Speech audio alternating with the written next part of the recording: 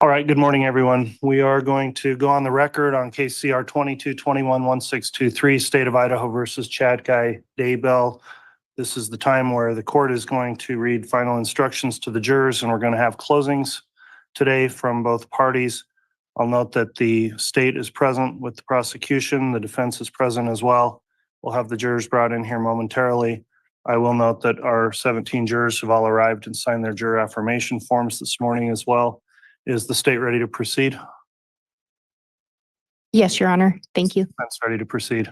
Yes, Your Honor. Thank you. All right, thanks, counsel. Mr. Bailiff, please, if you could have the jurors brought in.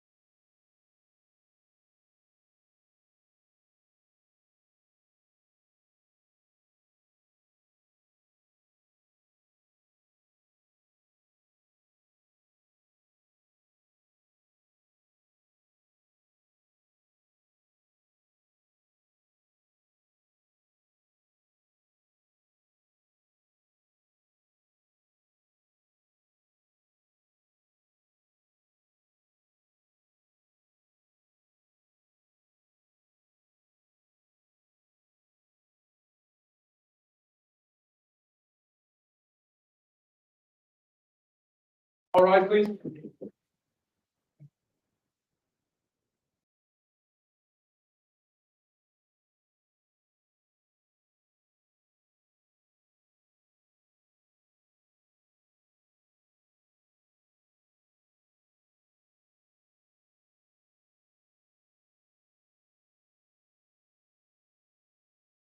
He's all present. Got it for you, Your Honor. Thank you, Mr. Bailiff. Please be seated.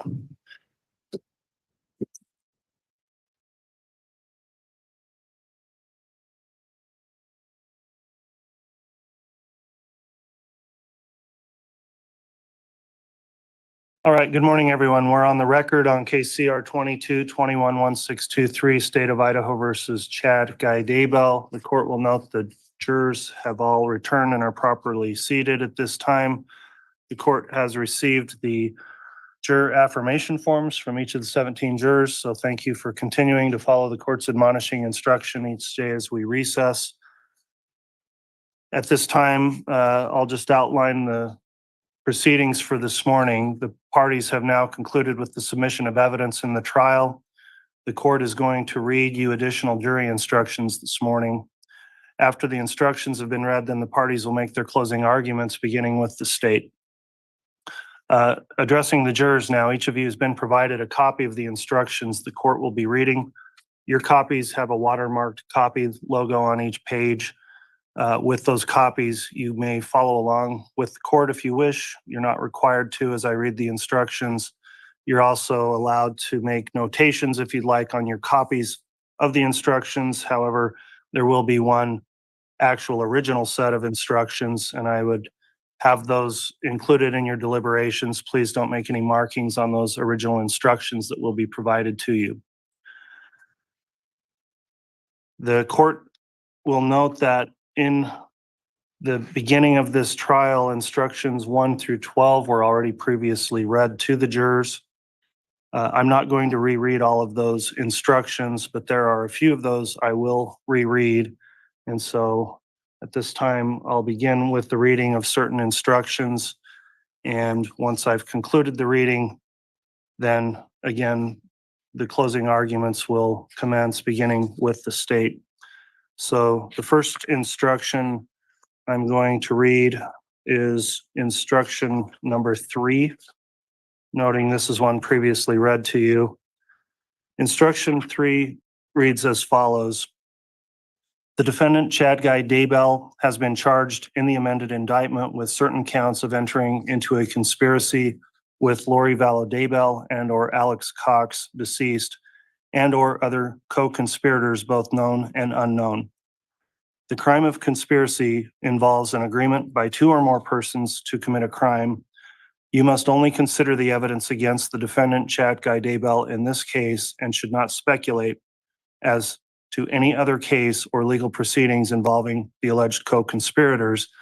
You must remember that the defendant, Chad Guy Daybell, has the presumption of innocence, and you must consider his guilt or innocence based solely on the evidence provided in this case. The next instruction I'm going to read is instruction number 5. Under our law and system of justice, the defendant is presumed to be innocent. The presumption of innocence means 2 things. First, the state has the burden of proving the defendant guilty. The state has that burden throughout the trial. The defendant is never required to prove his innocence, nor does the defendant ever have to produce any evidence at all. Second, the state must prove the alleged crime beyond a reasonable doubt.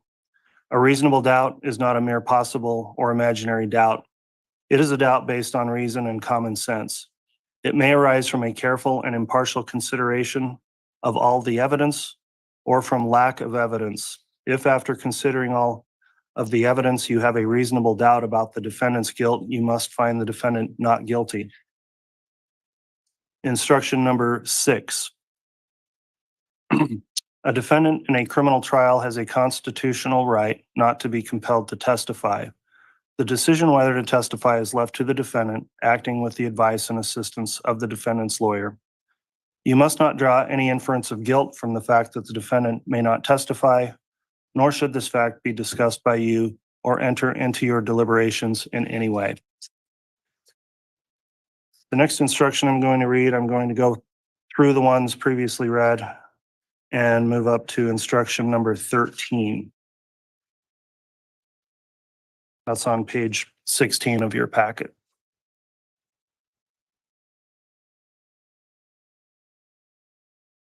Instruction number 13. You have now heard all the evidence in the case. My duty is to instruct you as to the law. You must follow all the rules as I explain them to you. You may not follow some and ignore others. Even if you disagree or don't understand the reasons for some of the rules, you are bound to follow them. If anyone states a rule of law different from any I tell you, it is my instruction that you must follow. Instruction number 14. As members of the jury, it is your duty to decide what the facts are and to apply those facts to the law that I have given you. You are to decide the facts from all the evidence presented in this case. The evidence you are to consider consists of 1, sworn testimony of witnesses, 2, exhibits which have been admitted into evidence, and 3, any facts to which the parties have stipulated. Certain things you have heard or seen are not evidence, including 1, arguments and statements by lawyers. The lawyers are not witnesses. What they say in their opening statements, closing arguments, and at other times is included to help you interpret the evidence, but it is not evidence. If the facts as you remember them differ from the way the lawyers have stated them, follow your memory. 2, testimony and or questions that may have been excluded or stricken or which you have been instructed to disregard. 3, anything you may have seen or heard when the court was not in session. Instruction number 15. Each count charges a separate and distinct offense.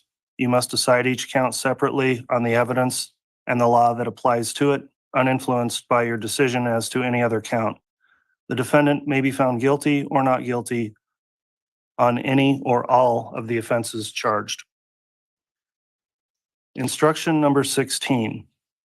During the course of this trial, evidence has been introduced for the purpose of showing the defendant or an alleged co-conspirator committed acts other than that for which the defendant is on trial. Such evidence, if believed, is not to be considered by you to prove the defendant's character or that the defendant has a disposition to commit crimes. Rather, such evidence may be considered by you only for the limited purpose of proving the defendant's motive, opportunity, intent, plan, or absence of mistake or accident. Instruction number 17. Certain evidence was admitted for a limited purpose. At the time this evidence was admitted, you were admonished that it could not be considered by you for any purpose other than the limited purpose for which it was admitted. This includes those exhibits admitted for demonstrative or illustrative purposes only. Do not consider such evidence for any purpose except the limited purpose for which it was admitted. The following exhibits were admitted only as demonstrative or illustrative exhibits. States Exhibits 4, 10A, 30, 31, 62, 69, 76, 84, 85, 86, 111, 112, 113, 114, 115, 116, 117, 179, 182A, 182B, 296, and 303. Defense's Exhibit 138. These exhibits are available for your review during your deliberations upon your request. Please advise the bailiff by written note of any such request. Instruction number 18. The law makes no distinction between a person who directly participates in the acts constituting a crime and a person who, either before or during its commission, intentionally aids, assists, facilitates, promotes, encourages, counsels, solicits, invites, helps, or hires another to commit a crime with intent to promote or assist in its commission. Both can be found guilty of the crime. Mere presence at, acquiescence in, or silent consent to the planning or commission of a crime is not sufficient to make one an accomplice. Instruction number 19. An act is willful or done willfully when done on purpose. One can act willfully without intending to violate the law, to injure another, or to acquire an advantage.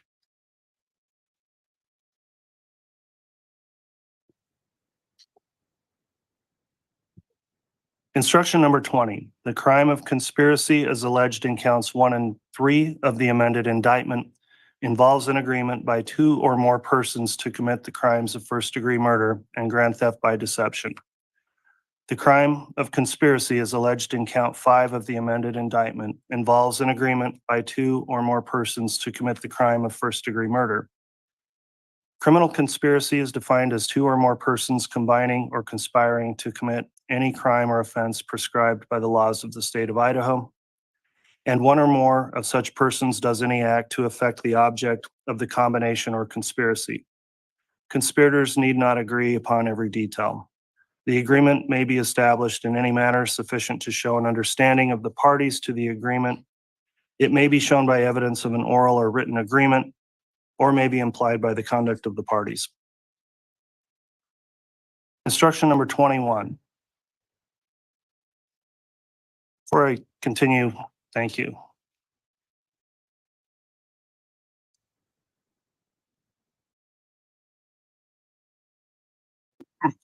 All of the parties to a conspiracy need not enter into the agreement at the same time. A person who later joins an already formed conspiracy with knowledge of its unlawful purpose is a party to the conspiracy. Instruction number 22. Murder is the killing of a human being with malice aforethought. Instruction number 23. Malice may be expressed or implied. Malice is expressed when there is manifested a deliberate intention unlawfully to kill a human being. Malice is implied when 1. The killing resulted from an intentional act. 2. The natural consequences of the act are dangerous to human life. And 3. The act was deliberately performed with knowledge of the danger to and with the conscious disregard for human life.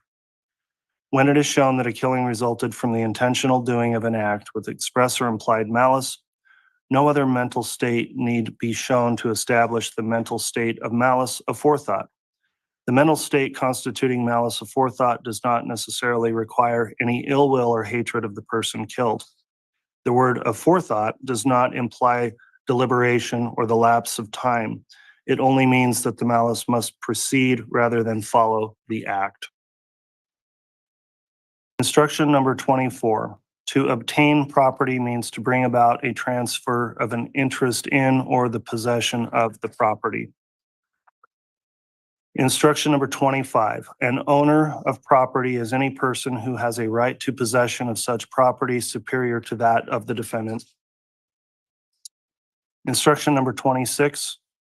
Person means an individual, corporation, association, a public or private corporation, city or other municipality, county, state agency, the state of Idaho, federal agency, or United States of America. Instruction number 27, property means anything of value, including labor or services. Instruction number 28, a person steals property and commits theft when, with intent to deprive another of property or appropriate the same to the person or to a third party, such person willfully takes, obtains, or withholds such property from an owner thereof. Instruction number 29. In order for the defendant to be guilty of conspiracy to commit first-degree murder and grand theft by deception, as alleged in count 1 of the amended indictment, the state must prove each of the following. 1. Honor between the dates of October 26, 2018 and continuing until January 15, 2020. 2. In the state of Idaho. 3. The defendant, Chad Guy Daybell, with Lori Noreen Vallow and or Alex Cox, deceased, and or other co-conspirators, both known and unknown, agreed. 4. To commit the crimes of murder in the first degree of Tylee Ryan and grand theft by deception. 5. The defendant intended that the crimes would be committed. 6. One of the parties to the agreement performed at least one of the following acts. A. Honor between October 26, 2018 and June 9, 2020, Chad Guy Daybell and Lori Noreen Vallow did endorse and espouse religious beliefs for the purpose of encouraging and or justifying the homicide of Tylee Ryan. B. On or about August 16, 2019, Lori Noreen Vallow did change the deposit of Tylee Ryan's Social Security benefits from Tylee Ryan's JP Morgan Chase account to deposit money directly into Lori Noreen Vallow's personal BBVA account. C. On or about September 1, 2019, Lori Noreen Vallow did move from Chandler, Arizona to Rexburg, Idaho with Alex Cox, Tylee Ryan, and Joshua Jackson Vallow, hereinafter JJ Vallow. D. On or about September 8, 2019, Chad Guy Daybell Googled SSW wind and visited a website entitled, "What is the definition of SSW wind direction?" E. On or about September 9, 2019, Alex Cox did go to 565 Pioneer Road, apartment 175, Rexburg, Idaho. F. On or between September 9, 2019 and February 1, 2020, Lori Noreen Vallow failed or refused to contact the Social Security Administration as required by law to inform the Social Security Administration of Tylee Ryan's death. G. On or between September 25th, 2019 and January 22nd, 2020, Lori Noreen Vallow did wrongfully continue to collect 5 monthly Social Security survivor benefits on behalf of Tylee Ryan. 7. And such act or acts were done for the purpose of carrying out the agreement. If any of the above 7 elements have not been proven beyond a reasonable doubt, then you must find the defendant not guilty. If each of the above 7 elements have been proven beyond a reasonable doubt, you must find the defendant guilty. Instruction number 30. In order for the defendant to be guilty of first-degree murder as alleged in count 2 of the amended indictment, the state must prove each of the following. 1, on or between the 8th and 9th of September, 2019. 2, in the state of Idaho. 3, the defendant, Chad Guy Daybell, engaged in conduct or did aid, abet, advise, and encourage another to engage in conduct which caused the death of Tylee Ryan. 4, with malice aforethought. And 5, the murder was a willful, deliberate, and premeditated killing. Premeditation means to consider beforehand whether to kill or not to kill, and then decide to kill. There does not have to be any appreciable period of time during which the decision to kill was considered, as long as it was reflected upon before the decision was made. A mere unconsidered and rash impulse, even though it includes an intent to kill, is not premeditation. Aiding and abetting is defined as follows. All persons who participate in a crime either before or during its commission by intentionally aiding, abetting, advising, or counseling another to commit the crime with intent to promote or assist in its commission are guilty of the crime. All such participants are considered principals in the commission of the crime. The participation of each defendant in the crime must be proved beyond a reasonable doubt. If you find the state has failed to prove beyond a reasonable doubt any of the elements 1 through 4 above, or failed to prove any of the circumstances listed in element 5, you must find the defendant not guilty of first-degree murder. If you find that elements 1 through 4 above have been proven beyond a reasonable doubt, and you unanimously agree that the state has proven any of the above circumstances under element 5 beyond a reasonable doubt, you must find the defendant guilty of first-degree murder.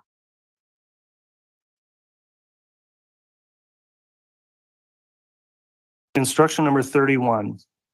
In order for the defendant to be guilty of conspiracy to commit first-degree murder and grand theft by deception as alleged in count 3 of the amended indictment, the state must prove each of the following. 1, on or between the dates of October 26, 2018 and continuing until January 15, 2020. 2, in the state of Idaho. 3, the defendant, Chad Daybell, Lori Noreen Vallow, and/or Alex Cox, deceased, and/or other co-conspirators, both known and unknown, agreed. 4, to commit the crimes of murder in the first degree of Joshua Jackson Vallow and grand theft by deception. 5, the defendant intended that the crimes would be committed. 6, one of the parties to the agreement performed at least one of the following overt acts. A, on or between October 26, 2018 and June 9, 2020, Chad Guy Daybell and Lori Noreen Vallow did endorse and espouse religious beliefs for the purpose of encouraging and/or justifying the homicide of J.J. Vallow. B, on or about September 1, 2019, Lori Noreen Vallow did move from Chandler, Arizona to Rexburg, Idaho with Alex Cox, Tylee Ryan, and Joshua Jackson, J.J. Vallow. C, on or about September 23, 2019, Alex Cox did take possession of J.J. Vallow. D, on or about November 26, 2019, Lori Noreen Vallow provided a fake and/or misleading physical location of J.J. Vallow to law enforcement during a lawful investigation. E, on or between September 23, 2019 and February 1, 2020, Lori Noreen Vallow failed or refused to contact the Social Security Administration as required by law to inform the Social Security Administration of J.J. Vallow's death. F, on or between September 9, 2019 and February 1, 2020, Lori Noreen Vallow did wrongfully continue to collect four monthly Social Security survivor benefits on behalf of J.J. Vallow and 4 monthly Social Security child and care payments. 7, and such act or acts were done for the purpose of carrying out the agreement. If any of the above 7 elements have not been proven beyond a reasonable doubt, then you must find the defendant not guilty. If each of the above 7 elements have been proven beyond a reasonable doubt, you must find the defendant guilty. Instruction number 32. Count 4 of the amended indictment contains a clerical error in that, quote, on or between the 8th and 9th day of September 2019, end quote, should instead state, quote, on or between the 22nd and 23rd day of September 2019, end quote. You may consider the dates on or between the 22nd and 23rd day of September 2019 in your deliberations regarding count 4. Instruction number 33. In order for the defendant to be guilty of first-degree murder, as alleged in count 4 of the amended indictment, the state must prove each of the following. 1, on or between the 22nd and 23rd day of September 2019. 2, in the state of Idaho. 3, the defendant, Chad Guy Daybell, engaged in conduct or did aid, abet, advise, and encourage another to engage in conduct which caused the death of Joshua Jackson, J.J. Vallow. 4, with malice aforethought. And 5, the murder was a willful, deliberate, and premeditated killing. Premeditation means to consider beforehand whether to kill or not to kill and then decide to kill. There does not have to be any appreciable period of time during which the decision to kill was considered, as long as it was reflected upon before the decision was made. A mere unconsidered and rash impulse, even though it includes an intent to kill, is not premeditation. Aiding and abetting is defined as follows.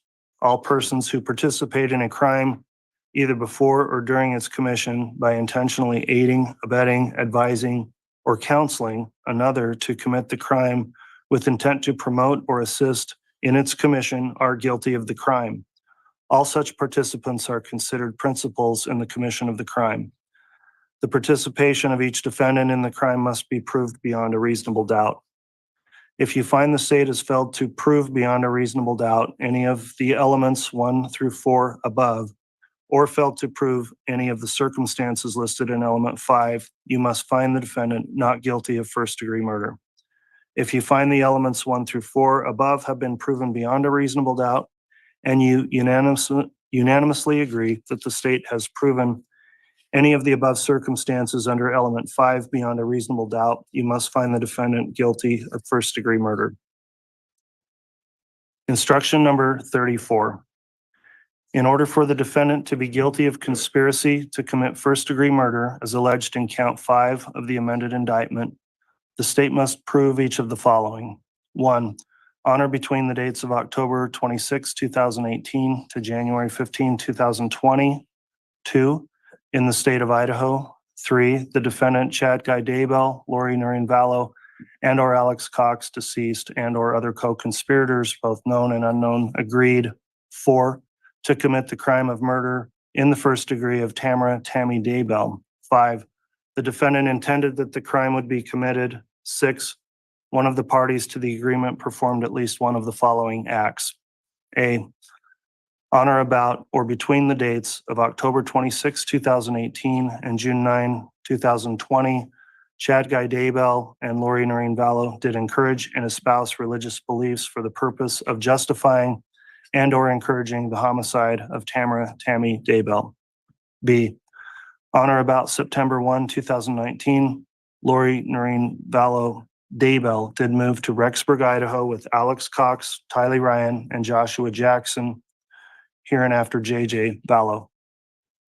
C, on or about July 30th, 2019, Chad and Lori sent text messages to each other regarding death percentages for Tammy and J.J. D, Chad Daybell obtained a burner phone on September 18th, 2019.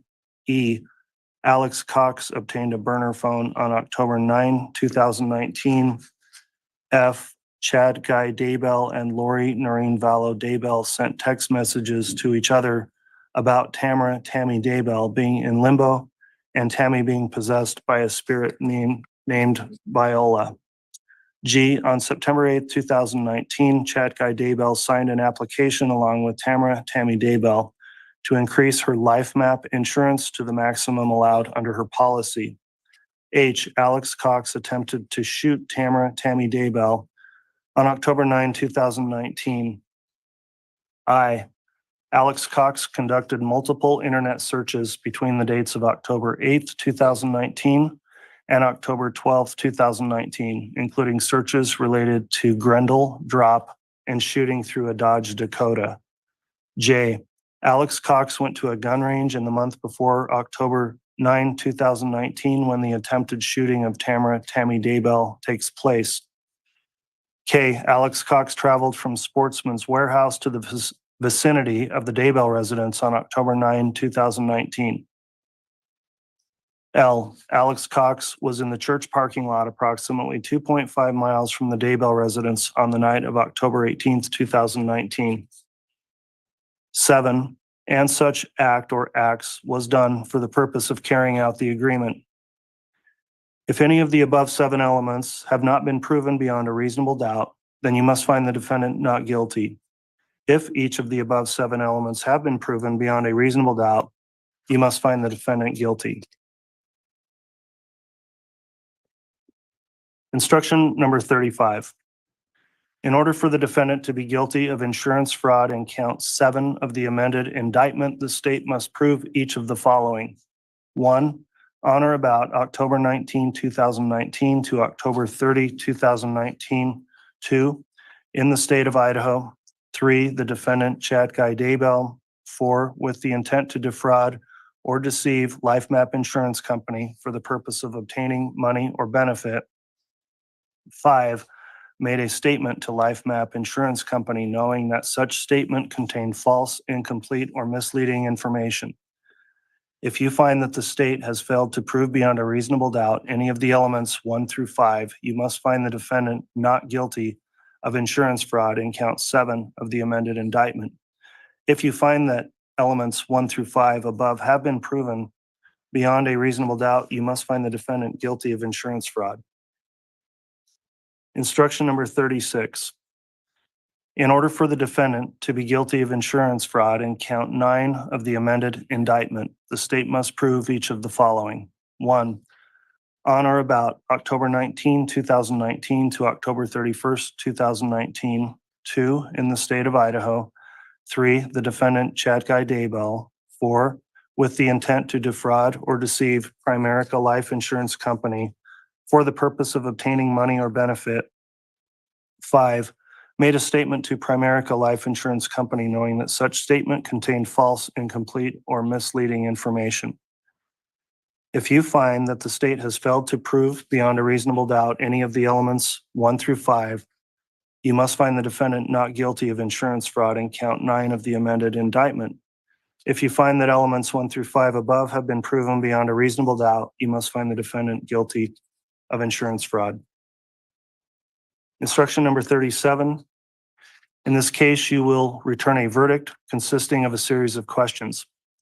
Although the explanations on the verdict form are self-explanatory, they are part of the instructions to you. I will now read the verdict form to you.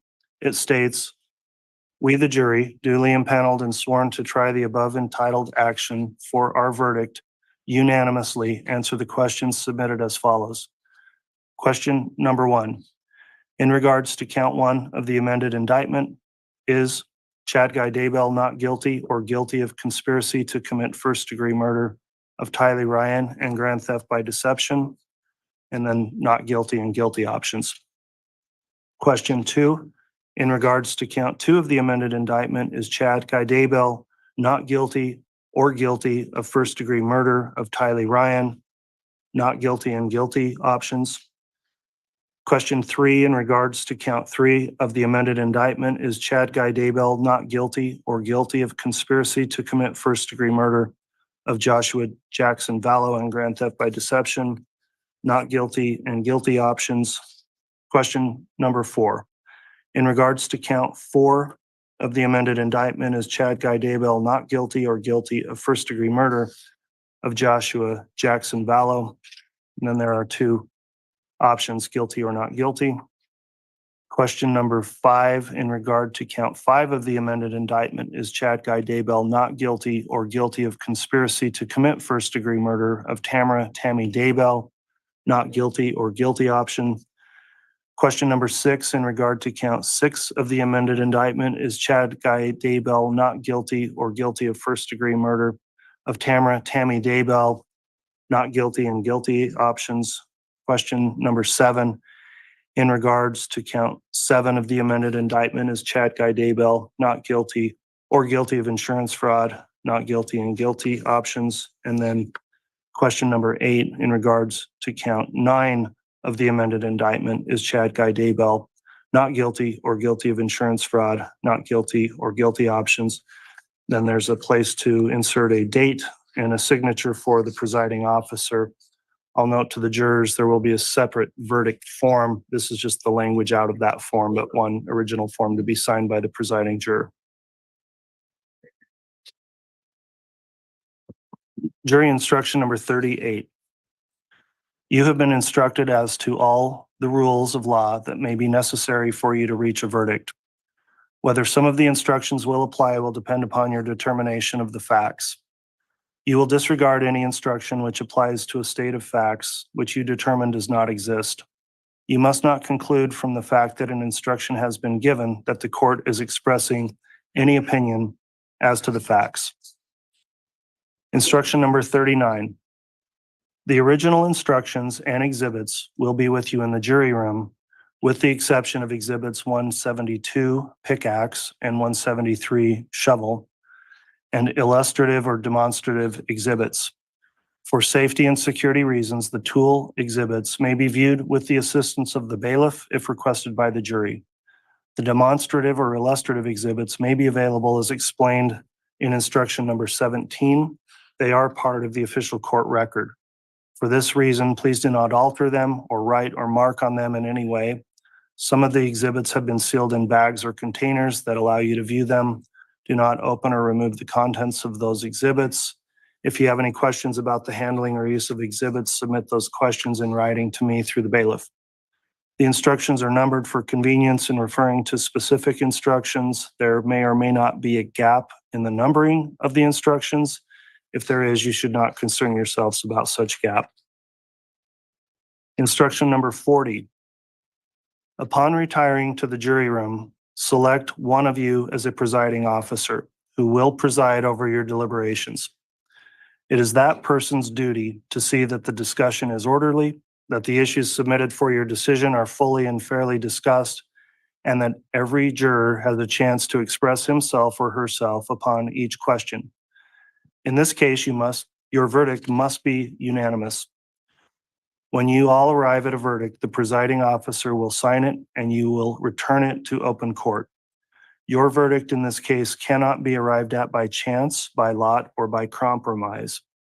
If after considering all of the instructions in their entirety and after having fully discussed the evidence before you, the jury determines that it is necessary to communicate with me, you may send a note by the bailiff. You are not to reveal to me or anyone else how the jury stands until you have reached a verdict or unless you are instructed by me to do so. A verdict form suitable to any conclusion you may reach will be submitted to you with these instructions.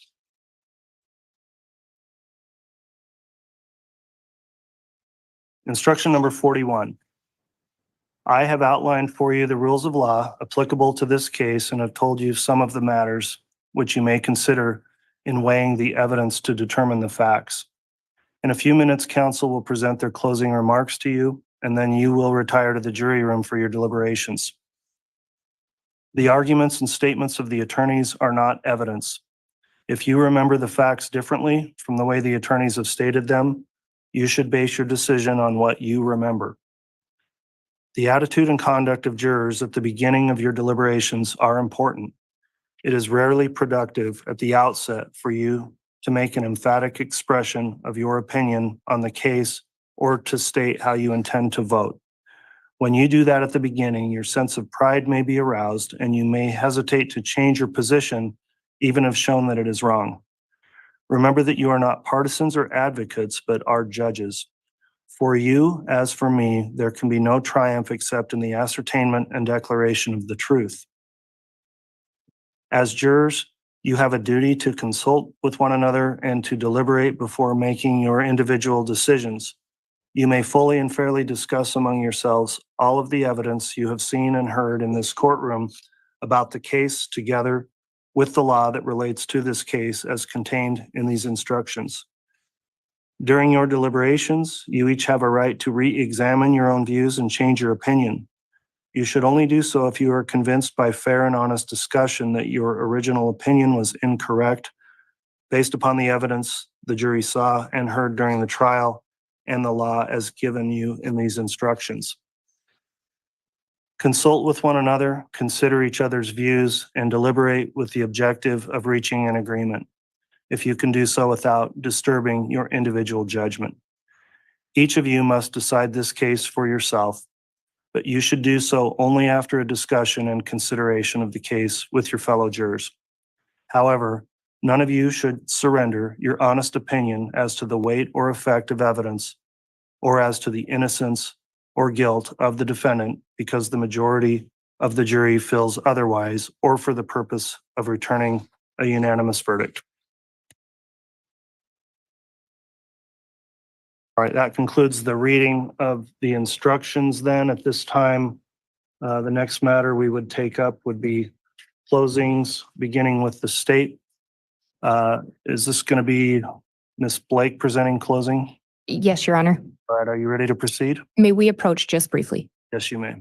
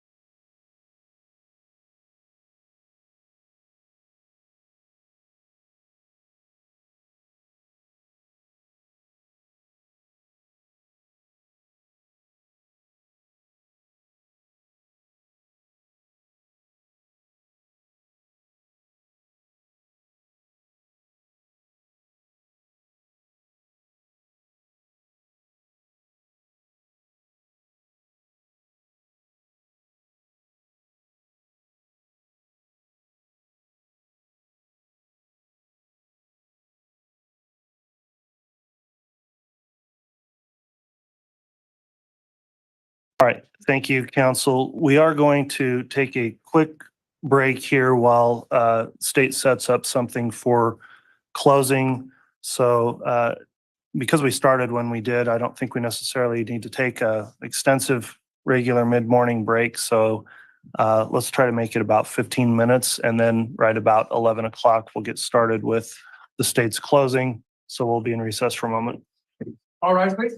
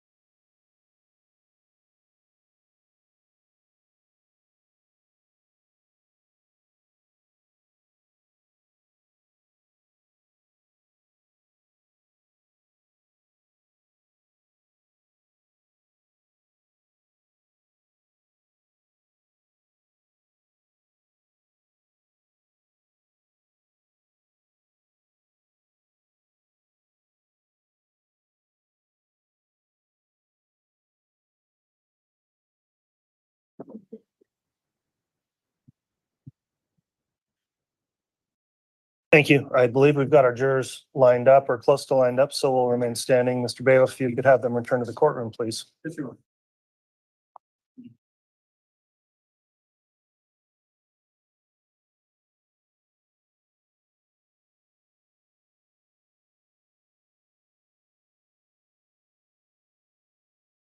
All right, please.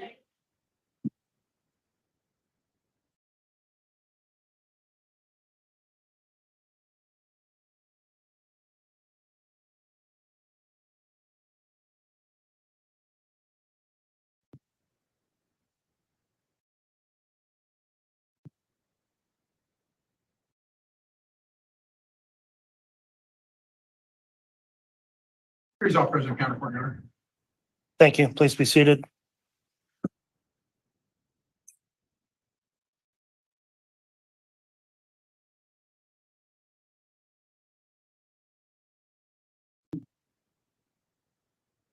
Okay, we're back on the record on CR 22211623, State of Idaho versus Chad Guy Daybell. The court concluded reading of the jury instructions at this time. Then we're going to have closing arguments beginning with the state.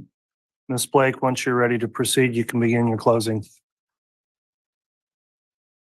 Thank you, Your Honor. I'm going to test this. Is this working? That is. And Your Honor, can I get the HDMI? Yes, I'll instruct the clerk to activate that.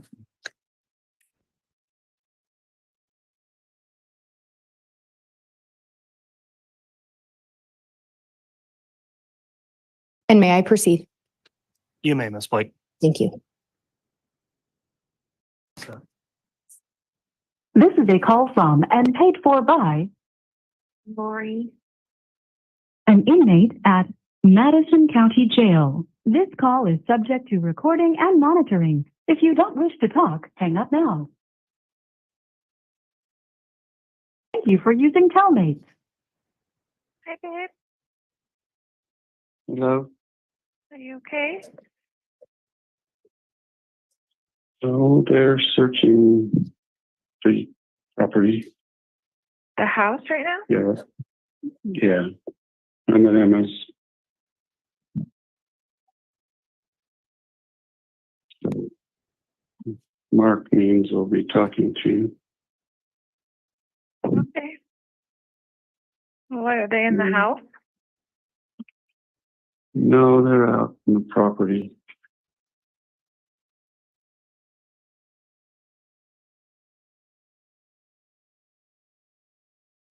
Three dead bodies on the defendant, Chad Daybell's property and or in the residence.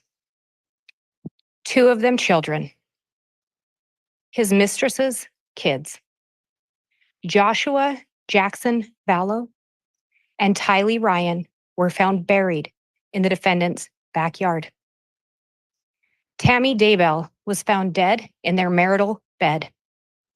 And for what? Money, power, and sex. That's what the defendant cared about. Ms. Blake, I really apologize. Could you just hold the mic right up? We're barely getting your signal strong enough. Thank you. On October 26th of 2018, Lori Vallow and Chad Daybell met for the first time at a Preparing a People conference in St. George, Utah.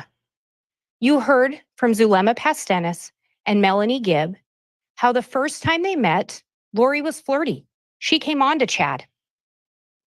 But Chad was receptive. You heard from Investigator Edwards that a few days after the conference, Google searches were conducted by Chad, Lori Vallow, images of Lori Vallow, Charles Vallow. At the time Chad and Lori met, their spouses were alive and well. Charles Vallow and Tammy Daybell were alive. Lori and Chad were both married, but Chad was Googling about Lori. You heard how sometime after the conference, Lori ended up sharing with Melanie Gibb and Zulema Pastenis how Chad at the conference had told her that they had been married in previous lives.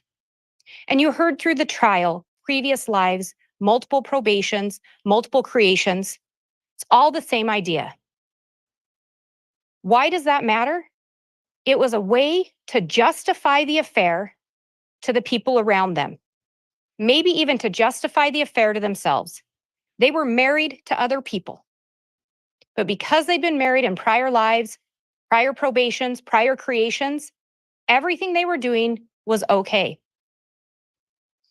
You heard about 3 weeks later, after that first conference, that first meeting, Chad was down in Arizona. Around November 15th to 17th, Chad was down there for a conference, but he stayed at Lori's house. And you heard how other people stayed there as well. And one of them that was at the conference, Melanie Gibb, or at the conference and then at the gathering at Lori's house, Melanie Gibb and Zulema Pastenis. And remember, Zulema talked to you all about how Chad sat the women down. So Zulema, Melanie, some other women, and Lori. And he taught them. Chad was the one teaching. Chad was the one sharing these ideas and these concepts. He was sharing them with Lori too. You also heard how shortly after meeting Lori, the defendant began drafting his version of their story, the James and Elena story. And throughout the trial, you heard how Chad and Lori would go by different names sometimes, or they had code names or persons that they claimed to be in prior lives. James and Elena were two of those names, Raphael and Lily, all really Chad and Lori. The James and Elena story was written by Chad, Chad's own words. And what do we know from James and Elena? In James and Elena, and you heard about this from Agent Hart, and you heard about it from Analyst Heidemann.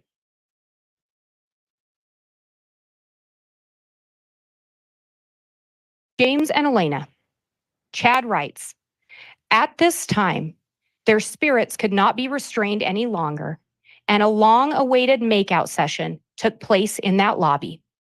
This was manifest in the mortal world to James and Elena through the scientific phenomenon known as loin fire. He also, another excerpt, he resisted an impulse to kiss her, but his entire body was on fire. He instinctively knew she was everything he had ever dreamed of. Additionally, her dimensions were exactly what he had always fantasized about, but that revelation would have to wait a month. These are written about his first meeting with Lori. She is everything he's fantasized about. What is this about for Chad? Sex. He wants to have sex with Lori Vallow. He wants to be in a relationship with her, and he decides that the first time he meets her. We also see in there he has to wait about a month for the full revelation of her dimensions. What does that mean? He has to wait a month before he actually gets to see her body.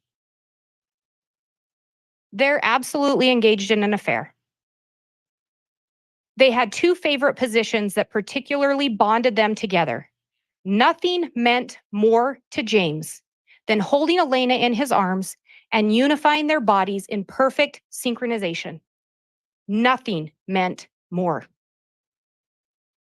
This was about sex.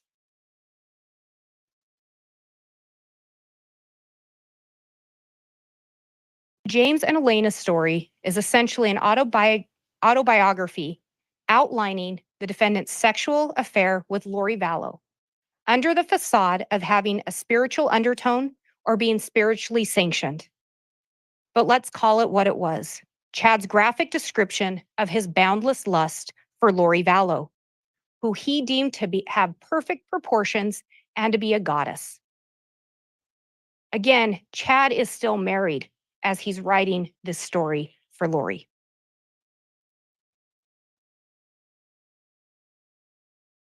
And you heard excerpts from the James and Elena story from Agent Hart. James had served in an important position in the Lord's church, and Elena had been his beloved spouse and best friend. That relationship was now meant to continue in this lifetime. Again, married in a prior life, prior probation. It justifies having an affair in this life. He tried to delicately describe their connection to each other, and he was delighted that she believed him. Another theme throughout the trial. Chad is the one with the information. Chad is the one with knowledge, and he shares it with others. Chad shared with Lori their connection to each other, and he was happy she believed him. He knew they were meant to be married again and complete important missions together before the second coming. Again, they're both married to other people. And part of this trial, there was testimony about what we never saw. Through all the communications, through all the discovery, through all the evidence, no indication ever that Chad Daybell intended to divorce Tammy. No indication ever that Chad Daybell intended to separate from Tammy, but he wants to be married to Lori. This mission included being with him, and they would progress together as translated beings. The full plan wasn't yet completely clear to him. Again, Chad is the one that is a self-proclaimed visionary. He claims he gets revelation. He claims he has visions. The full plan wasn't clear to him. What full plan? How he's going to end up being with Lori Vallow. They are both married.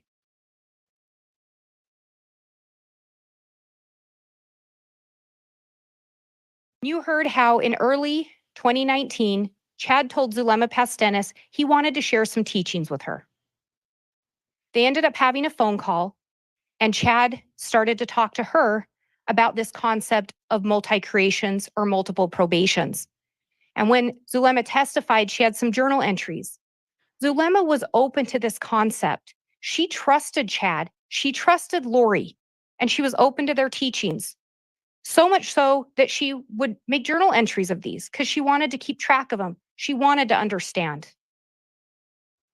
And the one with the page number 1, that's her outline of this concept of multi-creations.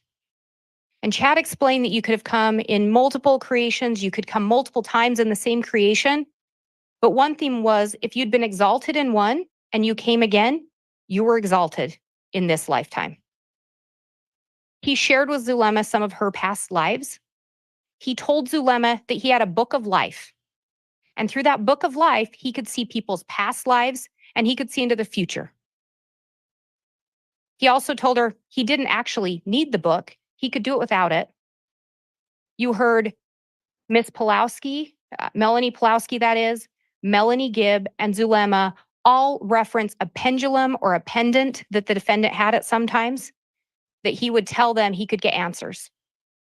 But again, he didn't have to have that to give them the answers.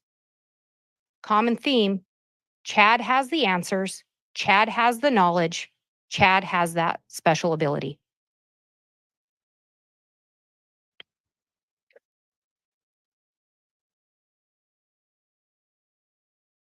Shortly after this meeting in early 2019, Charles Vallow is deemed dark.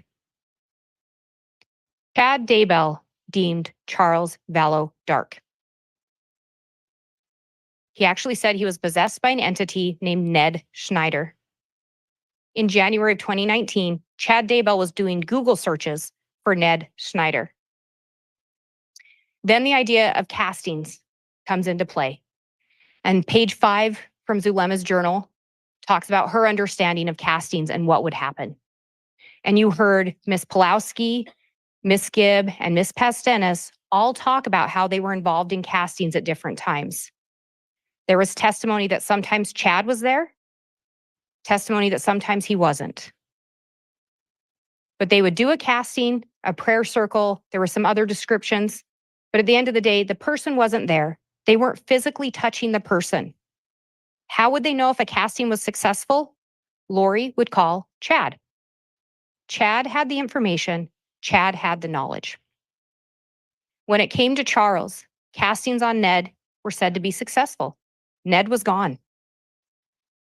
But the problem was that eventually, Chad and Lori taught that if a person was possessed, it meant the body had to die. the individual, the actual spirit of that body was gone. An evil entity was in that body, and in order to set the person free, the body had to die. So when a casting was successful and the body didn't die, well, now there's a new entity. That's what Chad would tell them. So Charles became Garrett. Castings are done on Garrett. They called Chad. It was successful. Well, Charles was still alive. The body didn't die. So now Charles is Iplos. And Iplos is an even more demonic entity. Iplos is so dark that we get a new term introduced of zombie.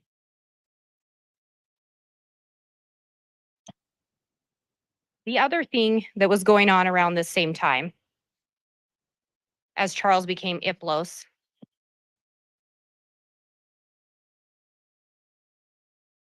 is that Charles actually confronted Lori about her affair with Chad.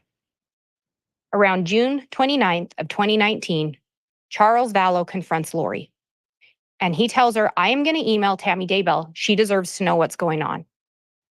Charles, in fact, sends an email to Tammy Daybell on June 29th of 2019, informing her of the affair.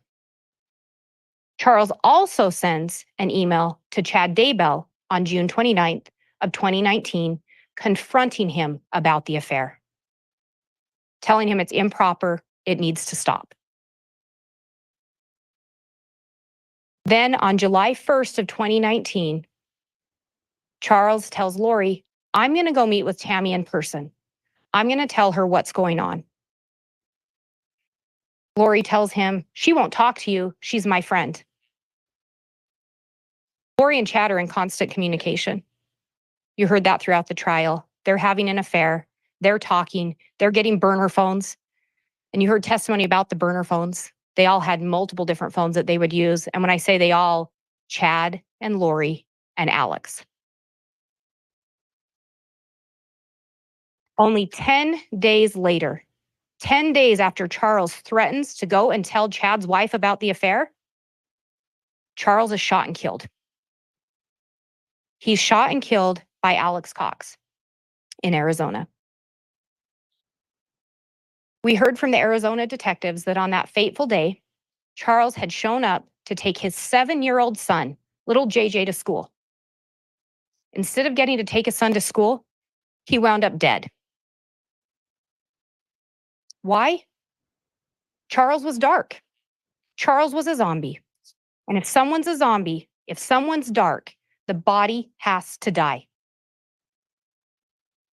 We know that Melanie Gibbs said, she asked Alex, do you believe in these zombie teachings? Do you believe in zombies?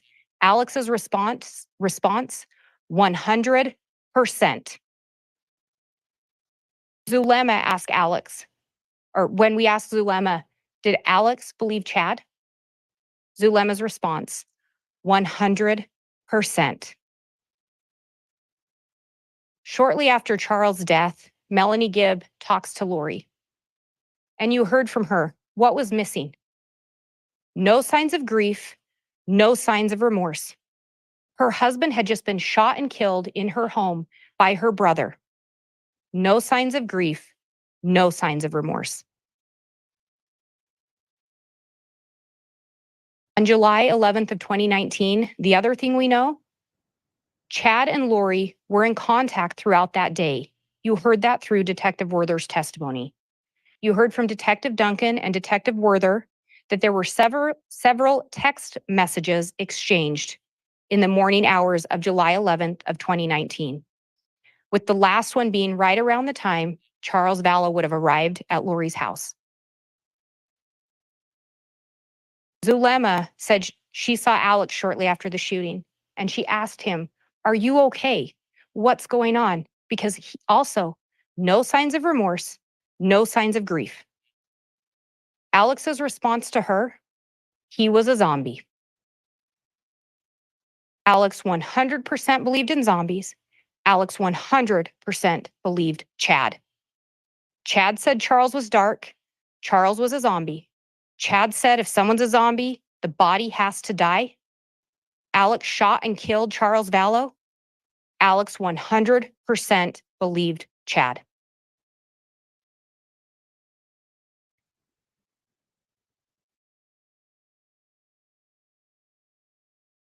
You also heard how at some point Chad had deemed Alex to be Lori's protector.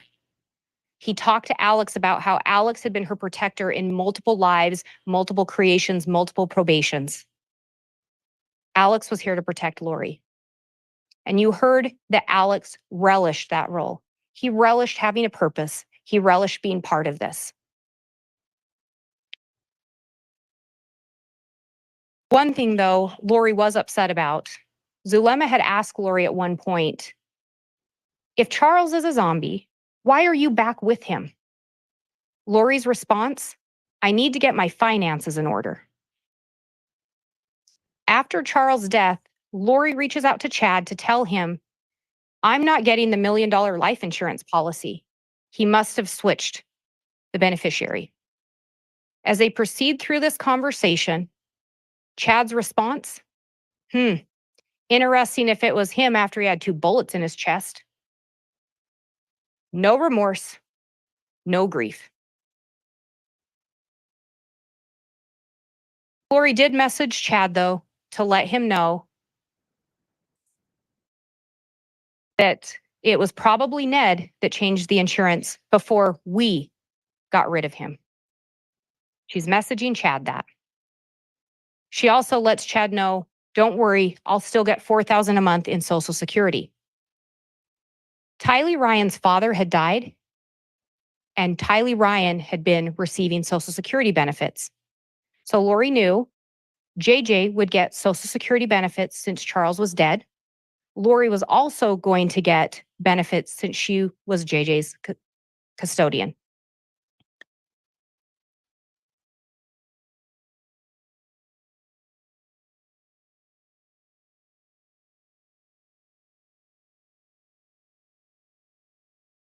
Seven days after Charles' death, Chad is texting Lori.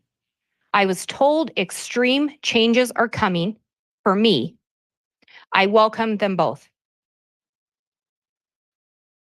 What were the extreme changes? Charles has been dead for 7 days. What extreme changes do we know happen in Chad's life? Well, his mistress's 2 kids end up dead on his property, and his wife Tammy ends up dead in their marital bed. Extreme changes are coming, and I welcome them.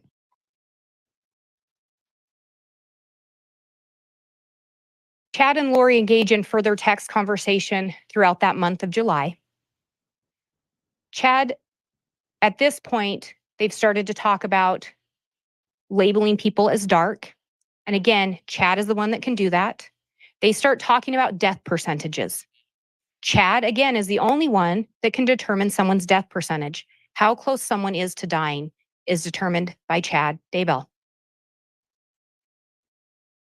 He tells Lori in this message, and keep in mind, he is talking about toddler children, young children. He decreased the pain tolerance to 1% and greatly increased his pain. He then asked Lori, do you want me to cause pain to those 2 3s?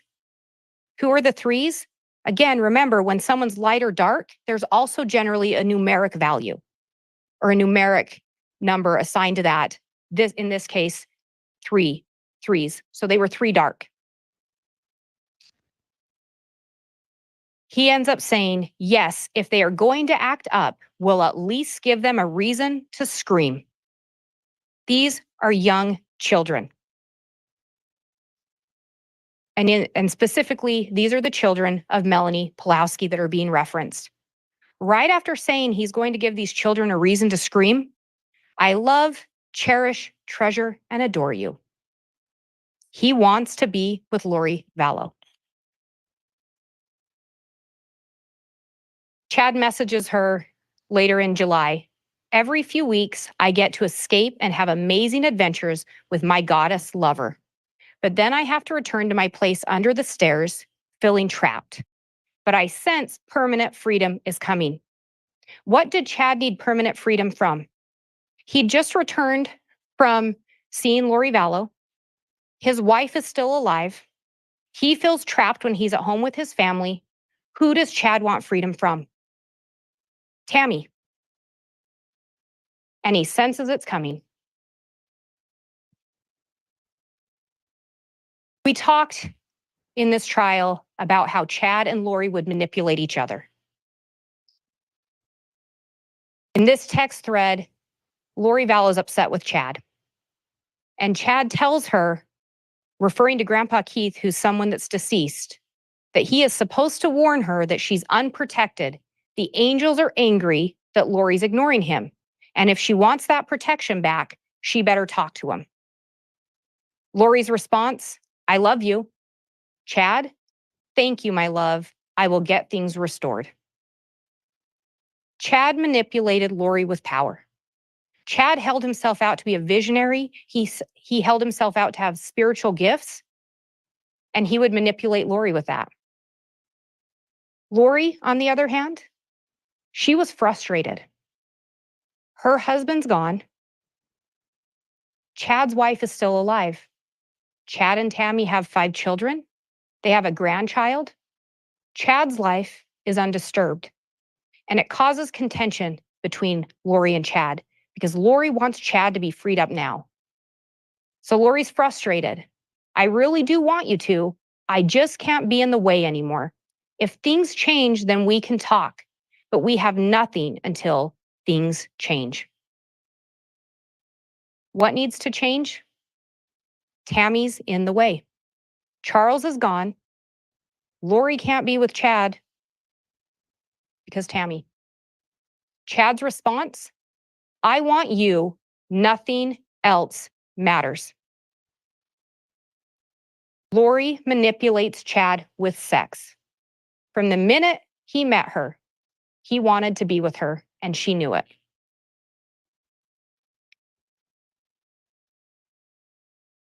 About a month after Charles' passing, Lori's asking Chad, do you think there is a perfectly orchestrated plan to take the children? Chad's response, there is a plan being orchestrated for the children. I was shown last night how it fit together. Again, Lori asked Chad. Chad has the answers. Is there a plan to take the children? And what children are they referencing? JJ and Tylee.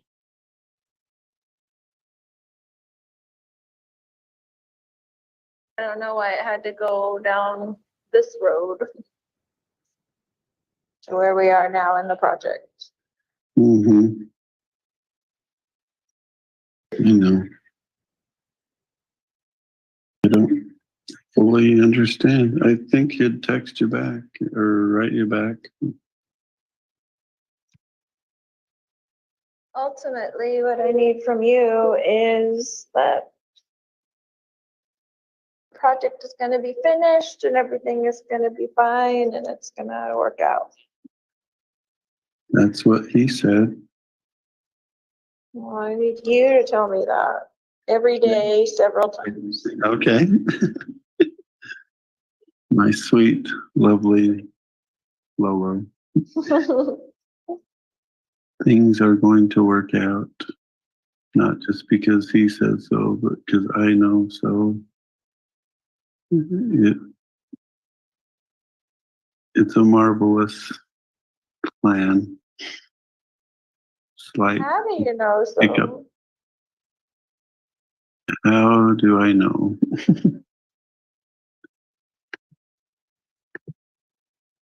It's been shown to me, honey. I've seen those beautiful eyes filled with tears as she sings to amazing groups of people, and I've seen that wonderful body dance to heavenly songs. Your purpose is only beginning. It's hardly begun. And it will be the pair. It won't be solo. And it's going to be incredible. Be cholo and not I have solo. absolutely no. That's right. Yep. It will be the Eurythmics. No solo careers.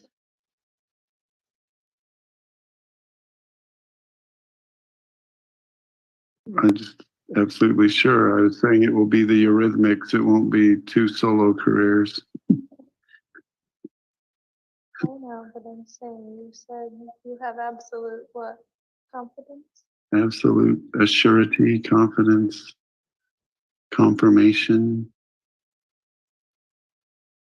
It's going to be as seen. There's some things that aren't going to be altered.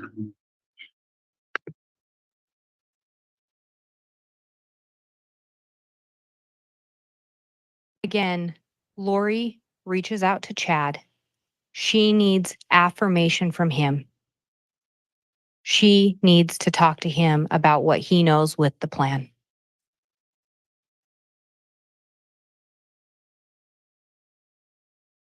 Lori asked Chad if she should be doing anything in relation to the plan. Chad's response? He tells Lori the Lord told him they just need to keep resolving the telestial issues so they are unencumbered and fully free. What are telestial issues? Remember, telestial means earth. They need to resolve the earthly issues, earthly obstacles, so they can be unencumbered and fully free. Chad tells Lori on August 10th, we're so close to the finish line. On September 3rd, Lori is letting Alex know, that Chad and she are trying to get to the bottom of what they need to do to completely eliminate zombies.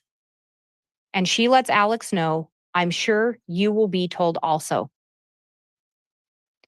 Alex couldn't rate people. Alex didn't discern if people were light and dark. Alex got the information from Lori and Chad. Lori got the information from Chad.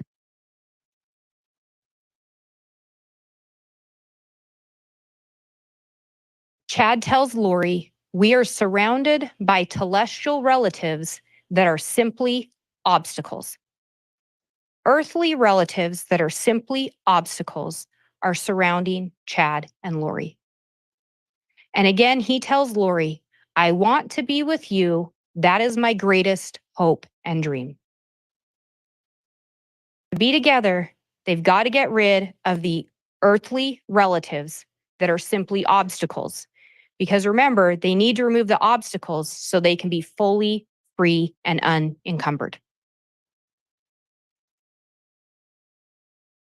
Shortly after Charles' death in early August of 2019, shortly after Charles' death, Chad Daybell travels down to Arizona, and he stays in the residence where Charles Vallow has recently been shot and killed.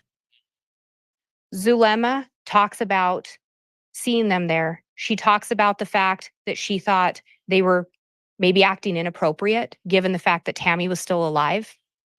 Chad assured Zulema that Tammy was going to die, and that Tammy would be okay with he and Lori being together because Tammy was going to move on to her mission.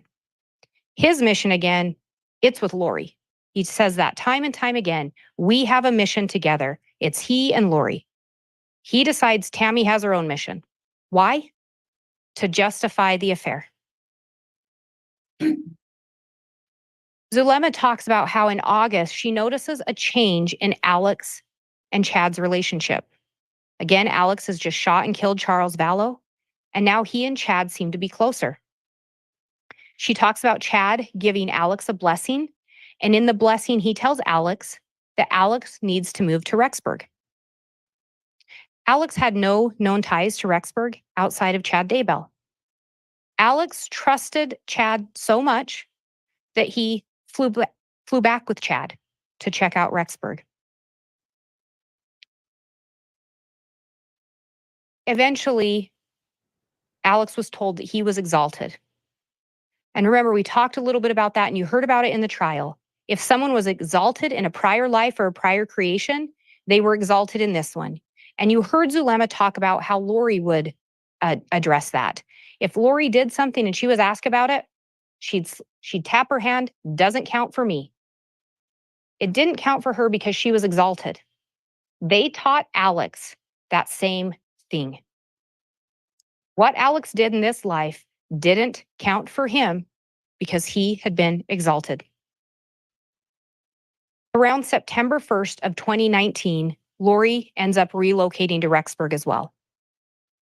JJ and Tylee come with her, as well as Alex Cox, and they moved to 565 Pioneer Road in Rexburg, Idaho. Lori ended up telling the principal of JJ's school, Josh Wilson, that she moved to Rexburg because her husband had died of a heart attack and she wanted to be moved close to family. Lori had no family in Rexburg. Her connection to Rexburg was Chad Daybell.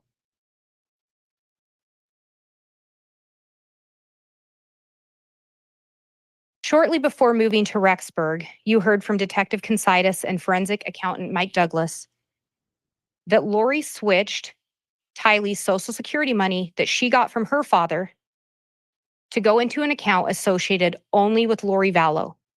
That change was made on August 16th of 2019.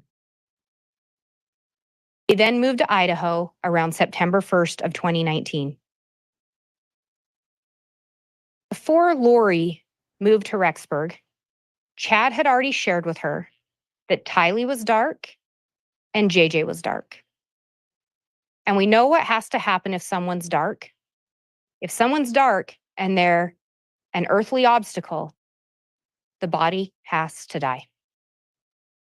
Knowing that, Lori still brought her children to Idaho, closer to Chad Daybell. Alex came with her, and remember, Alex believed Chad 100%.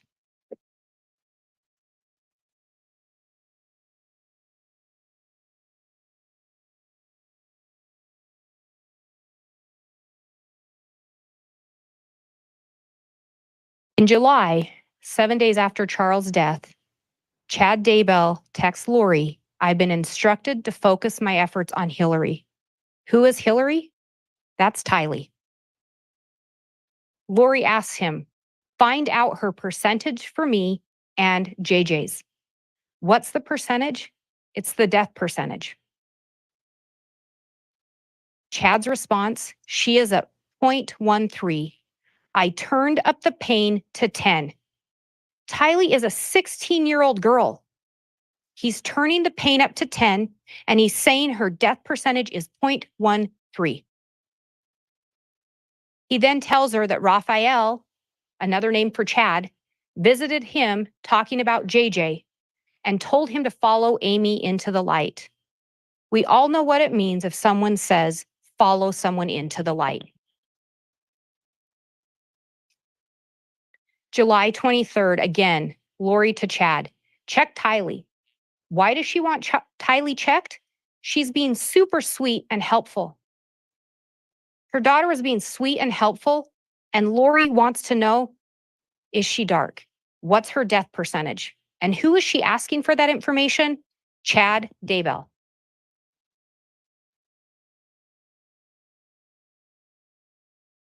On September 8th of 2019, Tylee, Alex, JJ, and Lori take a trip to West Yellowstone, a seemingly normal family outing.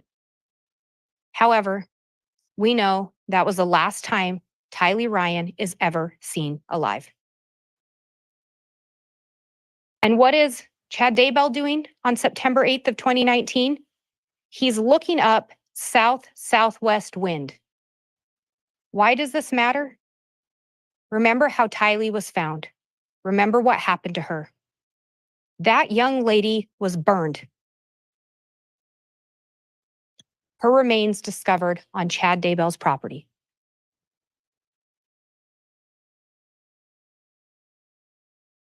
On September 9th, we heard from Agent Balance and Agent Wright that there was something unusual about a device associated with Alex Cox and where it was located.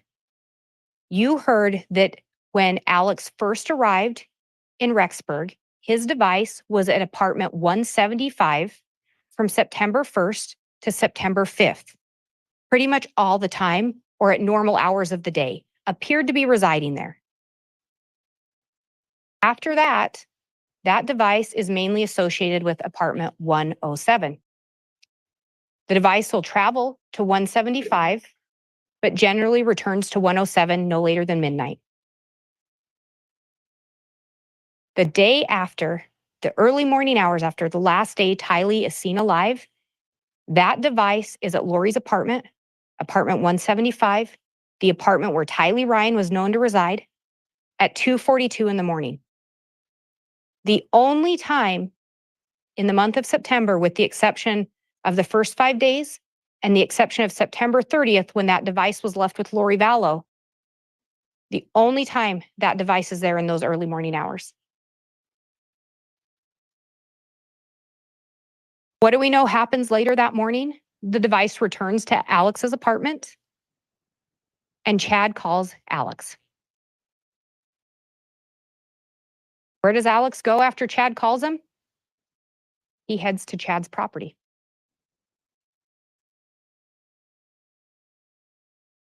And again, you heard from Agent Wright and you heard from Agent Balance that that device is up on the Daybell property those morning hours. And there's some data points there showing 9:21, 10:39, 10:57. And what do we also know happened on the morning of September 9th? Chad Daybell sends a message to his wife around the same time that device is there. Well, I've had an interesting morning. I felt I should burn all of the limb debris by the fire pit before it got too soaked by the coming storms. Limb debris, not tree, limb debris. While I did so, I spotted a big raccoon along the fence. I hurried and got my gun, and he was still walking along. I got close enough that one shot did the trick. He is now in our pet cemetery. Fun times. Where was Tylee Ryan's body found? Where those red data points are. In Chad Daybell's pet cemetery. Some of her remains in the fire pit.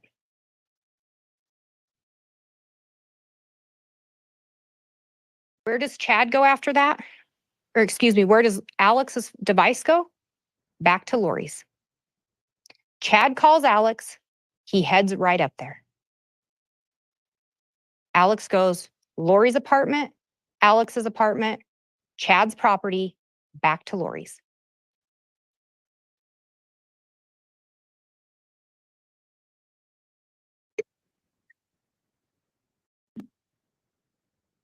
And we know where that young lady was found. She was found on Chad Daybell's property. Chad labels someone dark. Chad says if someone's so dark or a zombie, the body has to die. Alex believes Chad 100%.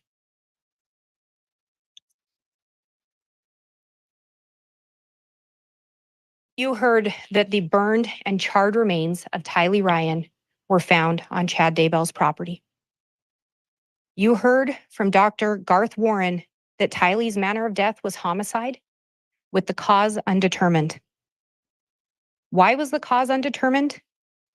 Well, you heard from Dr. Angie Christensen, and you also heard from Dr. Bartelink how Tylee's body was burned. Dr. Bartelink even indicated, depending on what accelerant was maybe used, Tylee could have been burned within 2 hours. You heard from Dr. Angie Christensen that there were multiple areas of blunt force trauma to the skull, sternum, and ribs. You then heard Dr. Bartelink confirm that. In addition, there were 18 sharp force impacts.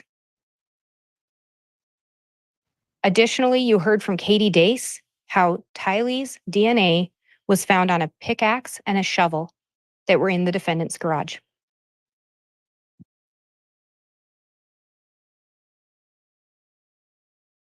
We also heard from Alice and Todd Gilbert, And Alice Gilbert talked about how when Tylee was still missing, before she was found, Alice asked Chad about her. She wanted to know, doesn't Tylee want a life? Doesn't she want things that most young girls get?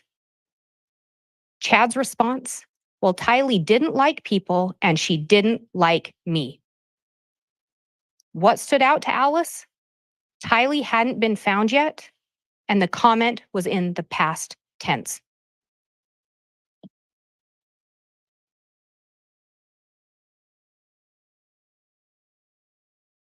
Tylee was now gone, but JJ was still alive. We heard from Zulema Pastenis how she visited in September. She stayed at Alex's apartment, but she would visit with Lori. You heard from her that she asked Lori, where's Tylee? Because she didn't see her. Lori's response, don't ask. Zulema talked about how she did see JJ though. JJ was alive and well at that time. On September 18th of 2019, Lori began receiving the Social Security payments for JJ and herself from Charles' death.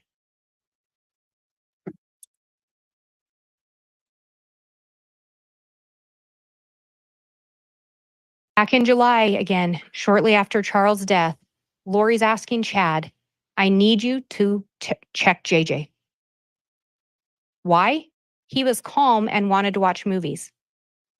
Her kid's calm and wants to watch movies, and her first thought, have Chad check him.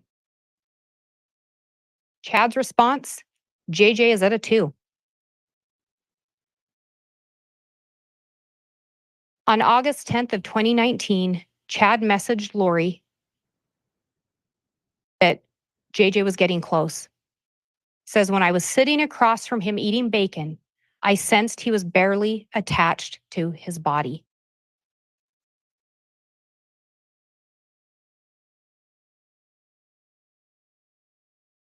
On August 10th again, Lori had asked, please check JJ.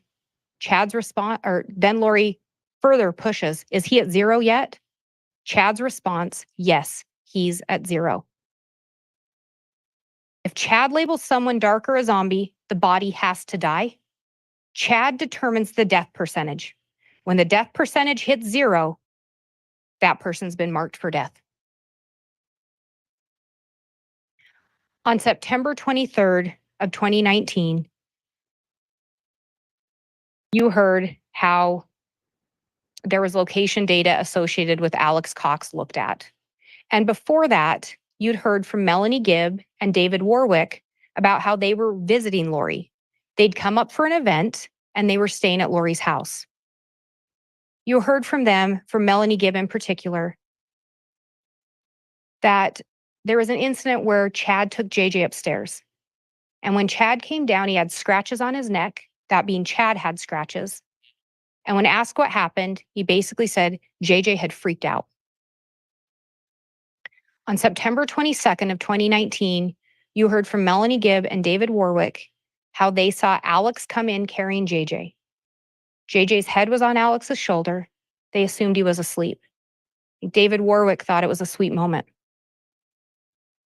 In the early morning hours of September 23rd, you heard from Melanie Gibb how something had startled David. He'd had a panic attack, a bad dream, something. She called Chad, no answer. She tried to get a hold of Lori, no answer. She tried Lori's door, and it was locked.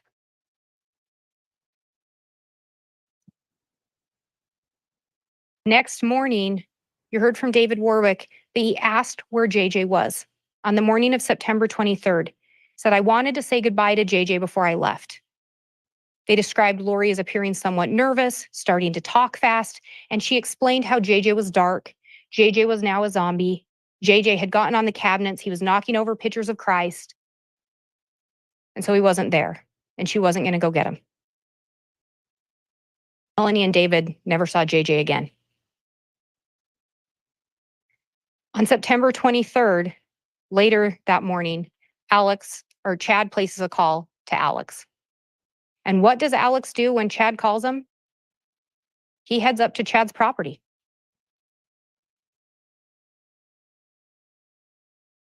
And what do we then know? Alex's device is at Chad's property with some data points there showing at 9:56 a.m. and 10:02 a.m.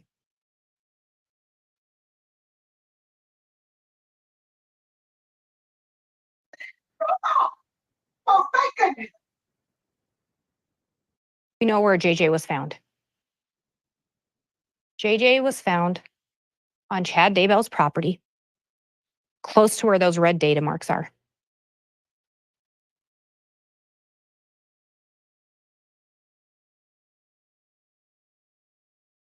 On June 9th of 2019, investigators searched Chad's property, and they ended up locating JJ.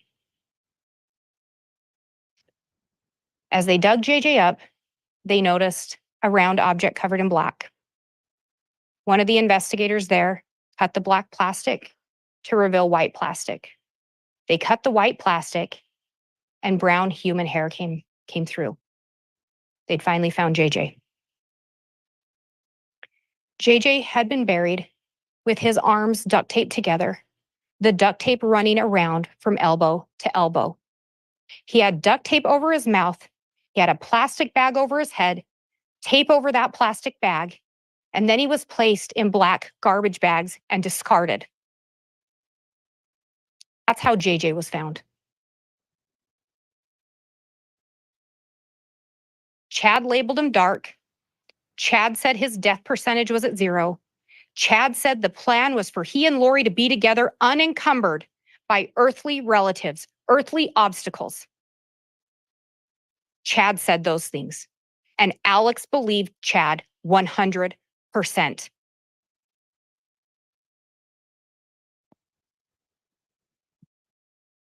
Chad knew Lori was receiving Social Security money. She told him, "We saw that message. I'm still going to receive the $4,000. She was actually receiving more because she'd switched Tylee's money to go to her as well. Chad labeled her children dark. Their bodies were buried on his property, hidden from those looking for them.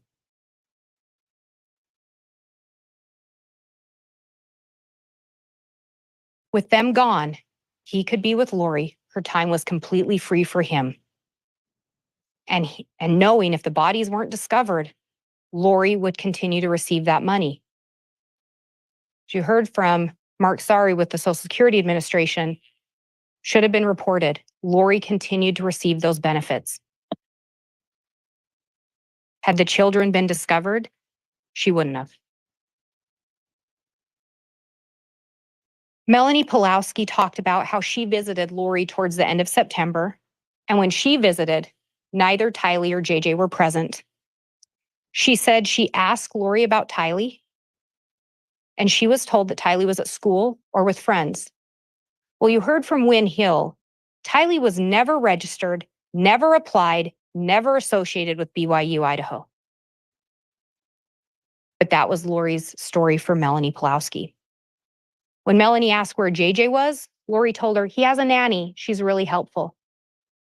Melanie described that she couldn't really get a clear answer from Lori. But what you also heard from both Melanie Pulowski and Ian Pulowski is Melanie trusted Chad and Lori. She looked to them as parental figures. She turned to them for advice and guidance. And particularly with Chad, she talked about that. She turned to Chad to find out if people were light or dark. We know that around October 2nd of 2019, Tylee Ryan's Jeep travels to Arizona. And you heard from Brandon Boudreaux about what happened. Brandon Boudreaux saw the Jeep, saw a gun, and someone took a shot at him. That someone was Alex Cox. Brandon Boudreaux had been determined to be dark by Chad Daybell. That bullet hit the top of Brandon's car. Brandon lived to report it. He lived to tell what happened. Brandon said that Jeep was missing the tire off the back. He noticed that. And you heard from analyst Heidemann how on October 2nd, Chad and Lori were seen in Rexburg, Idaho, storing a tire. During that trip, we talked about a device being at Lori's apartment, one of Alex's devices on September 30th. It was during that trip. He'd left the device with Lori. And you heard Zulema talk about how Chad and Lori would try to encourage her to move to Rexburg, and particularly Chad. He gave her several blessings where that was part of the blessing. Zulema expressed she didn't know how she was going to make that work. She didn't have ties here. Her job wasn't here. Her kids weren't here. And she expressed to Lori, I don't know how I'd financially do it. Lori said, don't worry. Melanie, referring to Melanie Pulowski, will take care of us. Melanie was still legally married to Brandon when that shot was fired. Melanie had kids with Brandon. Lori knew if dad dies, kids get Social Security. The custodian, the mother, gets Social Security benefits.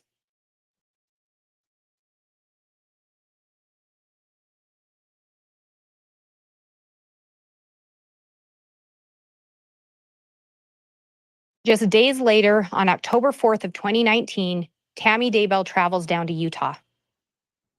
Now, you heard testimony that was rare for Tammy to go on a long trip alone. She didn't like to drive alone. But you also heard Chad was supposed to go with her and he backed out. Why did he back out? Well, we saw the messages between Lori and Alex about how she and Chad were going to get to go on a real date. Tammy was gone to Utah. He and Lori were going to get to go on a date.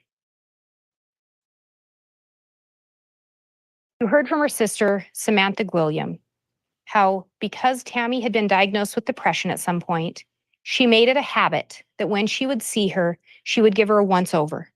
She would check on her, make sure she looked healthy, make sure she didn't appear to be suffering with the depression. Samantha did that on this trip. And what did she notice? Tammy appeared fine. She noticed no physical problems. Tammy reported no physical problems. She reported no medical issues to Samantha. Samantha saw none. In fact, what did we hear?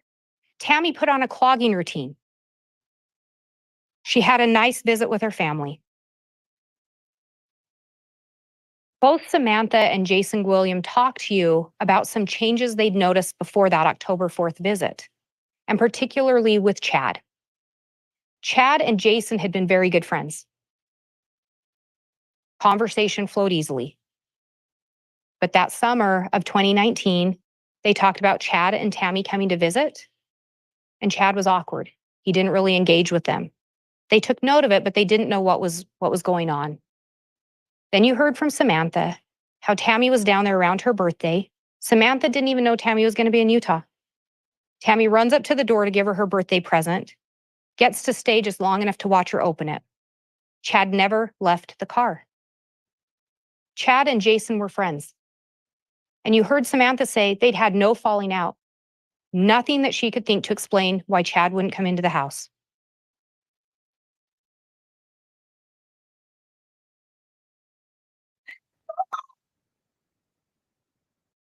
Again, back in July, when Chad and Lori are talking about death percentages, Chad tells Lori he got the inspiration to go back to he uses my original death percentages that helped us track Charles, Ned.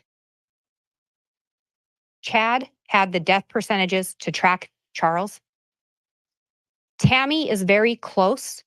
Her percentage has fallen steadily since Iplos left. It is encouraging. Charles Vallow was killed on July 11th of 2019. Since he left, Tammy's levels were dropping. Chad then tells Lori Tammy is at a 3.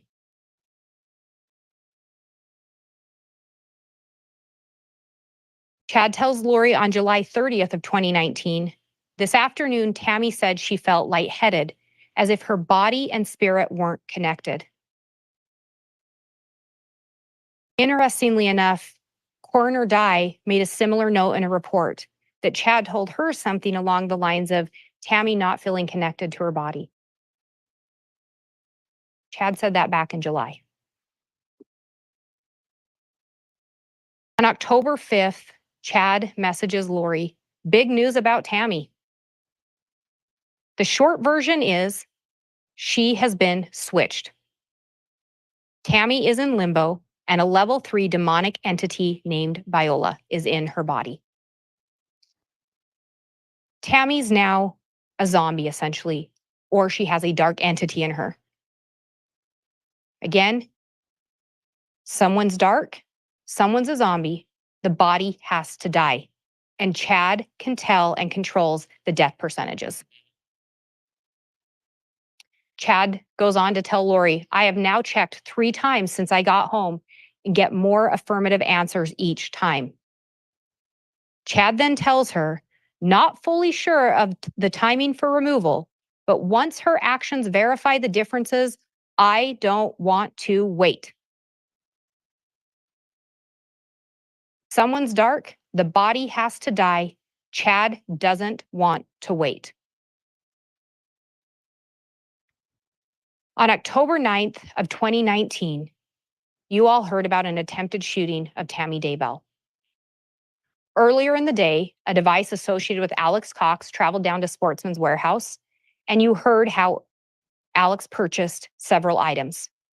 They were all dark in color, a face mask, a knit beanie, frog tog pants, and mittens. And you heard the gloves were a flip mitt.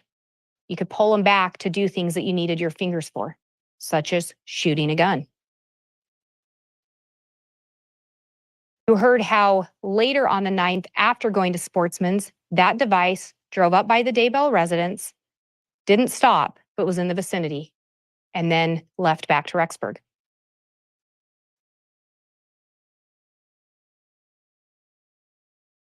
What you also heard was that Alex Cox had purchased a burner phone on October 8th of 2019, just the day before. That device was activated on October 9th of 2019. Chad Daybell also had a new burner phone that he'd activated on October 8th of 2019. And you heard talk of the 401 number. That particular phone was only in contact with Lori Vallow and Alex Cox.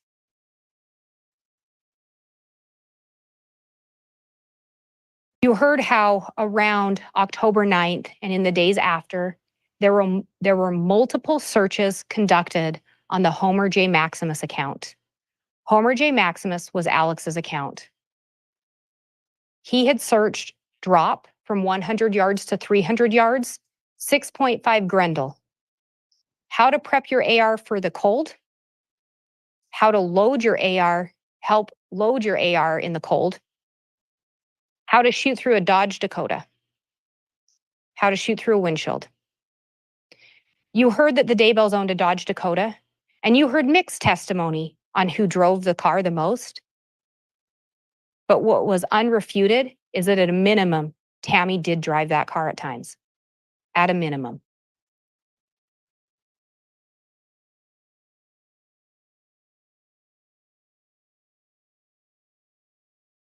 On October 9th of 2019, there were multiple messages exchanged between Alex, Chad, Zulema, and Lori.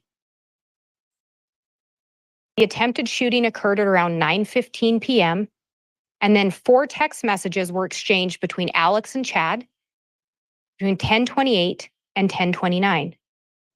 Remember, Alex's normal phone or his usual device was left at his apartment, but he had just activated a burner phone. You heard from Zulema that on this same day and around the same time, Lori invited her over to Melanie Pulowski's house in Arizona to conduct a casting on Tammy. And Zulema had told her, we finally have it figured out. We really know how to do this. And you heard from the ladies that what they were taught is if a casting was successful, the body would die or it would naturally expire. They weren't taught that anyone was going to take any action on the body. They were just taught that it would naturally happen. Zulema talked about how that night Lori got a phone call. And she said she had never seen Lori so mad. And when Lori got off the phone, she made a comment along the lines of, that idiot can't do anything right or can't do anything by himself.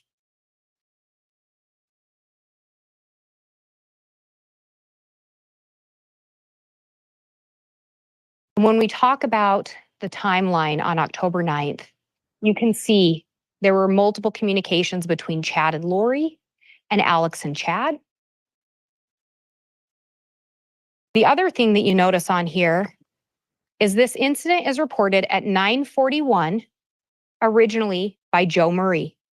And you heard from Joe Murray, he's Tammy's son-in-law. You see that the Fremont County Sheriff's Office was dispatched at 9:45 p.m. And then at 9:49, Tammy made a call into the non-emergency line in Fremont County. 9:52 is when the Fremont County deputy arrives on scene.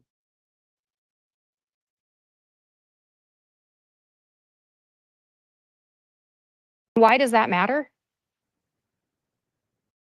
Tammy had done a search, or someone using Tammy's account had done a search for first an airsoft gun and second a paintball gun. But when you look at the time of the search, 3:29, if you do the calculations for UTC, it ends up at either close to 8:30 p.m. or close to 9:30 p.m. Attempted shooting happens around 9:15. So around 9:30, Tammy is conducting those searches. Well, why does that matter? Deputy Cannon's not on scene. Deputy Cannon doesn't get to the scene until 9:52. He can't be there when Tammy's looking at anything. He can't be there to know who did the Google searches. And Deputy Cannon talked to you about the fact that he was looking for casings. Why was he looking for casings? Because he didn't know. He thought it could be a rifle. Nobody knew if this was a paintball gun or a rifle. What else we know from Deputy Cannon's report is towards the bottom, when he talked to Joe Murray told him he was cutting wood on his property when he heard Tamara scream. Joe Murray heard his mother-in-law scream. He called 911. Later, Tammy called dispatch.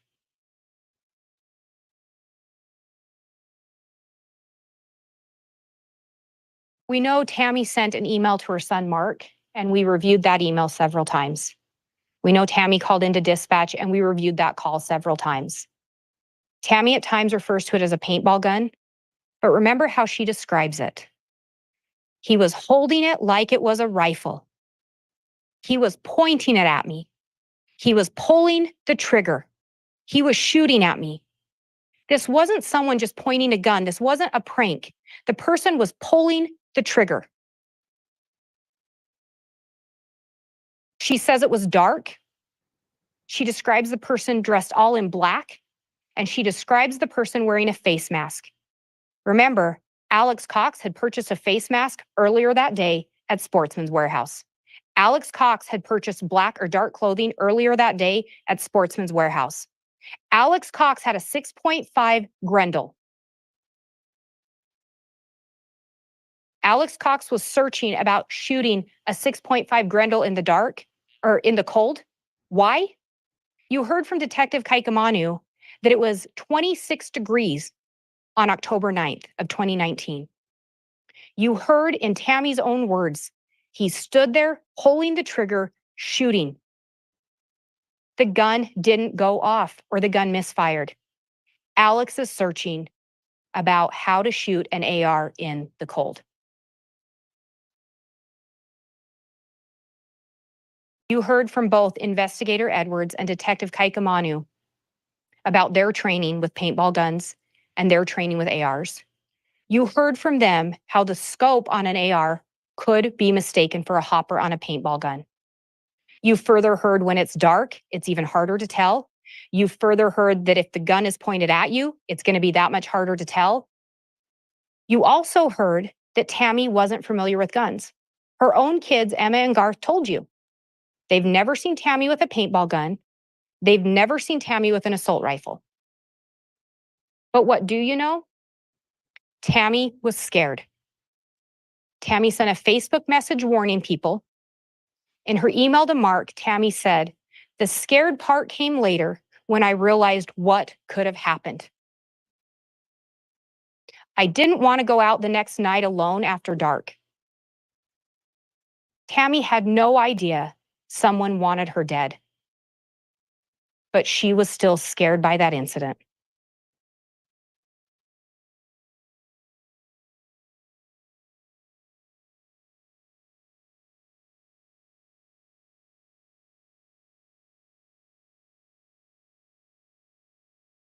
We talked about how Alex had done some additional searches, or that account had, about how to shoot with the AR. And you heard how Alex was going to the shooting range in Fremont County from Detective Kaikamanu, and that was before and after this attempted shooting of Tammy. And you heard from Agent Wright how he was going to the shooting range in Rexburg, and he was practicing to shoot long distances. And you heard from Investigator Edwards, he talked to you about how he looked at that gun. He looked at that Grendel 6.5 and it had a pin that was loose. And he explained to you about how if that pin had come loose, that could cause the gun to misfire. Alex didn't know why the gun misfired. That's why he was looking at shooting an AR in the cold.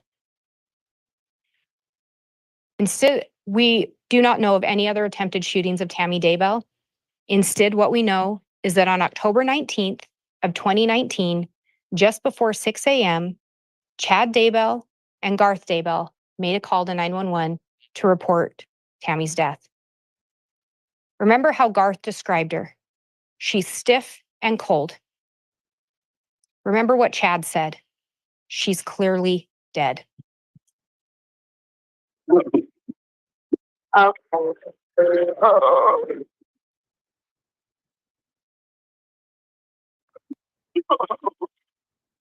Yeah, she's not even gross.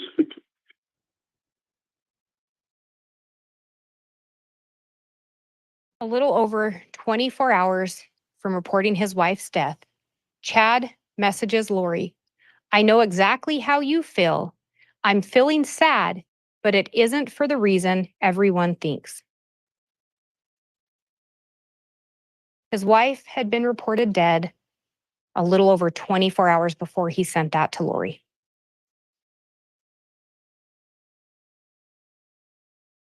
You heard the description of Tammy, stiff and cold, clearly dead. And yet, Garth and Chad say they put her back on the bed.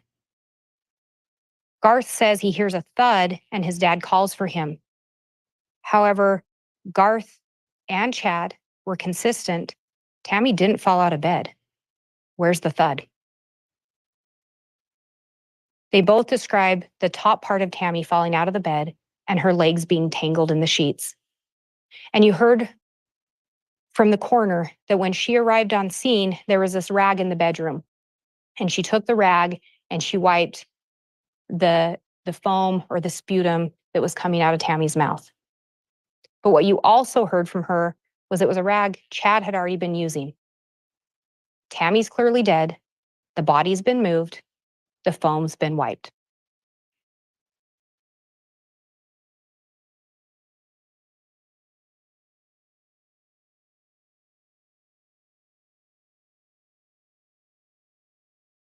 And if we back up to October 18th of 2019, we know Lori was in Hawaii. She was in Hawaii with Melanie Pulowski.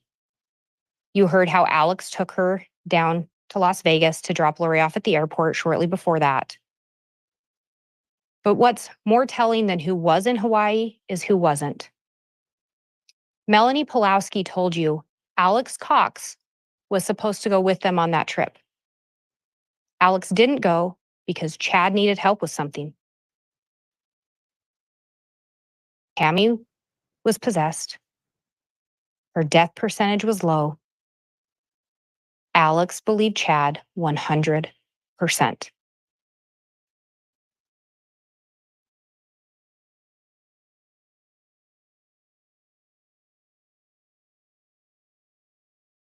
And you heard from several witnesses, Detective Kaikamanu, Investigator Edwards, and Agent Balance, that advice associated with Alex Cox was at a church just 2.6 miles from the Daybell residence from 10:07 p.m.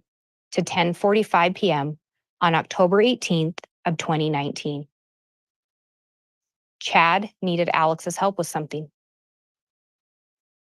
You heard testimony. Alex didn't know anyone else in the area. He knew Chad. Alex didn't know Tammy, but he knew Chad. At 11:53 p.m., the phone, again, there was a data point, about a 7-minute drive from the church.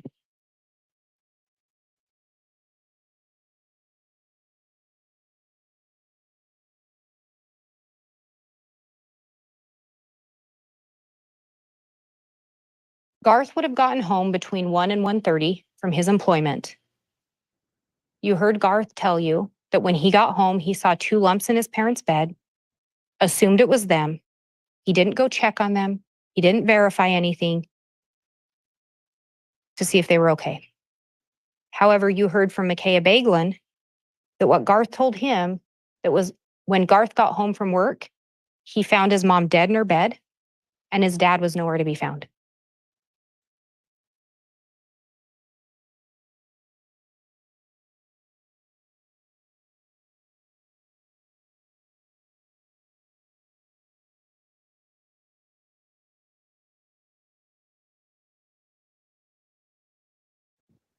And you heard from Deputy Greenalch, and you heard from Deputy Coroner Wilmore and Coroner Brenda Dye. And you heard them talk about what Chad told them when they were on scene. And the statements changed over time. The statements changed as new people came in. Coroner Dye mentioned something about seizures. All of a sudden, oh yeah, Tammy was having seizure-like activity. Nothing in Tammy's medical records support low blood pressure. Nothing in her medical records support seizures. Nothing in her medical records support any kind of a negative drug interaction between homeopathic medications or any other medications Tammy was on. Those were statements provided by Chad Daybell. Initially, based on the information provided solely by Chad, no autopsy was ordered. However, just weeks later, the Fremont County Sheriff's Office was contacted by the Gilbert Police Department about that attempted shooting of Brandon Boudreaux. They'd linked the Jeep that was used in that to the Fremont County area. And more specifically, they wanted them to check if it was at Chad Daybell's property. Shortly after that, an investigation was launched by Fremont County into Tammy Daybell's death. This included exhuming her body. Her body was exhumed so the Utah Medical Examiner's Office could perform a full autopsy and conduct an investigation into the cause and manner of death. And they in fact did that, and we'll come back to that in a little bit. After Tammy's death, you heard how Chad told multiple people that he couldn't stay at the house anymore. He was going to move in with a friend. This was right after Tammy's passing. You also heard how Tammy died on October 19th of 2019, or that's when she was pronounced dead. That was a Saturday. Funeral was held in Springville, Utah on Tuesday, 1 working day to get everything ready. You heard Todd Gilbert say how it felt like Chad just wanted to get it over with.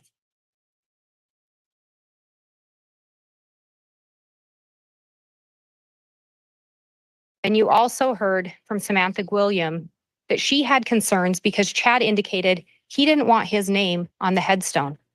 Tammy was going to be buried alone in Springville, Utah. You also heard Patty later talk about she went to the funeral and Chad's talk was disturbing to her. It was disturbing to her because he talked about Tammy's depression and how she was hard to live with. Patty thought that was a little off-putting. Alice Gilbert also thought it was odd, but she thought it was odd that Chad spoke. In her experience, usually it's too difficult for a spouse to give a talk at the funeral. Steve Schultz, who was the mortician from Utah, indicated he thought the timing of the funeral and the fact that there was no autopsy and that Chad didn't want an autopsy was a red flag. So much so that he said, he asked Jason Gwilliam, Chad's brother-in-law, do you think he killed Tammy?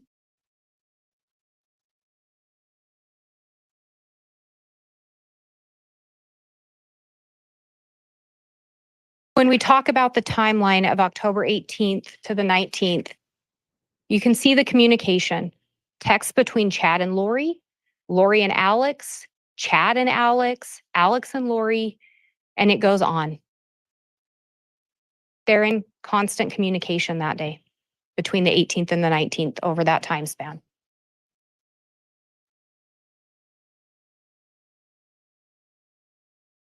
Tammy Daybell had an autopsy conducted by the Office of the Utah Medical Examiners. They determined the manner of death to be homicide and the cause to be asphyxiation. Tammy had life insurance. And we talked about a couple different policies. One was Primerica.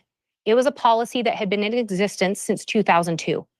Both Chad and Tammy were insured, and they were both each other's beneficiaries. However, Tammy also had insurance through her employment, through the Ballard Insurance, or we also called it LifeMap. She had a base of $50,000, and on September 8th, just a little over a month before her passing, she raised her individual amount to the maximum of $80,000. So that policy was now a total of $130,000. Chad submitted claim forms to Primerica and to LifeMap. On both claim forms, he indicated the cause of death was that she died in her sleep.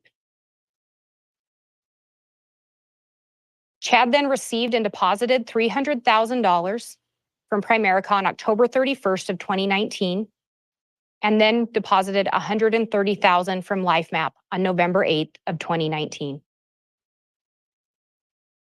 Again, on both claimant statements, he put the cause of death was she died in her sleep, and maybe more telling on LifeMap, because Chad told people that Tammy was having medical issues. She was having trouble breathing. She was having shaking fits, dizzy spells.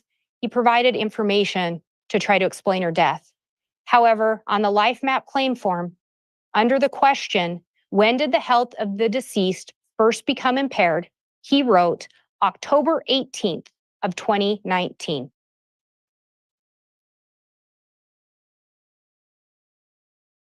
When Tammy upped that LifeMap insurance, Chad signed off on it too. Chad knew she had increased that life insurance.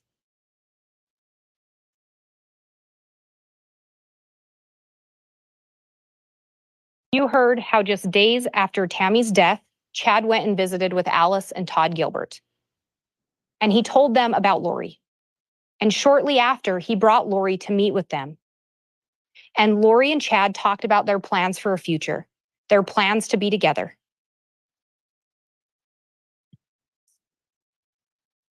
What else was telling about that visit? They asked about kids. Chad's response to Alice, Lori had a daughter that died. Tylee hadn't been found yet.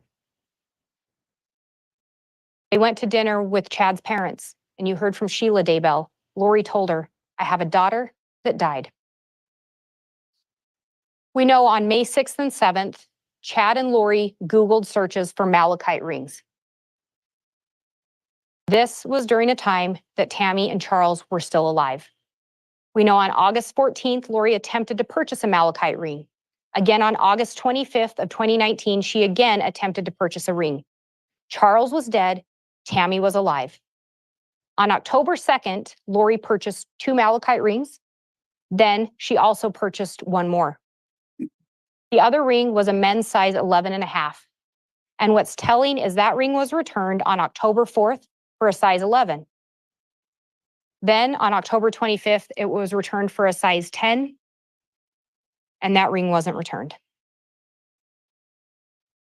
That ring, however, resembled the ring Chad Daybell was wearing in their wedding photos when he and Lori got married on November 5th of 2019, just 17 days after Tammy's death.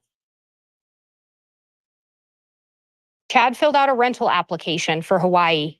What did he put in there? Clean couple with no pets or children. No pets, no children.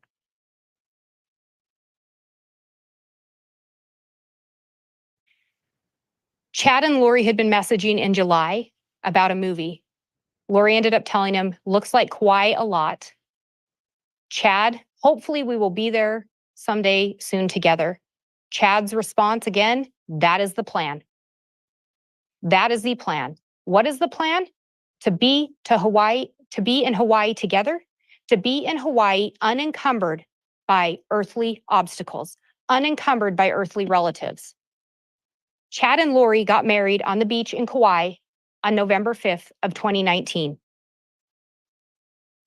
Charles was dead. Tammy was dead. Tylee and JJ hadn't been found. No children, no earthly obstacles, married together on the beach.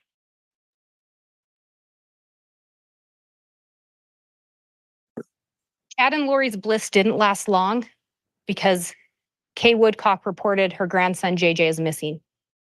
And you heard from Detective Hermosillo how in November of 2019, he, along with some other officers, responded to 765 Pioneer Road. You heard how immediately upon arrival, untruths were told. Alex said JJ was with Kay. He said he didn't have a phone number for Lori. Chad said he barely knew Lori and didn't have her phone number. Lori said JJ was with Melanie Gibb and that Chad was her brother's friend. Chad and Lori were married. Hi, Lori. Sorry to bother you again. Yeah, we're having Melanie, get hold of your friend down there, Melanie. Well, they were going to Frozen 2 today.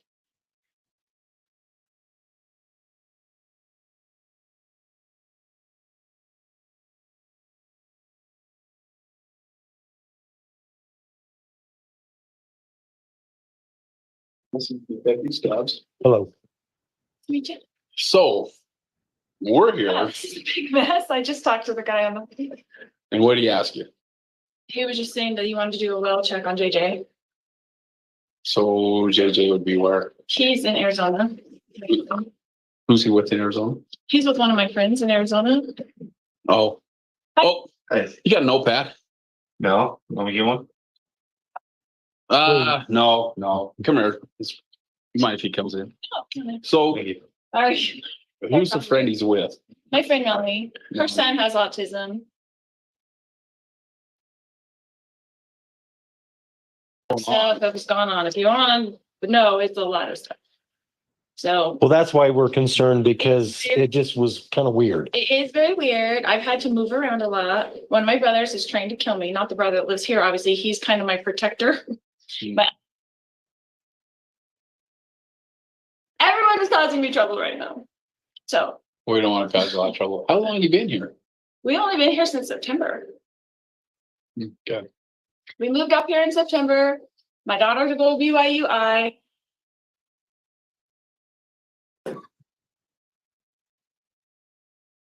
We had two detectives over here trying to, Looking for you a Oh, little while ago. because I was at the store. and they ran into well, probably one of your brothers in My the back brother there. and his friend, probably. Oh, He's who's been that? moving. Chad. Chad from around here? Mhm. What's his last name? Yeah, okay.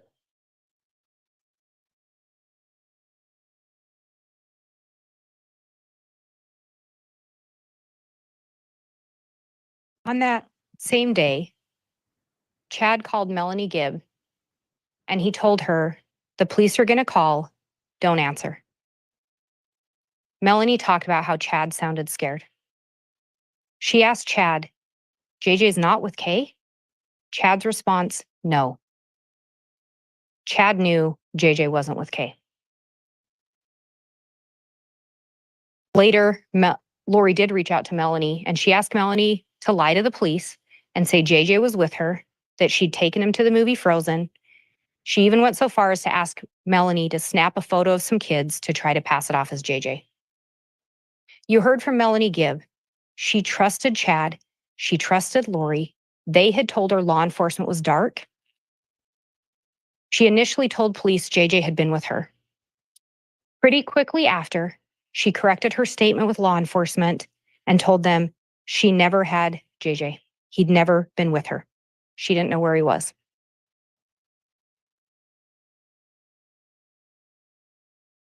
On December 8th of 2019, Melanie Gibb decided to place a phone call to Chad and Lori.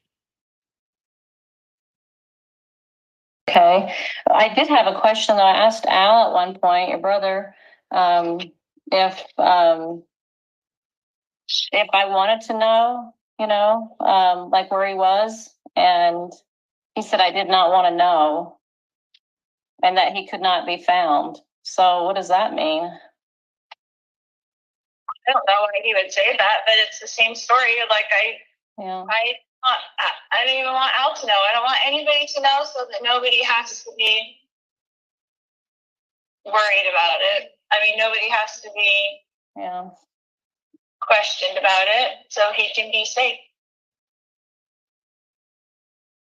Chad knew JJ wasn't with Kay. Alex said Melanie didn't want to know where he was. Is JJ safe? He is safe and happy. Okay, well, Remember how JJ was found? He was found discarded in Chad Daybell's backyard. Lori said he's safe and he's happy. Chad Daybell is standing there with Lori when she makes those statements. No chime in from Chad. But Chad knew Kay didn't have him.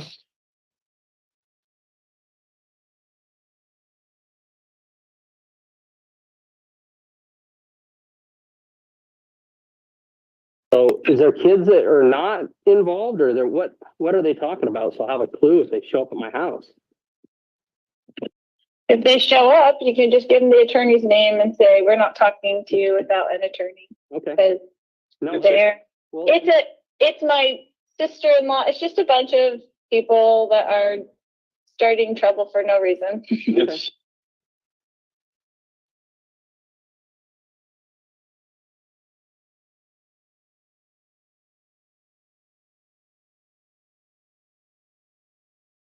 I just heard an excerpt of Chad talking to Jason Williams.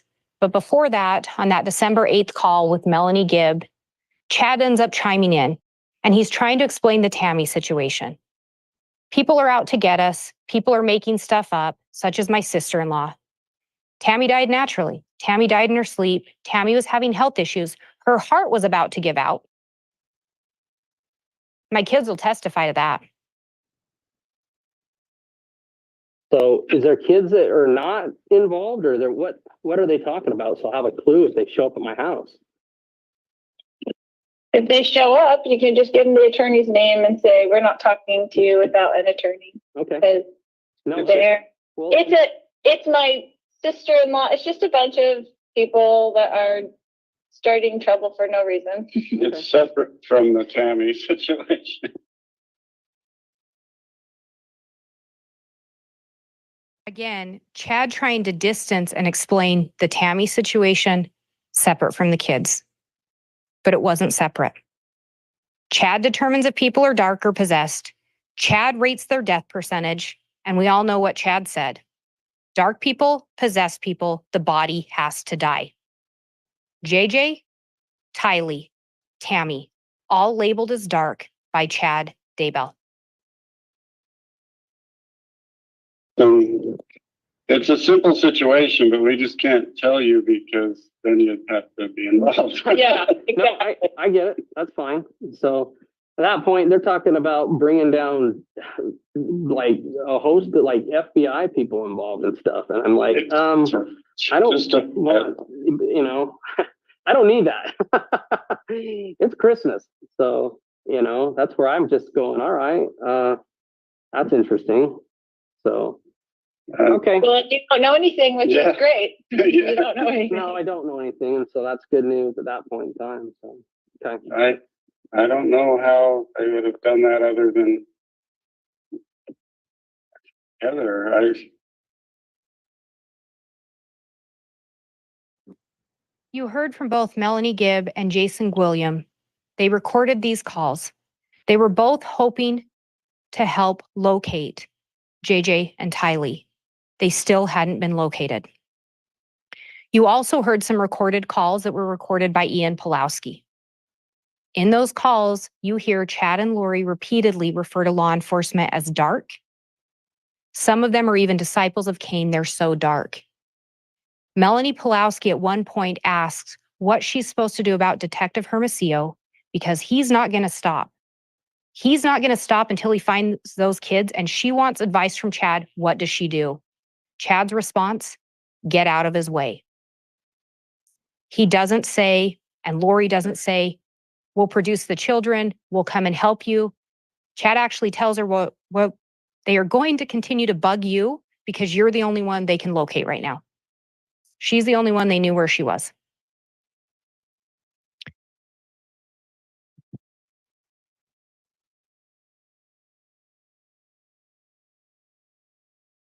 Back in October, Lori had messaged Alex, or had messaged Chad about Alex. She had some concerns. She ends up telling Chad he would be the one they used to get us both. Who is they? Law enforcement. You heard Melanie Gibbs' statement in that recording. Alex said, I don't want to know where JJ is. You know who labels people dark. You know what has to happen to the body. And Alex believed Chad 100%.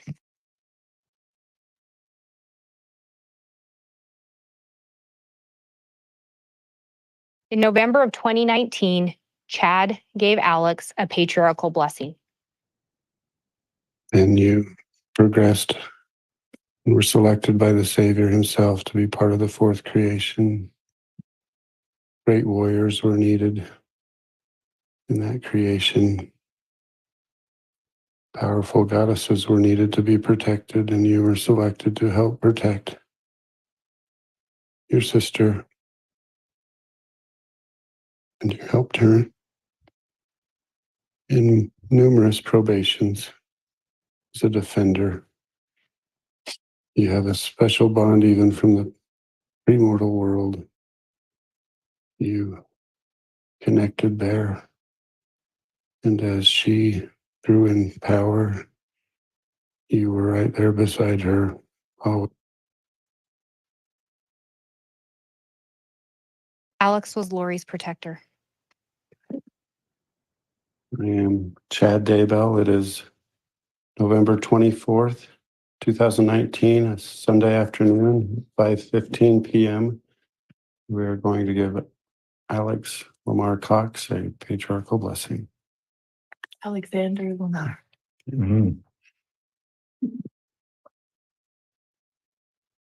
Alexander Lamar Cox.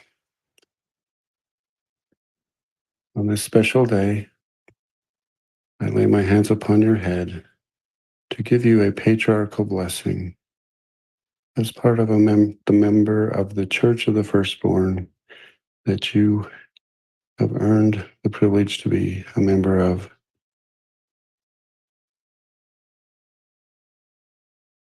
Alex is a member of the Church of the Firstborn. You heard testimony about Lori and Chad's mission. Their mission, part of it, to gather the 144,000. Chad was a self-appointed leader or gatherer and the leader of the Church of the Firstborn. You have already assisted us in ways that can never be repaid. But you will continue to do so as you move forward in this. Alex had already done things for them that could never be repaid. I just want you to know that at this time, the Savior is saying unto me, well done. Thy soul is cleansed. All is well. And now you'll begin into your terrestrial phase of this existence, that you'll be a powerful servant. I bless you with that knowledge that you will now move forward as a true warrior in ways that can be demonstrated through not only physical action, but through spiritual power that is coming to you and that will be bestowed upon you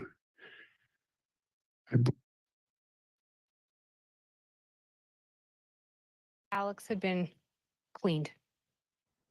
Whatever acts he'd done, he'd been absolved of them now, according to Chad. On December 11th of 2019, Tammy Daybell's body was exhumed. Chad and Lori had a conversation with Alex that day, and Zulema talked to Alex after that. She said Alex seemed worried when he got off the phone. She questioned him. Alex ended up telling her he was worried he was going to be their fall guy. When pushed further, Alex said, "I am either a man of God or I am not." Alex believed Chad 100%. Melanie Gibb had asked Lori at one point if she believed what Chad told her. Lori had responded that she did, but that if he was a Satan, he sure was a good one. On December 12th of 2019, on December 12th of 2019, Alex Cox ended up dying the day after Tammy's body was exhumed. An autopsy was conducted on Tammy's body, and you heard from both Dr. Eric Christensen and Dr. Lily Marsden. They both unequivocally testified the manner of death was a homicide, the cause asphyxiation. And you heard them talk about the different manners of death. And you heard Dr. Christensen just yesterday talk about no sign the asphyxiation was a suicide, no sign the asphyxiation was natural, no sign the asphyxiation was accidental. That left homicide, death by the hands of another. They talked about the bruises on Tammy. They talked about the fact those could be consistent with being restrained. They talked about the exhaustive toxicology tests that were done to try to ensure they had the correct cause of death. They talked about considering all the other natural possibilities, seizures, cardiac arrhythmia. And they talked about how they went through that process to reach their final conclusion. They talked about they followed their normal protocol. They gathered evidence, they gathered information, and you heard Dr. Christensen talk about that. Normally, you give a medical history. With his patients, they can't. They have to rely on collateral sources and collateral information. They gather the medical records and they gather reports and statements surrounding that person's death, so they ensure they reach the correct conclusion. Again, both of them were consistent in their findings, homicide by asphyxiation. You further heard from multiple of Tammy's coworkers and friends that she didn't have any known health issues. Tammy was very active by all accounts. She participated in fitness classes. She participated in clogging. She never missed work. She was reliable and a hard worker. The only reported health concerns to law enforcement came from Chad Daybell. You heard several officers talk about that. Agents, investigators. Chad's kids didn't want to talk to law enforcement. They didn't want to provide information. The information came from Chad.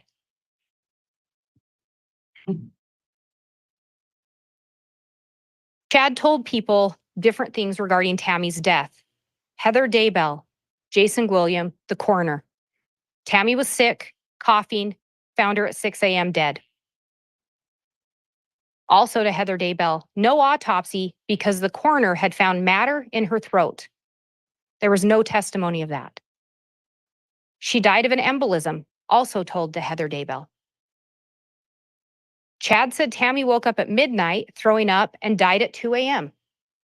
Consistent that it's an embolism, different time of death to Alice Gilbert.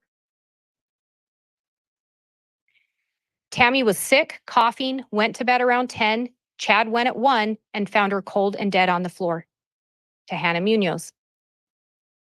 Again, remember, Hannah went through the funeral line or the viewing line twice, once with each parent. Second time, Chad said she'd been coughing violently. Both went to bed at 10. He woke up at midnight and her body fell out of bed.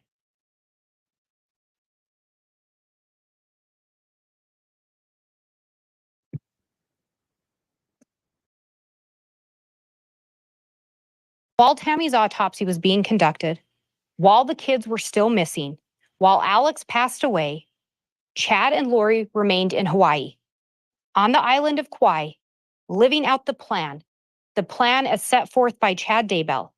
They had money, power, sex, and no obstacles, and specifically no earthly relatives, no encumbrances.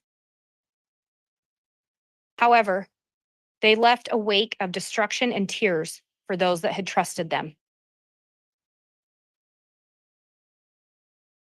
Chad and Lori consistently told those around them it was all a misunderstanding. To Jason Williams, it's a simple situation. The kids were safe and it would all be cleared up in time. However, neither Chad or Lori ever came forward to provide any information on the whereabouts of the kids.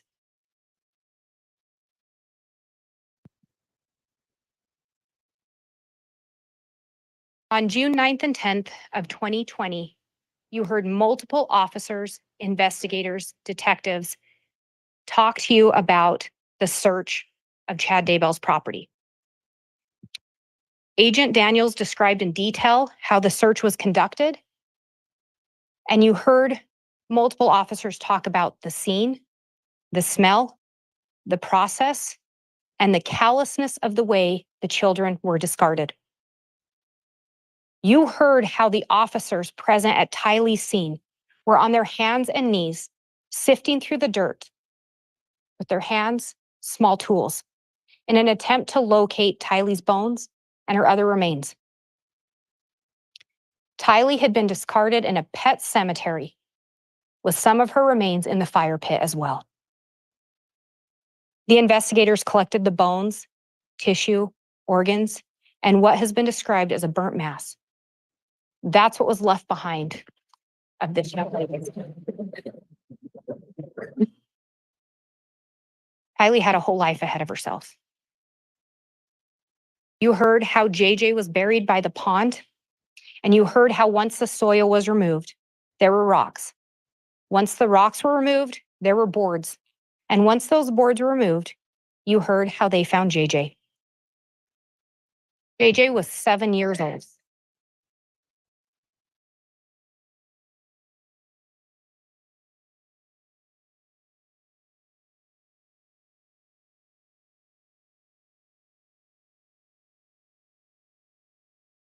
We'd heard multiple testimony, multiple talk of Lori asking Chad about a plan, of Lori asking Chad for confirmation of the plan. And one of those things that we heard was a call that took place on June 8th of 2020. I think in the slide it was dated as 2019. That call took place on June 8th of 2020, the day before Tylee and JJ were found. Lori wanted confirmation of the plan. The judge is going to give you jury instructions, and we talk clear back in jury selection about those jury instructions. But I just want to remind you, when we're talking about a conspiracy is an agreement between two or more persons to commit a crime. Only one of those persons has to commit one overt act. So one act in furtherance of the conspiracy. And you're going to be given jury instructions, and they'll have the overt acts listed out. And looking at the overt acts, endorse and espouse religious belief for the purpose of encouraging and or justifying murder. You heard testimony from multiple witnesses, Lieutenant Hermosillo, Melanie Gibb, Zulema Pastenis, Ian Pulowski, David Warwick, Allison Todd Gilbert. There were Temple records, iCloud records, Verizon records. You heard from Detective Considus and forensic accountant Mike Douglas, as well as Mark Sari with the Social Security Administration, that Lori changed Tylee's money to go to her on August 16th of 2019. You heard that Lori, Tylee, JJ, and Alex moved from Chandler to Rexburg. You heard about that through multiple investigators, multiple witnesses. You heard how Chad Daybell Googled south-southwest wind and visited a website. Detective Stubbs talked about that. Analyst Heidemann talked about that.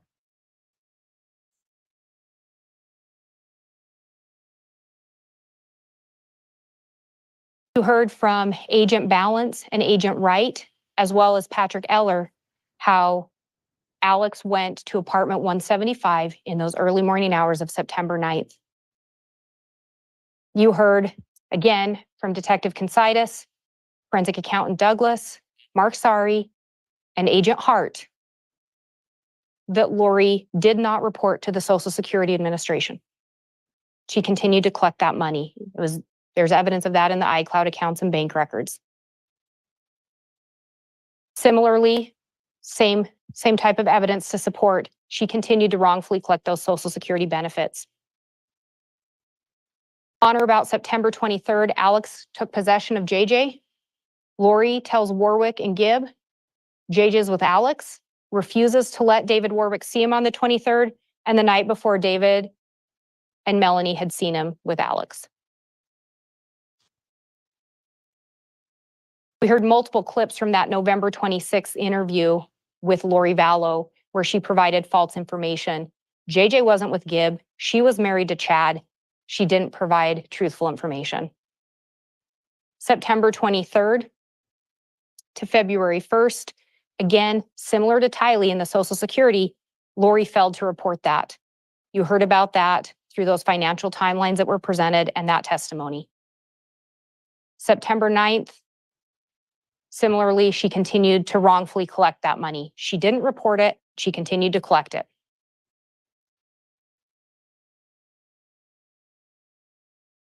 Again, that Chad and Lori espoused religious beliefs in an attempt to justify their actions. You heard multiple witnesses talk about that. On September 1st, again, we've already talked about that. Multiple witnesses, multiple evidence showing they moved to Idaho. And again, remember, those text messages designating Tylee, JJ, and Tammy as dark happened before that move. Text messages with Chad and Lori regarding death percentages, we just discussed those today. You heard about them through Agent Hart, through those iCloud records. Chad Daybell obtained a burner phone. We heard about him obtaining multiple phones, multiple phone numbers. We talked about Alex Cox obtaining a burner phone on October 9th. Text messages between Chad, Lori, and Lori about Tammy being possessed. Again, we talked about those today. They came in through Investigator Edwards and Agent Hart. September 8th, Chad signed that application to increase Tammy's life insurance. His signature's on that policy. Emma Daybell talked to you about that. Alex Cox attempted to shoot Tammy on October 9th. Talked about that. You heard from multiple witnesses about the firearm, about what was reported. Deputy Cannon, Detective Kaikamanu, Investigator Edwards, Agent Wright, Agent Balance. Alex Cox conducted multiple internet searches. So we talked about that, the Homer J. Maximus account, the searches about how to shoot the AR in the cold, and different things regarding a Grendel 6.5, as well as shooting through a Dodge Dakota. Alex being at the gun ranges. We talked about that again today. Detective Kaikamanu, Investigator Edwards, Agent Wright, all talked to you about that. Alex traveling to Sportsman's Warehouse on October 9th. Agent Balance, Agent Wright, Investigator Edwards, Detective Kaikamanu, all talked to you about that location data and the recovery of the items purchased, or the identification of the items purchased, I should say.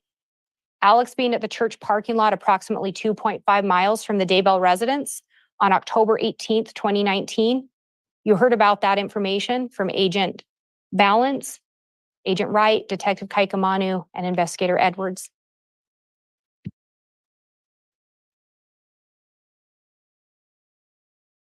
One other instruction that's going to be talked about and the court already has is principle to commit first-degree murder. When we're talking about principle, it can include aiding and abetting, so advising or assisting, encouraging, commanding, coercing another. Chad didn't ever have to actually physically cause the death of another person if you believe the state has met our burden with one of those other elements. If Chad advised or assisted, encouraged, commanded, coerced,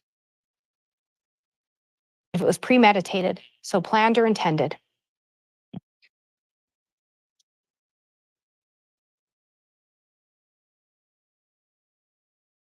Tammy Daybell was a 49-year-old mother of 5, a new grandmother. Chad labeled her as dark or possessed.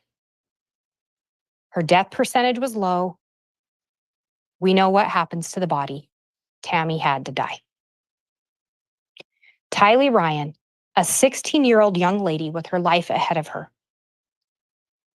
Labeled as dark or possessed by Chad Daybell, death percentage low. We know what has to happen. Tylee has to die. JJ Vallow, a 7-year-old little boy with most of his childhood and his whole life ahead of him. Labeled as dark or possessed by Chad Daybell, death percentage low. JJ has to die. All 3 victims gone too soon.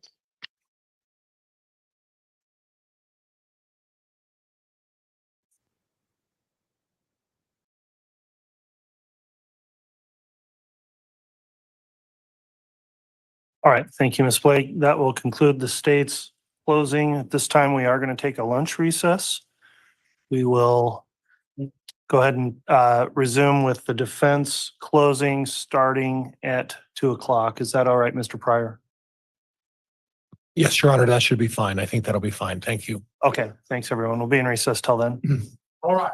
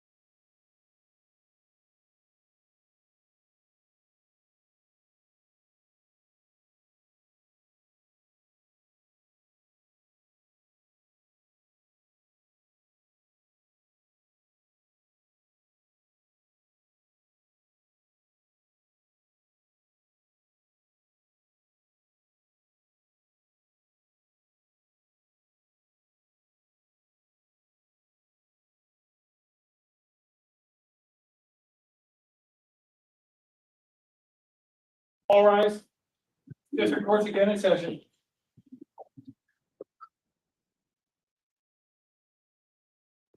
Thank you. Please be seated.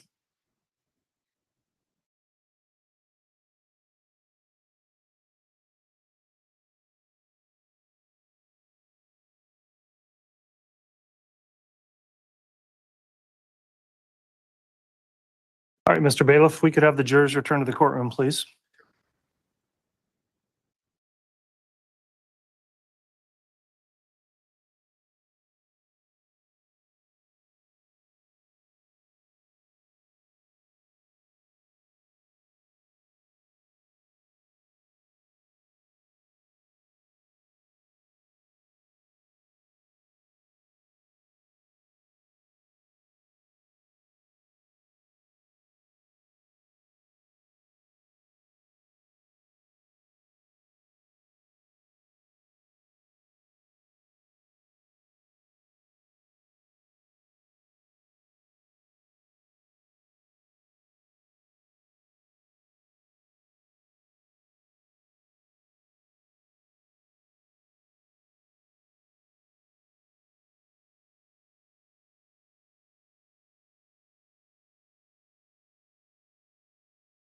All right, please.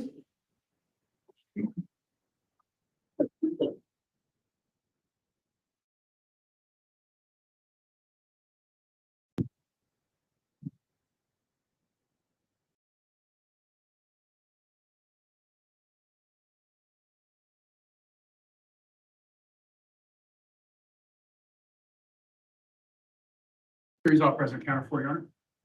Thank you. Please be seated.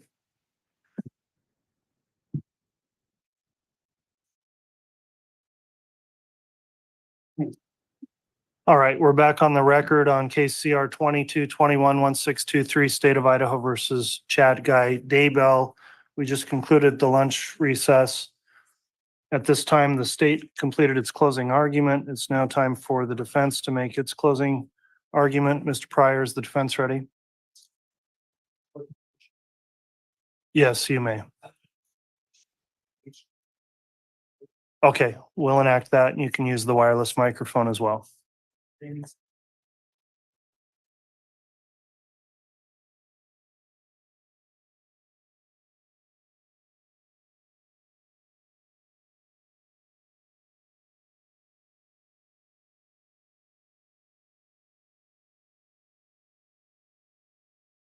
Folks hear me? Okay, thank you. I promise you, got about 15 slides. Not going to be long. I want to touch on a few points, and then I want to spend a little bit of time talking to you folks a little bit about the case, okay? I promise you this isn't going to take 2 hours. It'll be briefer, but there are some points that I need to touch on, and then I would respectfully ask for your attention in regards to that. I want to start out with the first slide, and the reason I did this is because in order for there to be a conviction, there's a chain of links that the prosecutor attorney has to go through. Chad Daybell, the first link is that he's presumed innocent. He's presumed innocent now. He was presumed innocent during the trial. He's presumed innocent throughout the trial. When it goes back to the jury and you consider the evidence, that's when you make the decision. And that's how that works. Throughout the trial, from the very beginning to the middle to the end to today, the entire burden has been on the state, okay?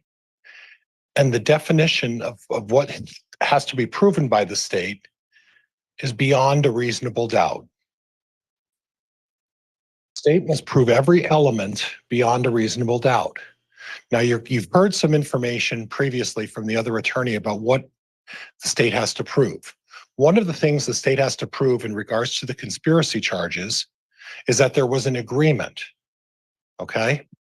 And if you recall, when we were going through the voir dire process, that fancy French word that talks about when we were trying to select the jury, I talked to you and asked a number of you what an agreement is. What do you believe an agreement is? Okay? But the state has to prove that Chad Daybell with Lori Vallow or with Alex Cox or with other co-conspirators that they haven't named, with one of them entered into some sort of an agreement to kill the children and to kill Tammy Daybell. And then you have to show that Chad's involvement in that. That's the next thing the state has to show. Then they have to show that there was evidence of the murder. Jury instruction number 3 talks about, again, what I just talked about. The defendant, Chad Guy Daybell, has been charged in the amended indictment with certain counts of conspiracy with Lori Vallow and or Alex Cox, who's deceased, and or other conspirators, both known and unknown. And then it goes on, and I'll talk this a little bit out. The crime of conspiracy involves an agreement by 2 or more persons to commit a crime. Okay, it can't be an agreement that we have consistent religious beliefs. It can't be an agreement that we talk about religion unless there's an extra step. And that extra step has to be, we are going to kill these children. We are going to agree to kill Tammy Daybell. You can hear all the testimony in the world about dark spirits. You can hear all the testimony in the world about light and dark. You can hear all the testimony in the world about death percentages. And if you remember when we talked about death percentages with Officer K, who I think is here today, one of the text messages or the messages that he put up that he pulled off when he did his Google search is about Tammy and Chad talking about death percentages, talking about light and dark. You heard from Emma Murray, how Emma Murray talks to her father. Now, they used a different term, but in Chad's traditional religion, his traditional LDS faith, it was not uncommon to talk about light and dark. It was not uncommon because we showed you the message between Tammy and Mark and Chad where they talked about death percentages. Okay? Now, the state brings up, yes, oh, Chad put a death percentage on Tylee and JJ and Tammy, and they're all dead. But you also heard testimony from one of the state's experts that said, we don't know if it was a high number or a low number, and there's confusion as to what that means. And I'd like to go back to the discussion that we had with one of the FBI agents who mentioned that there were thousands and thousands of messages. An enormous amount of evidence here. You heard from my expert, Patrick Eller. He talked about, I think the Library of Congress holds 1 terabyte of evidence if we went paper to paper through the whole building. And we had 6 terabytes. 6 bounds of paper that would fit in 6 libraries of Congress. And what has happened is you've been shown a handful of text messages that talk about a plan, that talk about death percentages, that talk about light and dark, talk about a variety of subjects.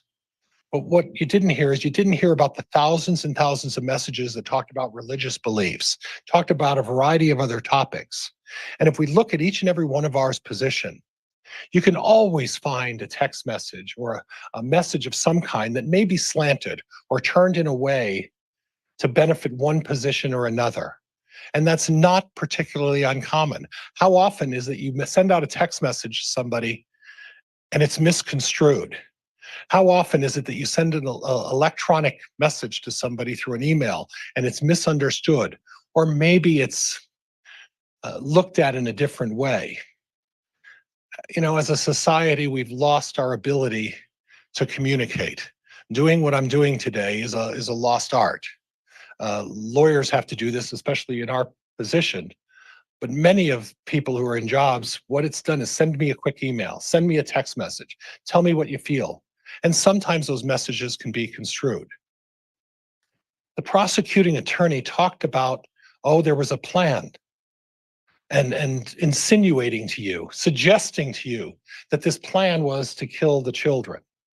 And at no time did the prosecuting attorney show you a text message that said, let's kill the kids, let's kill Tammy, okay?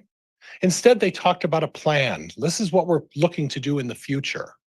Okay? That's what they said to you. And they're trying to insinuate or suggest to you that in some way that means, well, that means that we're going to kill the kids. No, the plan was, and whether you believe with Chad's religious beliefs or not, whether you accept his religious beliefs, the 144,000, that's his beliefs. He was a gatherer. He was a gatherer of the 144,000, and he said, I want to gather people, the sick, the elderly, the children, the impoverished, those that can't handle for themselves, and those that may be able to go on and become a part and parcel as this gatherer that he suggests would put together the 144,000 in Rexburg. Now, whether you think that's crazy or not, it doesn't matter. Whether you agree with light and dark, it doesn't matter. Whether you agree with death percentages, it doesn't matter. He's entitled to his beliefs. Every one of us has beliefs. Every one of us has a certain core set of beliefs that we believe in. And think about, are they all rational? Maybe not. Maybe not. Everybody has pursuits that they want to pursue and things they want to do in their future. You know, I wanted to be a professional fisherman. Not really good at fishing. Wasn't going to work out. Wasn't going to make a lot of money. But it can still be a dream. I always wanted a 30-inch waist. That's not happening, folks. It's just not going to happen. I'm too old and maybe not as motivated as I should be. But we all have dreams. Now, how do we know these are dreams that Chad talks about? Because for 15 years, he was writing books. He was writing books about things that he was passionate about. And if you know anything about authors, when they're passionate about something, anybody comes up to them and brings up a subject and says, let's talk about religion. You've opened the floodgates. And it's very easy for you to go out there and say, I want to talk about my religion. I want to tell you all about all of these things. And at some point, when you start writing books and you go to these preparing the people conferences, and you meet all of these people, and you feel like, well, maybe I become a little bit of a celebrity. Okay? In this case, I don't want to become a celebrity. I've had enough now at this point. But you know, Chad writes books. And he goes to these conferences and he talks about all of these religious beliefs. He talks about his premonitions. He talks about things that he thinks he can predict. Do you believe him? You don't have to. You don't have to believe anything he stands for. Nobody does. But he has a right to talk about it. And he has a right to say what he wants to say. And that's one of the distinctions, folks.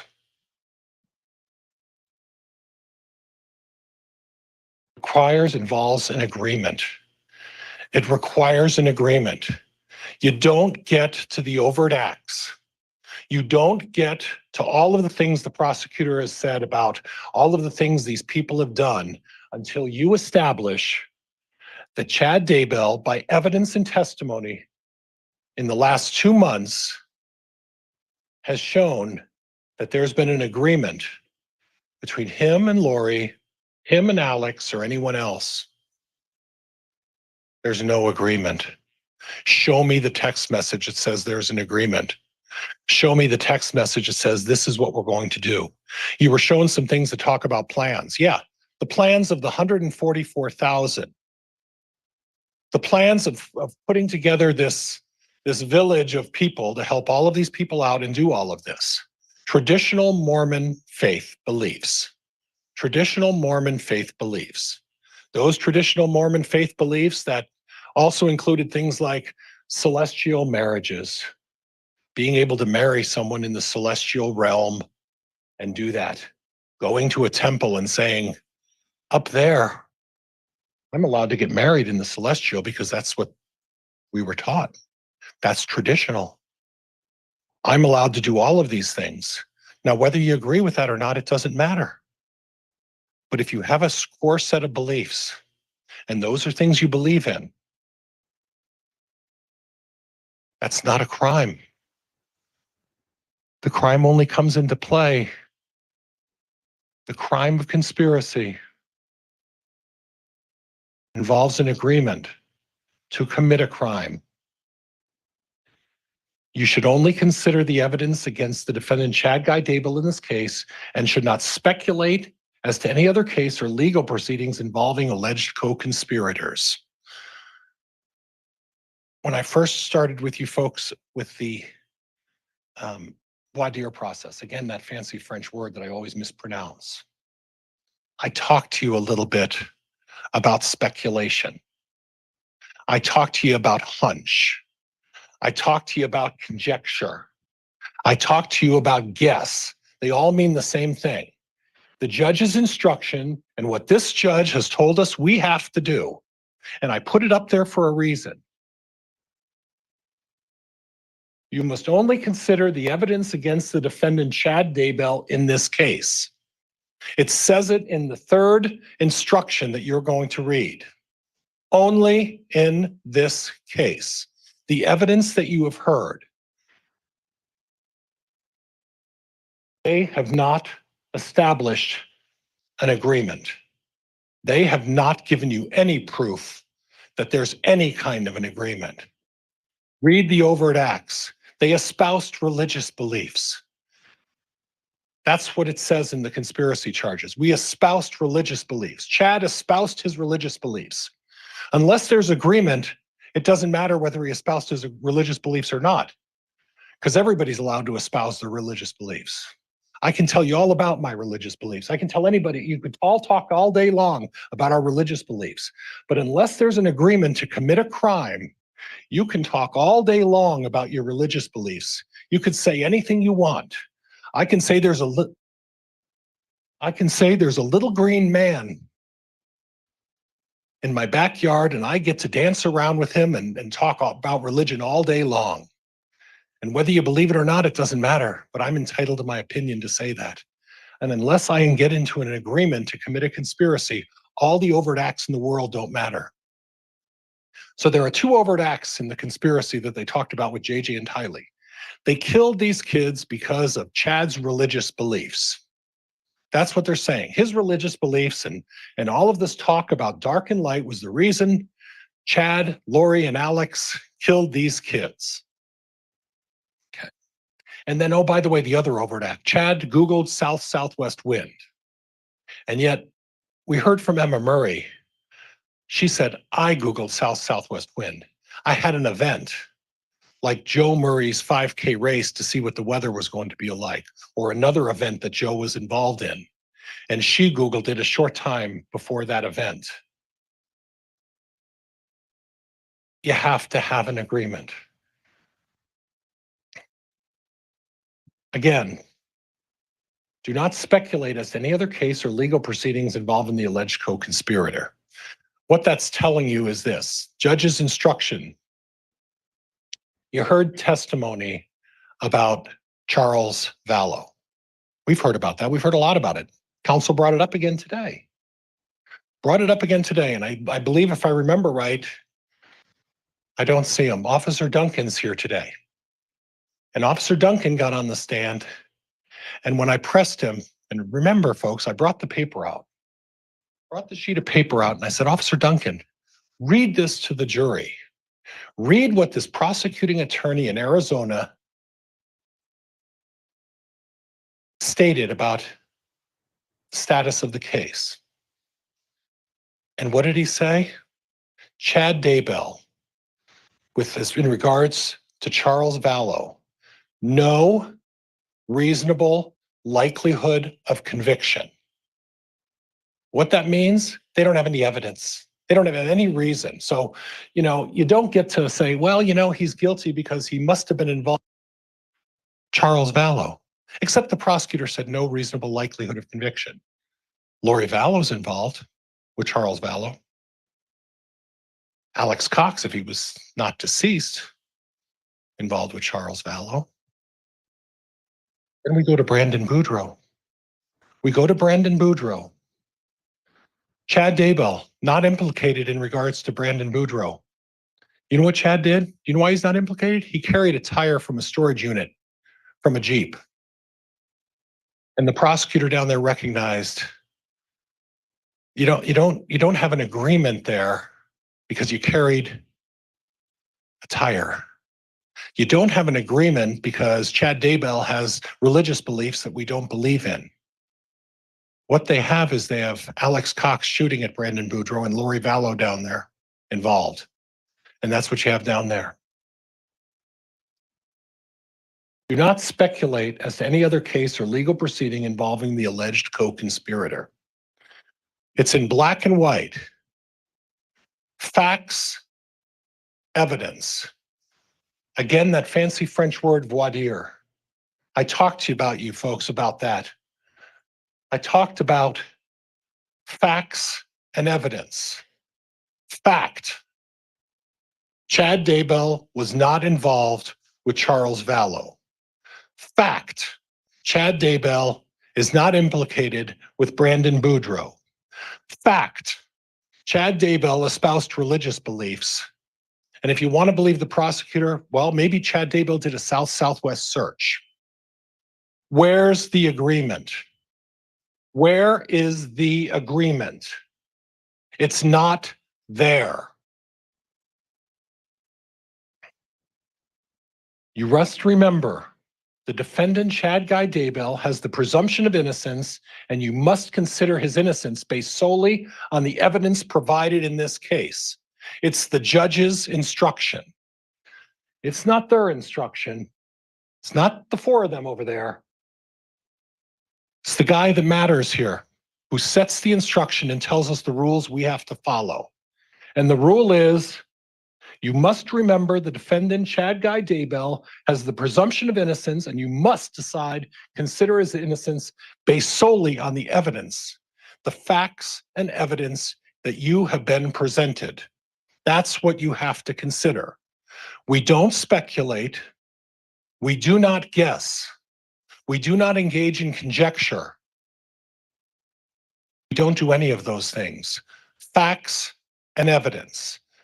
Facts and evidence. Reasonable doubt. Under our law and system, this is jury instruction number 5. Again, this isn't me speculating or saying anything, maybe making guesses, maybe giving you facts that maybe aren't consistent with what you remember in your notes. You all took notes. You all have a memory.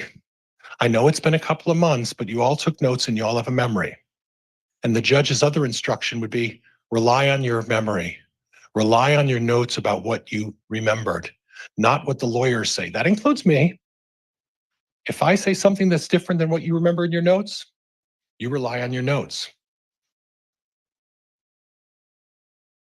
They said something different than what you remember, you rely on your notes. You rely on your memory. That's the way this works. That's why we all have memories. That's why we all take notes.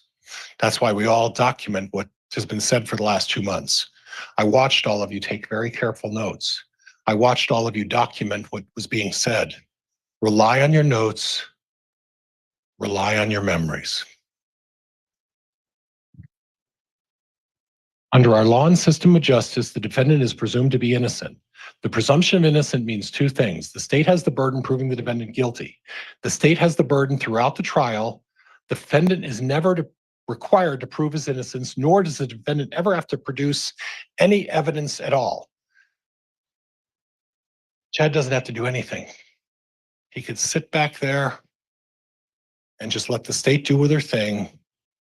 And if he did that and they never proved that there was an agreement, you can't say they put on more evidence than the defense did. That's not the way this works. They have the burden to prove that there was an agreement. They have a burden of proving that Chad in some way was involved in the murder. Now, the insurance cases go back to, well, if Chad was planning a murder, that way he lied and he took advantage of the insurance. And that's how that works.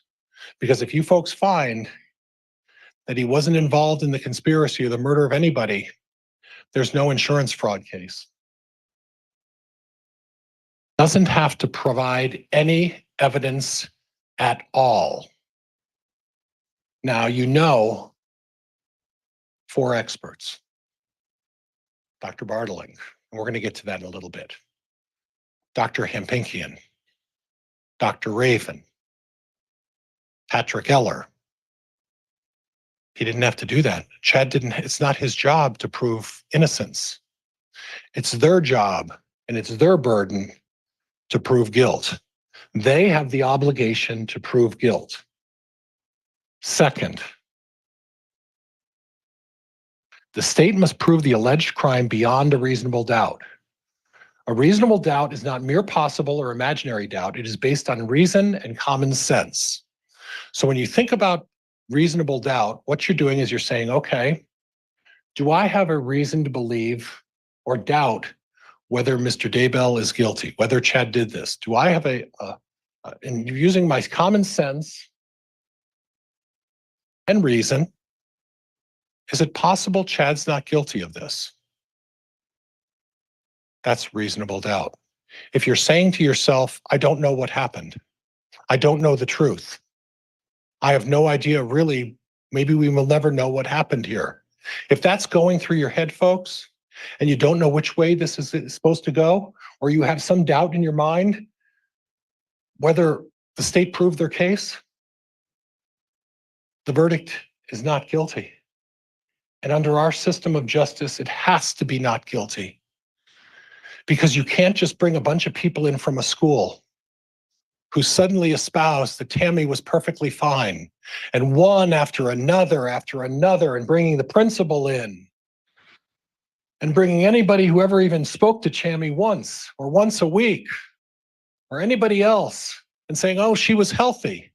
And yet they didn't show there was a significant discussion about her health.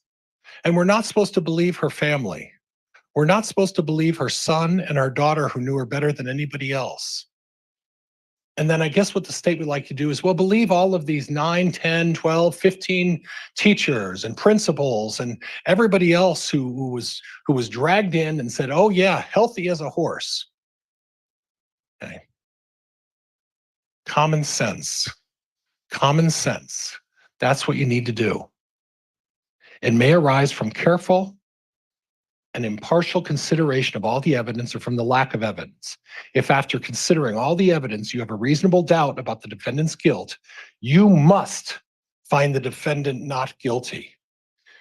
If you have a doubt and you don't know what happened, you must find Chad not guilty. That's not from me. It's not from them. It's from the one that matters, the one who sets the rules and tells you what the instruction is, and read it for yourself. You're going to get a copy of the instruction. It's jury instruction number 5. You must, if you have doubt, Chad doesn't have to prove anything, but if you have doubt about what happened here, the verdict has to be not guilty. That's what the law says. This is jury instruction number 8, and I want to, when you pull up jury instruction number 8 with you folks in the booklets that you get, you'll see that I only took a couple of sentences out of that. In all fairness, jury instruction number 8 is much longer than this, and there's a lot more information in there. But what I did is I pulled out what the theme and what I wanted to talk to you about. And on jury instruction number 8, as part of it, it says, in determining the facts, you may consider only the evidence admitted in this trial. You consider the evidence that has been presented to you. There has not been any evidence saying, we're going to kill the kids. We're going to kill Tammy. There is talk about a plan. Yeah, the 144,000 building a village for the children, the infirm, the sick, the other people that Chad is able to gather. There's the plan, and if you go through the evidence, you'll see there's reference to the plan. It wasn't a plan to kill, folks. It was a plan to gather. A plan to gather by a gentleman who's a traditional Mormon. And yes, you don't have to like his beliefs. You don't have to agree with his beliefs. But he sure has the right to believe whatever he wants to believe. Second line, and again, you'll see the ... is because the jury instruction number 8, I want to say it again so that we're very clear. I didn't publish the entire jury instruction number 8. I took these 2 paragraphs out. And when you read the rest of it, you'll see it basically covers the same subject. There's other topics in there that talk about it. But under the second sentence, do not attempt to guess what my answer might have been or what the exhibit might have shown. That goes back to what I talked to in the very beginning of the trial. You can't speculate. You can't guess. You can't engage in conjecture. You can't say, this is what he must have meant, or this is what she must have meant, or this is what they meant by this. No, you look at the evidence, and unless it tells you something, you take the evidence as you take the evidence. Again, the judge's instructions. This talks about jury instruction number 18, and the state talked about this a little bit, and I'm going to go through the whole thing. I'll be quick, okay?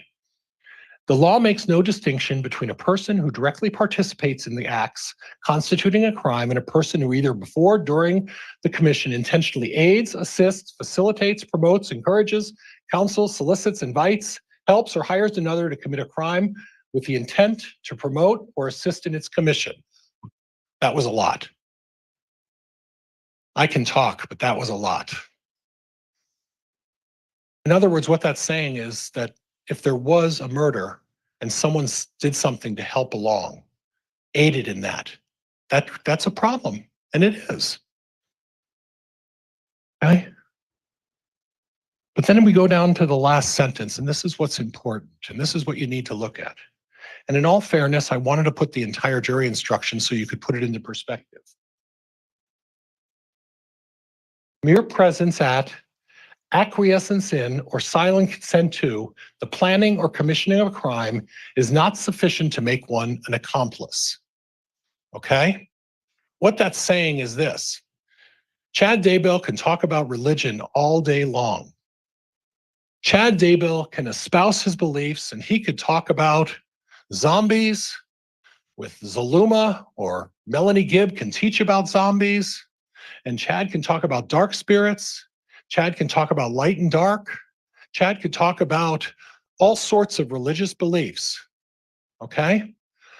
But when the time comes, if something happened to those children, even if Chad had knowledge, acquiesced, or silently said, well, I may know about this, I may know what have happened, what that instruction on number 18 is saying, mere presence at, acquiescence in, or silent consent to the planning or commission of a crime is not sufficient to make one an accomplice. Accomplice means no conspiracy unless he took some sort of a step to make an agreement. There has to be an agreement. We're going back to that again. There has to be an agreement. There is no agreement. Chad Daybell testimony, he met Tylee a couple times, met JJ a couple of times. There was not a lot of contact. There was not a lot of encounter from when they first met to the time they moved to Rexburg. And you heard the testimony. I want you to go back and listen to the testimony, okay?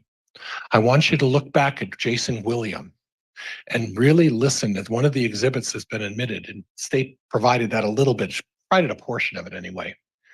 Lori Vallow is talking about a family attorney.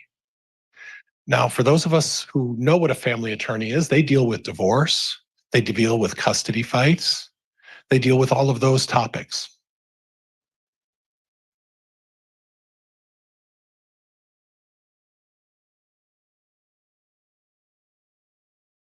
Chad said, the kids are okay, it'll be cleared up in time. There's a simple solution.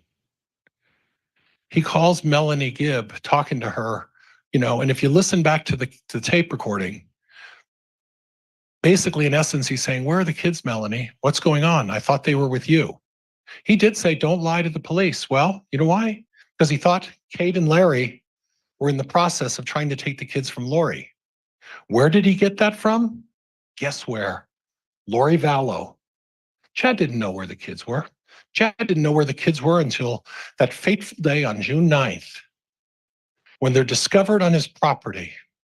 Up until that time, Lori Vallow was selling to Jason William and anybody else who would listen the family attorney line. The kids are fine. And you heard Lori Vallow talk about it. If nobody knows about it, the better. She said that. Only I need to know what was going on. I'm the one who needs to know what's going on. And if nobody else knows anything, they can't do anything about it. That was the dupe on Chad Daybell. The kids are fine. It's all going to be cleared up. There's a simple solution. We're hiring a family law attorney to deal with it. They're not hiring a criminal defense attorney. They're not hiring a criminal defense attorney. So Lori Vallow's decision to hire a family law attorney and Chad going along with it because there's a simple solution. Kids are safe. Everything's going to be fine. Mere presence,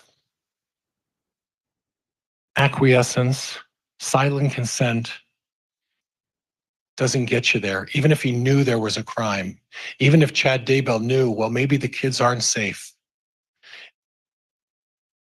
The testimony is everything's fine. Simple solution. But even if you don't believe that, even if you don't accept that and say, how could he not know where the kids were? I want you to look at jury instruction number 18. Mere presence at, acquiescence in, silent consent to.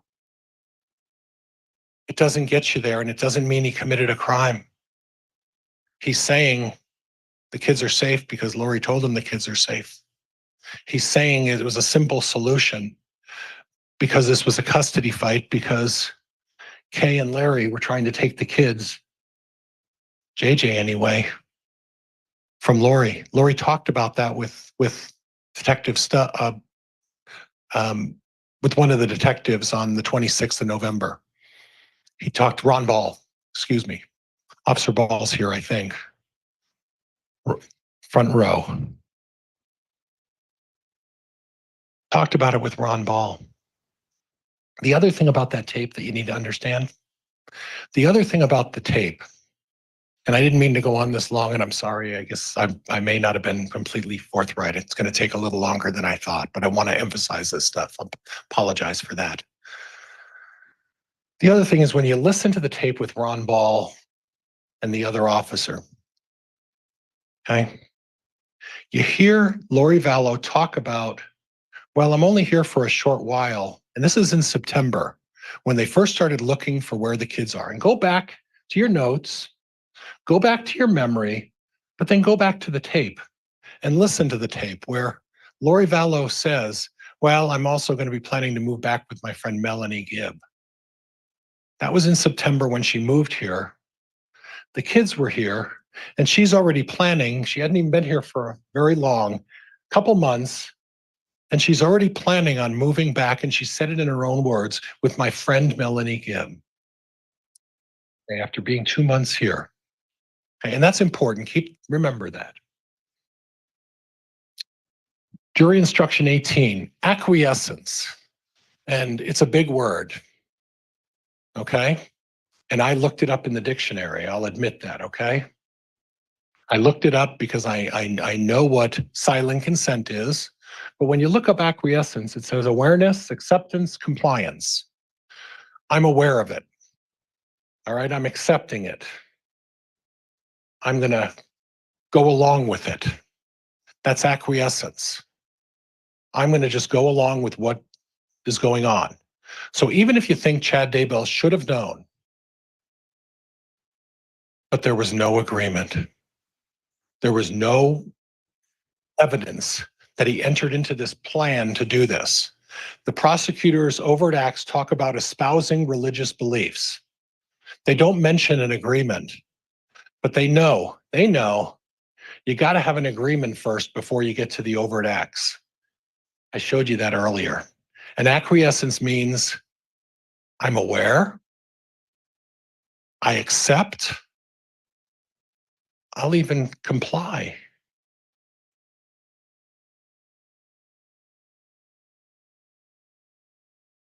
Mere presence, acquiescence in, or silent consent, the planning or commission of a crime is not sufficient to make one an accomplice.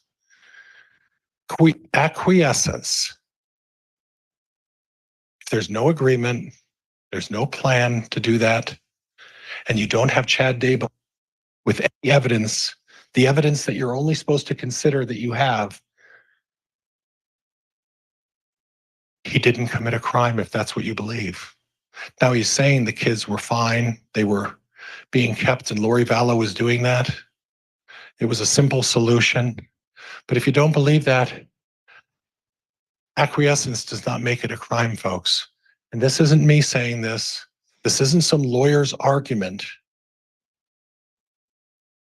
This is this judge's instruction. Acquiescence, in or silent consent to, is not sufficient to make one an accomplice.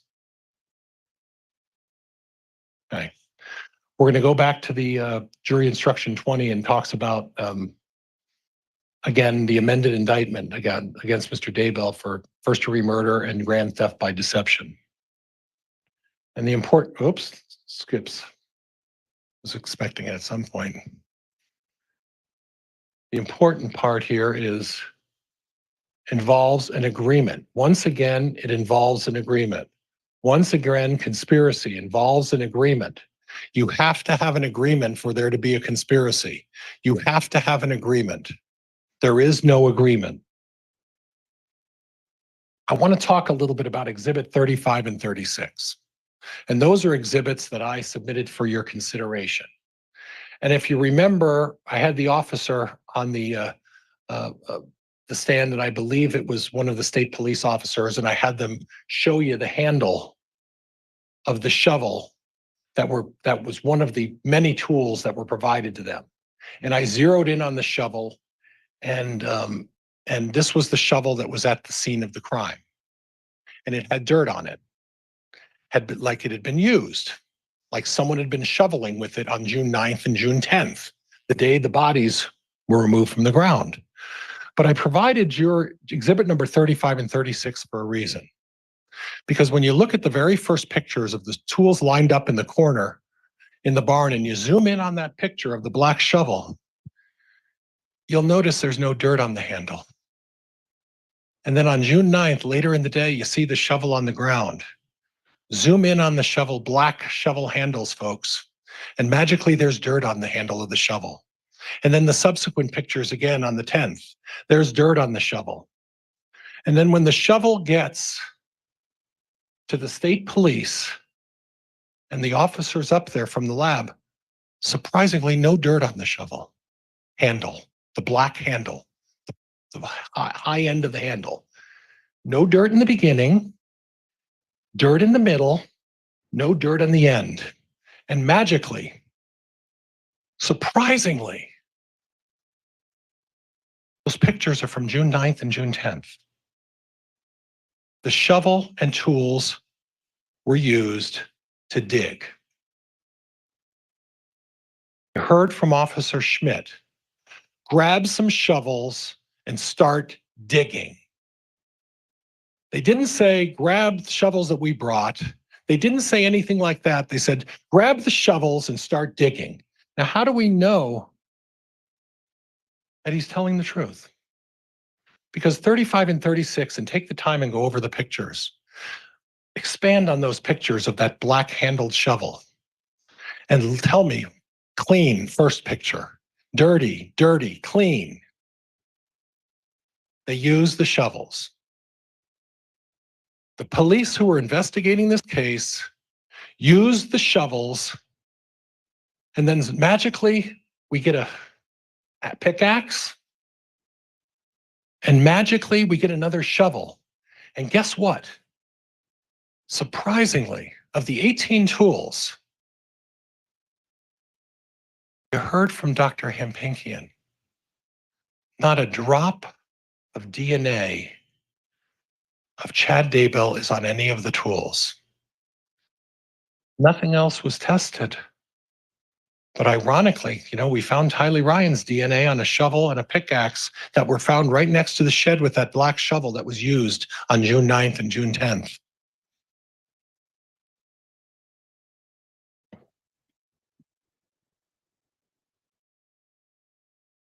Motive. I want to talk to you a little bit about motive. Alex Cox. He killed Charles Vallow in front of Tylee and JJ. You heard testimony. Alex Cox shot Charles Vallow once. And then he walks up to Charles Vallow while he's dying and puts another bullet in him. And who are two of the witnesses? Lori Vallow is not going to say anything against her protector. Lori Vallow is not going to do anything about her beloved brother. But Alex Cox knows there are two people, two expendable people in Alex Cox's mind who witnessed the murder of Charles Vallow. That would be Tylee Ryan and JJ Vallow.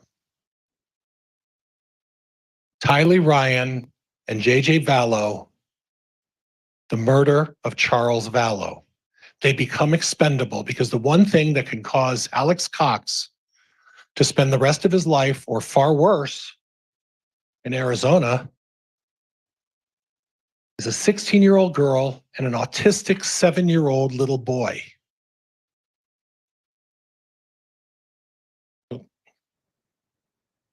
Chad Daybell was not charged in that. Lori Vallow's charged. Again, what I told you before, we had Officer Duncan. No reasonable likelihood of conviction of Chad. Lori Vallow cared about a couple of things. Lori Vallow cared about money, and she cared about Lori Vallow, and she cared about Alex Cox. Now, how do we know Lori Vallow cared about money? We know Lori Vallow cared about money because I believe it was the third husband, Joseph Ryan. I heard evidence from the witnesses. Lori Vallow collected the insurance proceeds from the death of Joseph Ryan. Then the state went on and put on a tremendous amount of evidence. Tremendous amount of evidence. Charles Vallow, she was mad. She was really mad. She didn't get the money. Kay Woodcock is on top of it. She stopped that. And even when Lori tried to get the beneficiary changed, Lori didn't get her greedy hands on the money. And then what happens? The next victim,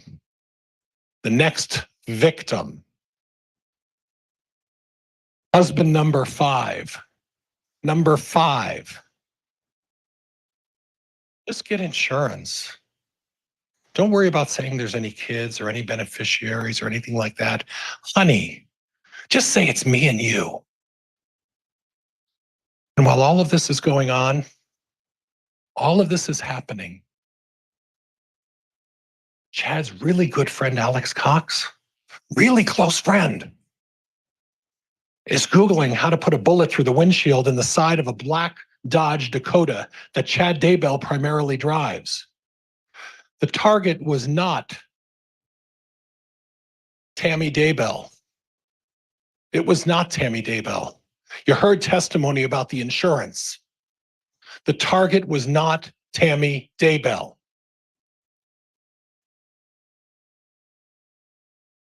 He was the target.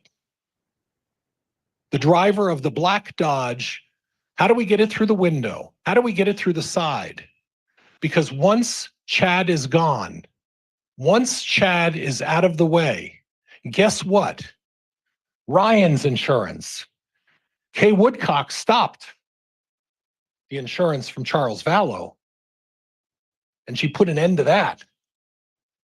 Lori Vallow's next victim, Chad Daybell, because Alex Cox was going to do something to him, and that gave Lori the straight line to pick up the next proceeds. And according to Lori Vallow's own statement on November 26th, with our friend Ron Ball there, I'm going to get back with Lori. I'm going to go back with Melanie. I'm going to go back with Melanie. Okay. So Alex Cox had a motive. The motive was Alex Cox would be either spending the rest of his life in prison or far worse fate if JJ or Tylee even opened their mouth and said anything about observing or being there when Alex Cox decided to put the finishing touches and do the final bullet into Charles Vallow's chest while he was laying there dying. I want to talk a little bit about confirmation bias. We talked a little bit about that. It's when somebody starts an investigation or gears themselves. We talked a little bit about that with Dr. Christensen, how he made the determination at the end. And he said, well, it's between, we don't know what happened or homicide. But then I looked at all the police reports. And the police officers provided me with all of the police reports. They provided me with all of the evidence. And when I looked at all of this massive pile that Miss Blake went through of all the evidence that they provided at my request, I said, this is going to be homicide instead of undetermined. Then you ask them, why didn't you call the kids? Because you requested information from the police. Why didn't you request information from the kids? Why didn't you ask them? Because they wanted to know why their mother was exhumed with no basis or explanation to them for doing it. And they didn't hear anything for 14 months. No explanation. So call Dr. Christensen, call these children and say, can you tell me anything about their medical history? Can you tell me anything about whether your mother was feeling ill, whether she was fainting, whether she was having seizures, whether her anemia was inflamed, whether, and the last questioning was, whether she had inflammation in the lungs that was never brought up, and why her lungs were filled. Give us something, tell me something. But that didn't happen. Confirmation bias means you pick a target and you go after whatever evidence you have to make that target look like that person is guilty. And all of them in the audience with the suits, that's exactly what they did. That's exactly what they did. Gibb and Warwick were ignored. Gibb and Warwick were ignored. They didn't get DNA evidence from them. They didn't get phone records from them. They did nothing. At the end, they took a hair sample for I think, Melanie in 2020. There was a hair sample in 2020 from Melanie. Didn't do anything with it. On the 22nd and 23rd, in Lori Vallow's apartment, there were 4 people in that apartment. On the day that JJ Vallow was murdered, Lori Vallow was there. JJ Vallow was there. Melanie Gibb was there. David Warwick was there. And the prosecutor talked about a phone call to Chad. Go back and look at the notes, folks, and you'll see that it was actually a text message that Melanie sent to Chad. It went unanswered for 8 or 9 hours. Melanie was trying to cover her tracks. She was trying to say, well, I know I'm here. This is what's going on. Me and my good friend, this is what happened to JJ. And, there were all of this stuff. And the biggest complaining witness against Chad Daybell, all of this religious stuff, all of these facts, all of this stuff about, Chad teaching people about his religious beliefs, it came from Melanie Gibb, the one person who has everything to lose. David Warwick and Melanie Gibb were present at the time that JJ Vallow was murdered. Chad Daybell's phone on the 23rd No location information. No Google information. Now you heard from the officer, I think it was Stubbs, who said, well, he turned the Google off. What about the phone? What about all the apps? What about all the other ways that Patrick Eller talked about you could find and locate a phone on a piece of property if he was there? And yet we didn't hear anything about that. Because on the 23rd, when JJ's body was dumped in the ground by Alex Cox and dug that hole, Chad Daybell was not there. And ironically enough, look back at your notes. Look back at your notes and look back when Melanie Gibb and David Warwick said, well, we left town that morning. Alex Cox left at 9:21 to drive toward Chad Daybell's property. Melanie Gibb and David Warwick claim that at 9:30, well, we were on our way to Pocatello. Show me the phone records, David. Show me the phone records, Melanie Gibb. Because Melanie Gibb and David Warwick went on a little ride to Chad Daybell's property, and David's is a construction consultant, and they had to say whatever they have to say to get out of this. Offer whatever information they need to this prosecuting attorney to convince them that, oh, we weren't involved even though we were there at the night of the murder. We have nothing to do with this. We know nothing. And yet, ironically, within 10 minutes after Alex Cox leaves, 10 minutes later, Melanie Gibb and David Warwick. So how did the body of JJ get in the back of the trunk from Lori Vallow's apartment with Melanie and David there? 10 minutes later? 3 people? Simple as can be. Now, September 9th. Again, same cast of characters, same folks, same people. Alex Cox, Lori Vallow, Tylee Ryan. You saw a text message from Chad Daybell at 10:56, 10:57. Shot a raccoon, burned some limbs.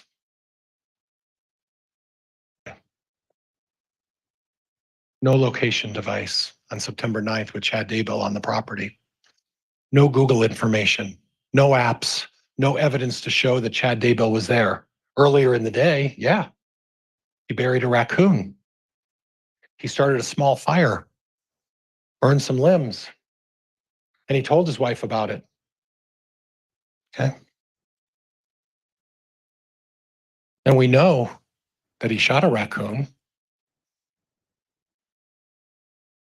Regan Price. Remember Regan Price? Regan Price is the one who said early in the morning she heard a shot. She didn't see anything else. She didn't see anything else out there, but Regan Price heard a shot in the morning. Okay. And if there's a hole to be dug in the pet cemetery, we know why. If there's ground that was disturbed, we know why. Because Chad Daybell in his text message to his wife said, I shot a raccoon. And Regan heard the shot. Regan heard the shot. But Regan didn't see anything else. Then we get to Dr. Eric Bartlink. Dr. Bartlink, remember? Forensic anthropologist? The fire guy. The guy who tested the bodies that are contributed to his program to see how long it would take to burn. What did he say? He didn't say you needed a lot of accelerant. It wasn't as much accelerant. What it was a bonfire, folks.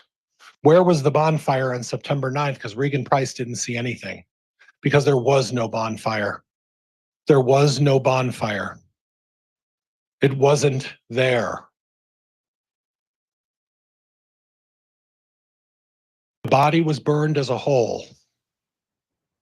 I can't prove to you where Alex Cox burned this body. I don't know. What I do know is that the body was burned as a whole. I do know the body was burned as a whole because that's what Dr. Bartling said.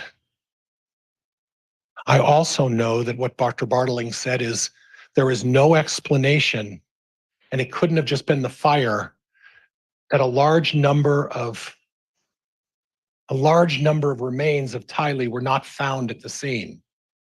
They were not discovered there. Now, you can't say the police didn't try. You can't say the police didn't try. They brought out a bulldozer. They had a bulldozer. Look at the pictures. They made an effort to try to find whatever they could find, but they couldn't find all the pieces, and they didn't find all the pieces. And then you saw in Alex Cox's garage, Lori Vallow's garage, you'll see the pictures of Lori Vallow's garage in the exhibit.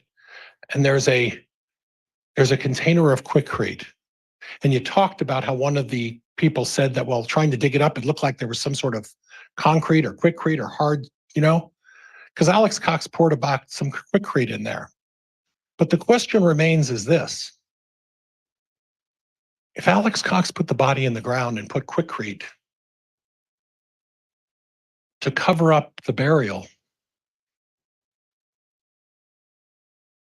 when did the carnivore bite take place? When did we get the carnivore bite if Alex Cox took the body directly from his apartment, brought it over to Chad's like they're suggesting, threw it in the ground, threw in the Quikrete? When did the carnivore bite take place?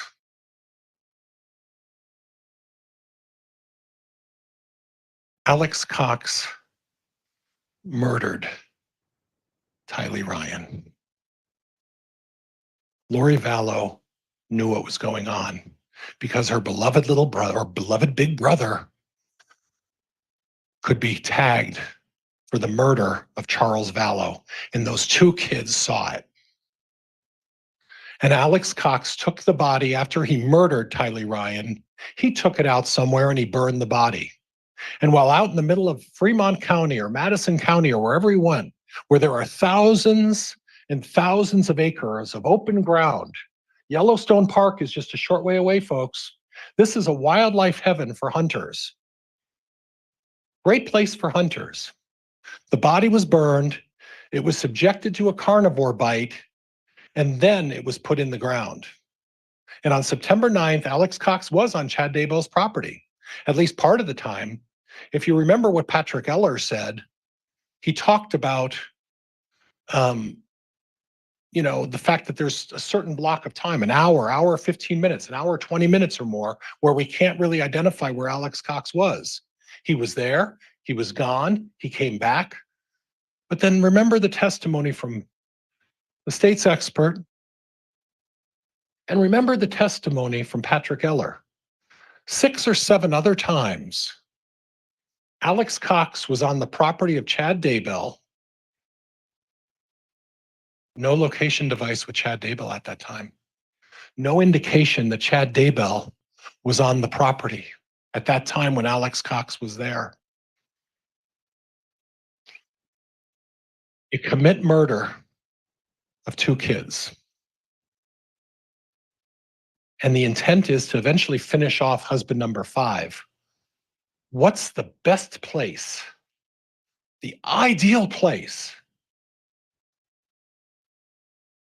to bury bodies?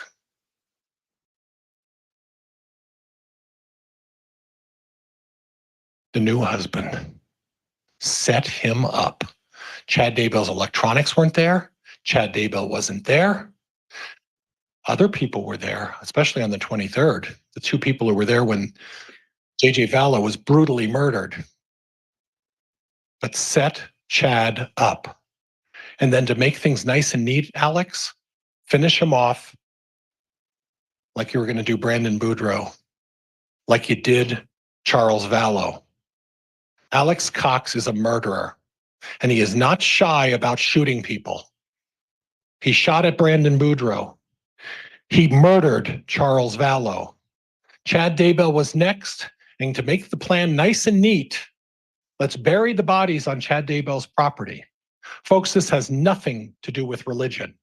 This has nothing. You take a dozen or 2 dozen or even 4 or 5 dozen text messages or emails and communications with someone you're having an affair with, and you tell me that you're going to be able to construe them only one way. They can be construed a number of ways. And that's exactly what they did. Confirmation bias. Confirmation bias. You pick the target and you don't do your job. Text message. Gibb to Prosecutor Wood. Keith, Dateline interview, and I want to make sure the church is protected. You heard Melanie Gibb read that. Keith and I. Keith Morrison. Dateline. We want to make sure the church is protected. There were over 300 other messages between Prosecutor Wood and Melanie Gibb.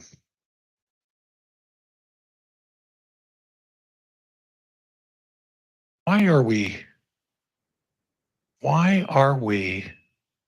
as Melanie Gibb, telling a prosecutor in a criminal case that we need to protect the church? We need to protect the church. We know from Officer Kiyokamanu, one of the messages he pulled off when he did his search was Julie Rowe and the stake president saying, Julie, my stake president's going to call Chad's stake president. You need to stop publishing your books. You need to stop doing all of this stuff. We need to make sure that the church doesn't get implicated in this, because these subjects that we talk about, these dark and light spirits, these other subjects that might be uncomfortable to be exposed, these other subjects that nobody should want to hear about, we need to protect the church so we don't hear it. So what do? You pick a target, and rather than looking at where the evidence leads and the facts, you create a scenario saying, well, he's a religious zealot. Well, he's got all of these crazy ideas about all of this stuff. Yeah, he talked about death percentages, folks. He also said Heather Daybell was dark. He said Allie Bloomer was dark. He said Samantha Gwilliam was dark. And he said our good friend over here, Officer Hermosillo, he was dark. He doesn't look dead to me. And Samantha Gwilliam isn't dead. Allie Bloomer's not dead. Heather Daybell's not dead. Heather Daybell, that's the pot stirrer. That's the other one. That's the other one who said, you know, I'm the stake president's part of this society, and I'm going to send it to all of the ward ladies, and they can decide whether they want to disseminate all this terrible stuff I've said about my brother Chad Daybell, and we're going to spread it like fire. The pot stirrer. The problem is the pot stirrer was in the organization of the LDS Church, was doing it again. Chad was the target. This author writes about uncomfortable things. He talks about uncomfortable things. He discusses topics that maybe make people uncomfortable. But you know what? He has every right to talk about it. And you cannot hold it against him because you don't like the topic, or you don't agree with the topic, or you don't even understand the topic. I don't understand half the stuff that's going on with some of this religious stuff. I don't have a clue. But I will defend his right to believe whatever he wants to believe. Experts. Dr. Raven. Okay. You remember what Dr. Raven talked about. She talked about the results. She stood here very clearly and said, you don't get to engage in confirmatory bias. It's undetermined. And by looking at all of that other stuff, and in 25 or 30 years of doing it, she never did that. She never looked at the other stuff. Dr. Bartlink, we already talked about that. The whole body wasn't there. Where is it? Patrick Eller, no data showing Chad Daybell, no device location. Dr. Hampinkian,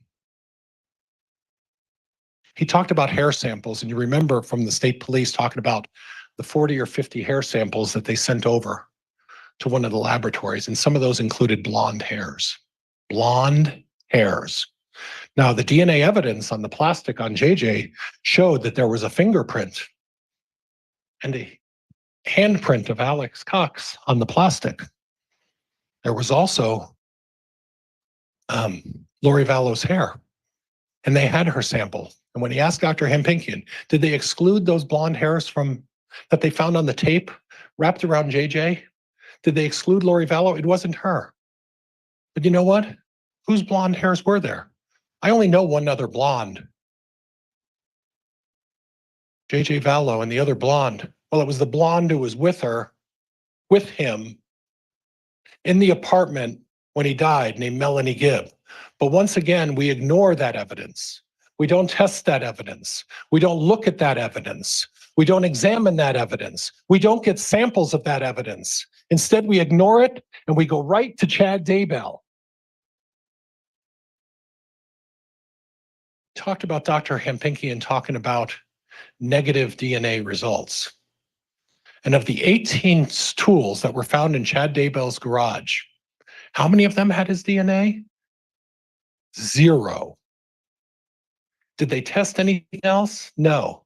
Magically, Tylee's remains are on a pickaxe and a shovel.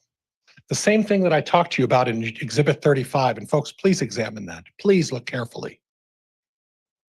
Casting, religious beliefs, dark light casting.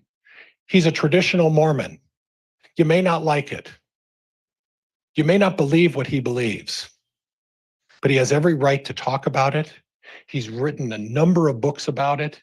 And any chance anybody gets to even mention the word religion to him, he goes off on a 35 or 40-minute patriarchal prayer that I still don't even understand what he was talking about. But he does it and goes into great detail about all sorts of things. Dark spirits, death percentages, castings. You heard from Emma Murray. You heard from Emma Murray, and she talked about the fact that she felt like she had something possessed in her, and Chad helped her rid her of that spirit. Now, whether you believe it or not, it doesn't matter. But I asked her, does that mean you die? No. And when they were talking about inflicting pain and inflicting discomfort, they're not talking about inflicting discomfort on the actual person. The discussion, if they took the time to look at it, is they're inflicting pain on the spirit that's inhabited the body, and they're trying to make it uncomfortable so that the body and the spirit are separated, and that spirit goes off. And you make it uncomfortable enough that that spirit disappears. DNA evidence. I talked about this already. No Chad, Alex Cox, Lori Vallow, primary and secondary. And the important thing is here is, folks, is this. At the time that JJ Vallow was buried, I talked to Dr. Hampinkian about this, and some of you smiled because I said, is there anything else I'm missing? Sweat, spit, fingerprints, breathing, any kind of way to get DNA. And Dr. Hampinkian said, a small little particle, that's all it takes. And yet after the state lab did their examination, after they went through everything, nothing of Chad's. Nothing of Chad's. Hair's not tested. Dr. Hampinkian said, DNA does not tell us where or when the DNA got there, when it occurred. Talks about presence. Chad Daybell, you can't hold his silence against him. You can't do that. If he chooses not to talk, you can't even consider that. If that's going into your consideration, then the judge will give you an instruction on that. That's not something you do. Reasonable doubt. Motive, Alex Cox. Alex Cox needed to cover for a murder. Lori and Alex, they're the two ones who are involved. Why is it that it's a woman like Lori Vallow, married 5 times,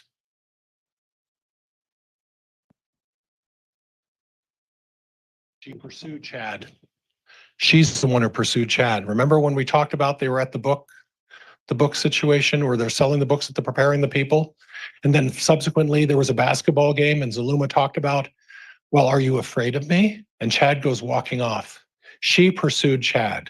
I don't know what her agenda is, but ultimately her agenda was to get another life insurance check after Chad Daybell was knocked off by Alex Cox. I want to talk a little bit about Tammy, the Fitbit. Officer Mattingly went into great detail about all the mileage she was traveling and all these things she was doing. And then Emma Murray and Joe Murray talk about a simple thing. Tammy would lay in the bed. And there was a competition. And Tammy, if anything, wonderful woman, very competitive, real easy. Run that Fitbit up. Run that Fitbit up. And it doesn't matter, even if she was walking, you heard from Emma Murray how her health wasn't that great, from Garth how her health wasn't that great. And you can't speculate. You don't get to do what Dr. Christensen did, which is speculate we think that's what she died. Because if you're speculating, you're breaking the judge's rule. No speculation. Either you know what caused it or you don't know what caused it. And if you don't know what caused it, and one person says undetermined, the other one says homicide because I was provided all the police reports, that doesn't get you there. You don't get to speculate. Officer Coulter. The prosecutor pointed out that at 9:30, Tammy Daybell did a search. And she did a search on her computer about paintball guns. And then 10 minutes later, she called the non-emergency line and said there was a paintball incident. And the prosecutor's saying, well, how did she show Officer Coulter if she was Googling it? Because when Officer Coulter eventually got there, as you remember the testimony, if you remember it this way, Garth and Tammy took Officer Coulter to the computer and said, this is what the paintball gun looks like. This is what I Googled. And Tammy didn't Google AK-47. Tammy didn't Google all of that other stuff. She Googled paintball gun and told Officer Coulter, that's where it is. And then Officer Coulter fills out a very short police report. And lo and behold, at the urging of whoever his boss is out there, changed it a little bit. But he included that Joe Murray saw and heard Tammy yelling. And Joe got up there and said, I did not hear that. I did not do any of that. You're wrong, Officer Coulter. And he got his facts wrong. And you know where he gets facts wrong on? The second report he did. Sometime later, after he does the second report, that's where he got the facts wrong. I want to clarify something else.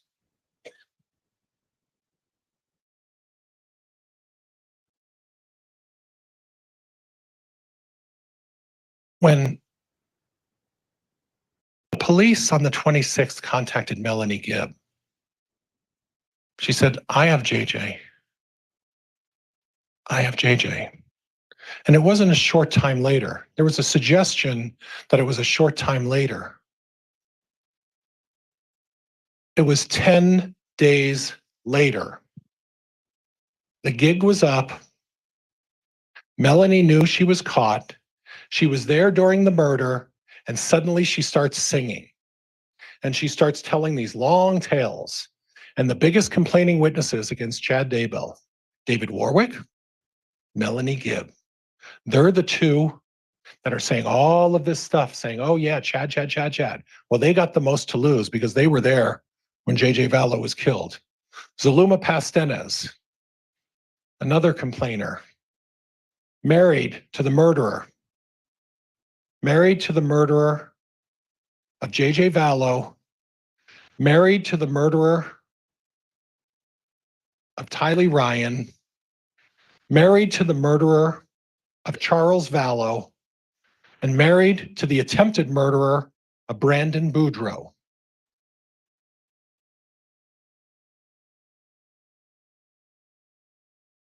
Excuse me.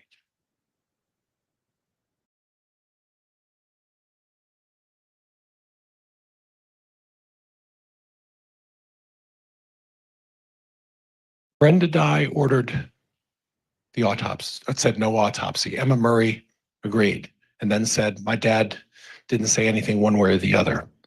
Chad wasn't trying to hide anything.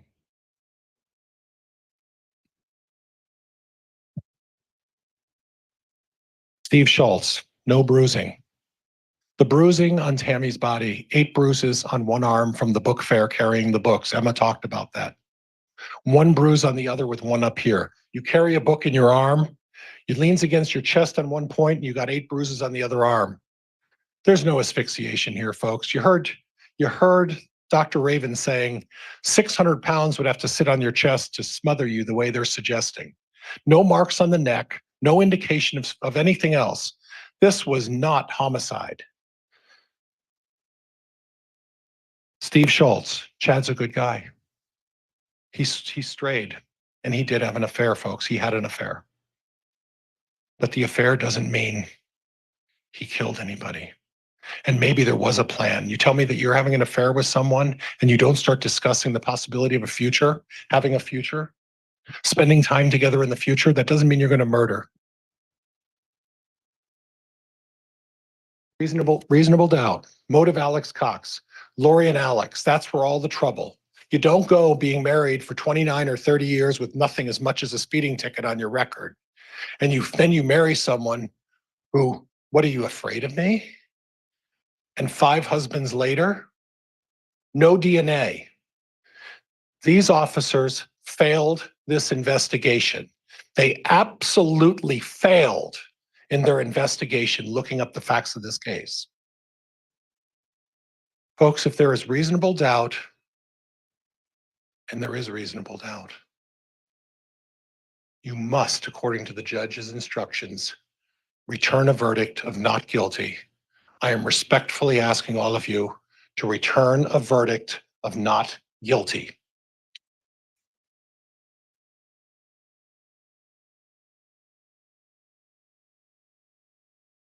All right, thank you, Mr. Pryor. That will conclude the defense closing argument then. Does the state intend to offer a rebuttal closing? Yes, Your Honor. All right. Yeah, I'm going to suggest we take a quick recess before you start with the state's rebuttal. Is that all right, Ms. Blake? That would be, Your Honor. Thank you. Okay, we'll recess for 15 minutes and then the state can have its rebuttal. All right.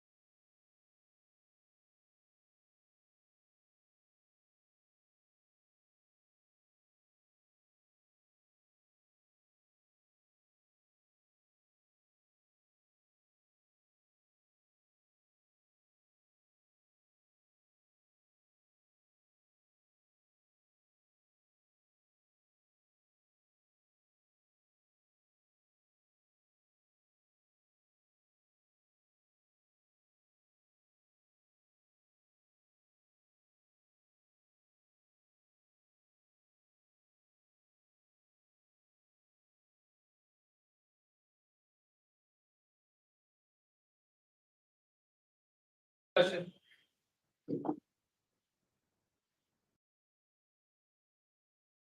Thank you. Please be seated.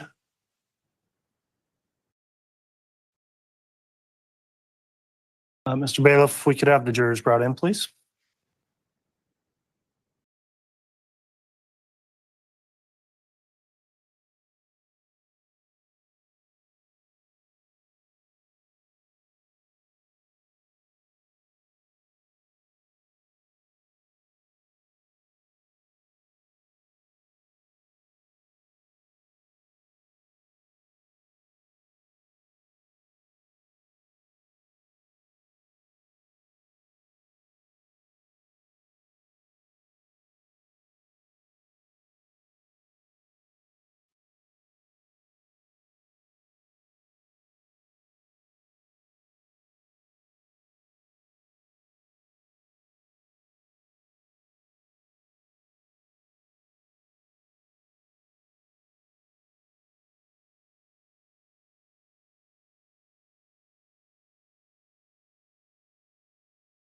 All right, please.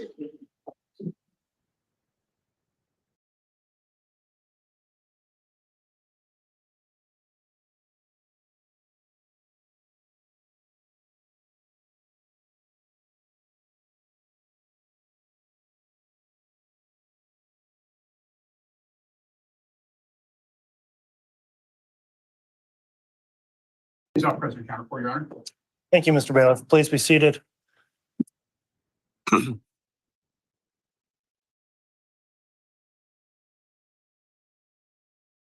right, we're back on the record on CR 2221-1623, State of Idaho versus Chad Guy Daybell. The defense concluded with its closing argument. At this time, the state is permitted a rebuttal closing argument. Is that going to be you again, Ms. Blake?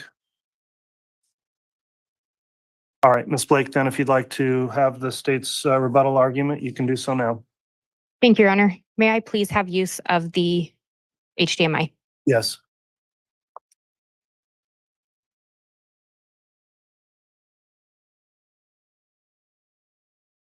Ladies and gentlemen, counsel talked to you about some jury instructions, and I want to talk to you a little bit about them as well.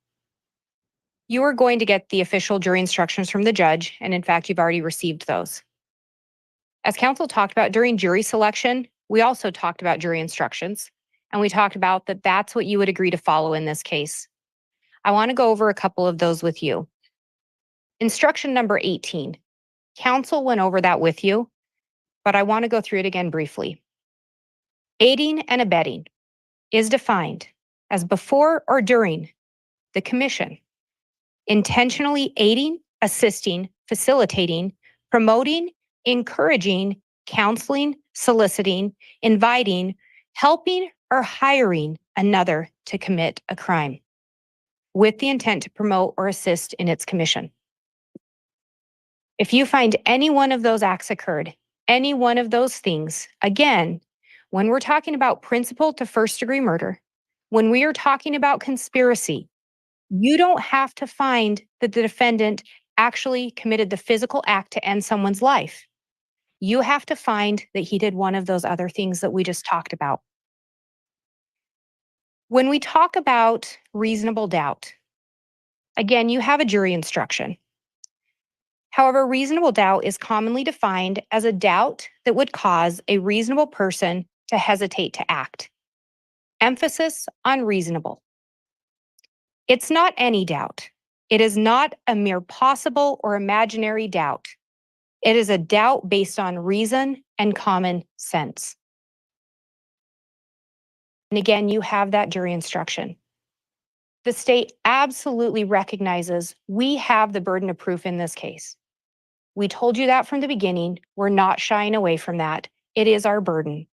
And the standard is beyond a reasonable doubt. And again, that's not a mere possible or imaginary doubt. It's based on common sense. I also want to talk to you a little bit about the conspiracy instruction. You have several of those. In this case, we have 3 counts of conspiracy to commit first-degree murder. When you look at that conspiracy instruction, at the very bottom, it'll say that you have to find each and every element. What I want to distinguish, because I think it can get a little confusing at times, is one of the elements says that you have to find one overt act. You don't have to find every overt act. You have to find every element. And I think it's number 6 within that instruction that will list out the overt acts. And again, for a conspiracy, it requires that there be a plan to commit a crime, and then that just one of the actors commit one overt act. Not every actor has to commit one. Not every overt act has to be committed. Which brings us to jury instruction number 20. Counsel talked to you about this when it comes to an agreement. And I would highlight that in instruction number 20, criminal conspiracy is defined as 2 or more persons combining or conspiring to commit any crime or offense prescribed by the laws of the state of Idaho. And one or more of such persons does any act to affect the object of the combination or conspiracy. Conspirators need not agree upon every detail. The agreement may be established in any manner sufficient to show an understanding of the parties. It may be shown by evidence of an oral or written agreement, or it may be implied from the conduct of parties. I think that's important here. Counsel talked to you and kept trying to highlight and say, there's no agreement in the text messages. There's no agreement saying we're going to kill anyone. I would disagree with that. And we're going to go through some text messages again. However, there doesn't have to be a written agreement. Again, it can be implied. So I'd ask you to keep that in mind. And when you go back to deliberate, really look at those jury instructions. As counsel said, it is the judge that controls the instructions. It is the judge that controls the law in the courtroom.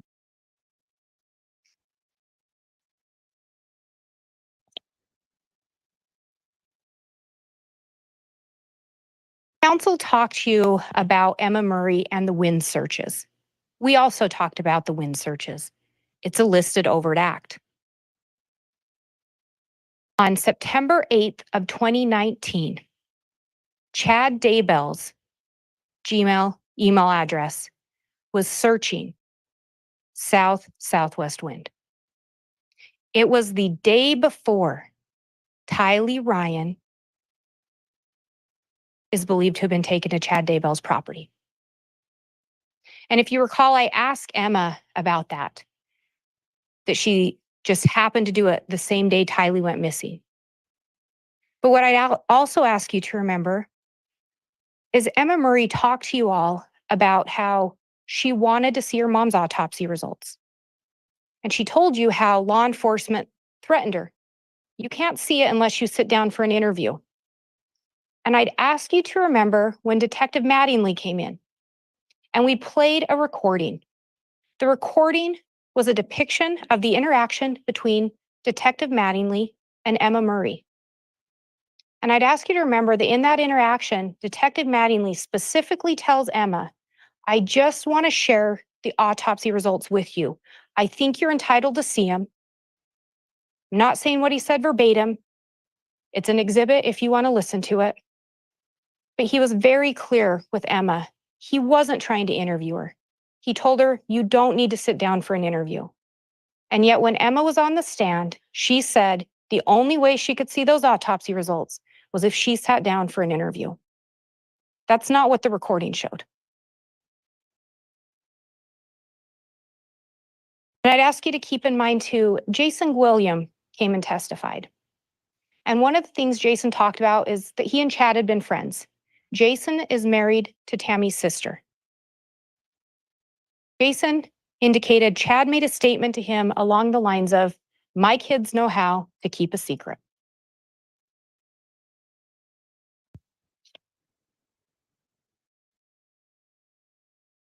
Counsel talked to you about Charles Vallow. And he talked about that charges are not being pursued against Charles Vallow. But if you recall, what Detective Duncan said is law enforcement absolutely recommended charges. And what Detective Duncan said is that homicides are never a closed deal.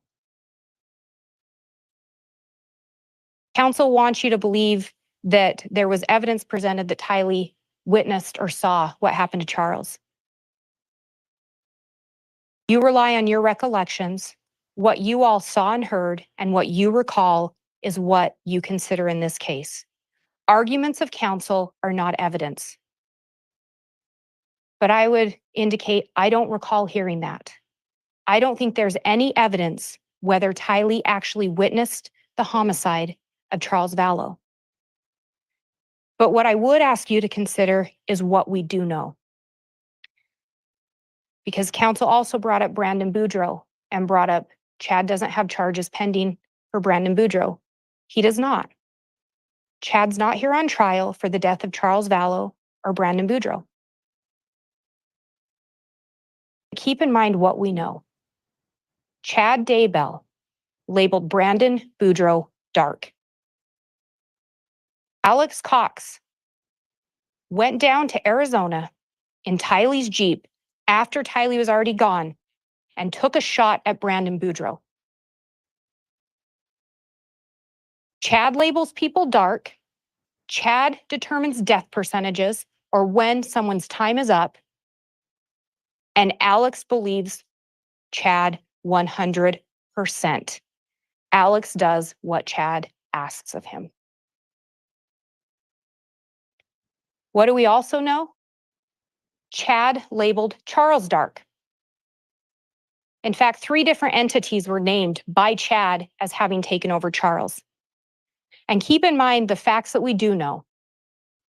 On June 29th of 2019, Charles confronted Lori about the affair. On July 1st of 2019, Charles said, I'm going to go and meet with Tammy. She deserves to know. And 10 days later, Charles is dead. Alex shot and killed him. Chad was on the phone with Lori, texting just before Charles arrived. Chad was on the phone with Lori throughout the day, and Chad called the mortuary about how to get Charles cremated and sent to Louisiana.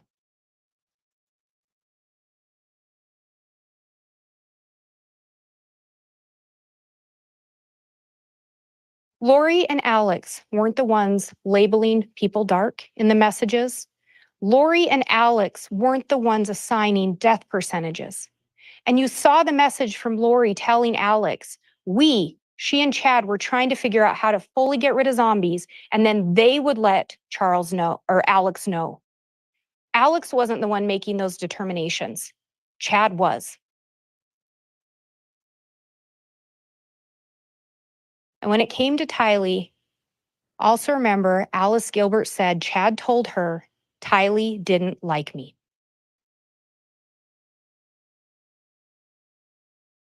Counsel talked to you about Regan Price hearing a gunshot. And again, you go off your recollection and your understanding of the testimony.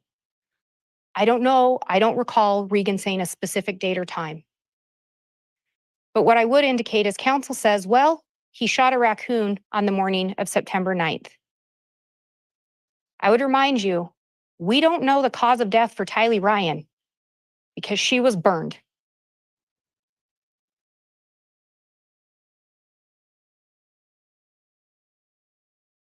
We do know, and we saw the slide, that Alex Cox, or a device associated with him, was on the Daybell property the morning after Tylee was last seen alive. And we saw the location data, it doesn't just put him on Chad's property, it puts him by where Tylee's body was found. It puts him by the pet cemetery, by the burn pit. Chad sends a message that morning around the same time about burning limbs and debris. He wants you to believe that somehow Tylee's body was buried somewhere else. Alex just happened to be up there that day at the same time in the same place that Tylee's body was ultimately found, but she must have been moved. Alex went to the apartment where Tylee was staying. Alex received a phone call from Chad and Alex went to Chad's property on September 9th of 2019.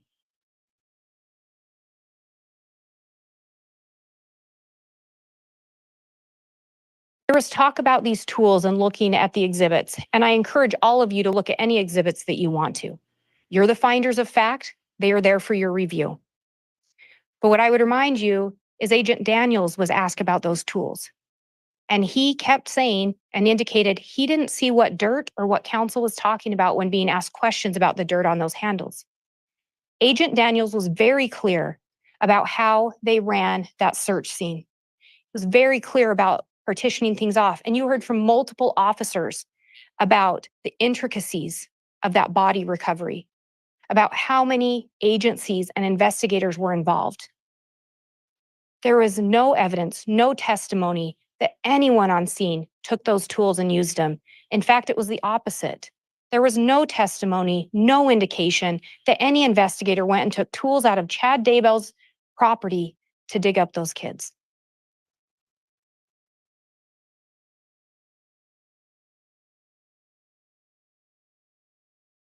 I'd also remind you, Agent Daniels was very clear about Chad Daybell's house having an upstairs.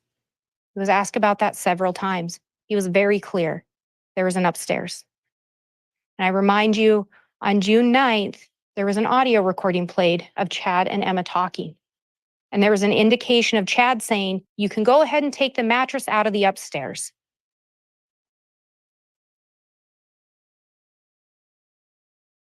Again, on January 23rd, Chad places a call to Alex. Alex then goes to Chad's property. And we see a device or Alex at the Daybell property on the morning of September 23rd, the day after JJ's last seen alive. And he's not just on the property, he is where JJ is found. Gets a call from Chad, and he goes up there. Counsel talked to you about Melanie Gibb and David Warwick being there the last time JJ's seen alive. I would remind you, you heard from Agent Hart, and you heard how he went through Lori's iCloud accounts, and there were thousands of messages, a lot of data, a lot of information. And what didn't he find? He didn't find messages from Melanie Gibb saying Tylee and JJ were dark or that Tammy was dark. He didn't find messages from Melanie Gibb saying what anyone's death percentage was. He didn't find messages from Melanie Gibb or David Warwick indicating anything like that. He didn't find messages from Melanie Gibb or David Warwick to Lori about any type of a plan. Melanie and David both testified. They left the morning of the 23rd. They did not go to the Daybell property. In fact, if you recall, David testified he wanted to see JJ again. Lori didn't let him. In addition, if you recall, Ian Pulowski had made some recordings at the request of law enforcement. He was trying to help law enforcement locate the kids. In those recordings, there's several times where Chad and Lori are on the recording with Melanie and Ian. In one of the calls, Alex and Zulema are present as well. And in that call, they talk about Melanie Gibb. They're upset with her. Why are they upset with her? Because she's going to go to the police and tell them the truth. And Lori's own words, 3 things are going to happen. She's going to basically pay for it in the afterlife because she has knowledge. She's out of our group. And the cops aren't going to believe her now that she's telling the truth. What's key there? She's telling the truth. And what was Melanie Gibb's truth? She never had the kids. Counsel talked to you about Lori making a comment about going to live with Melanie Gibb. That comment would have been made on November 26th of 2019 when Rexburg law enforcement responded to the apartment trying to do a welfare check on JJ Vallow.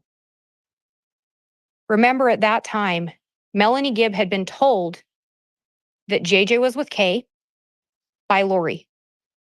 When Chad called her that day, she asked him, Kay doesn't have JJ? And Chad said no. Chad knew JJ wasn't with Kay. There was no indication that that Lori had any plans to move with Melanie. And in fact, at that point, JJ and Tylee were gone. Where did Lori actually go? She didn't go to Melanie's. She went to Hawaii with Chad.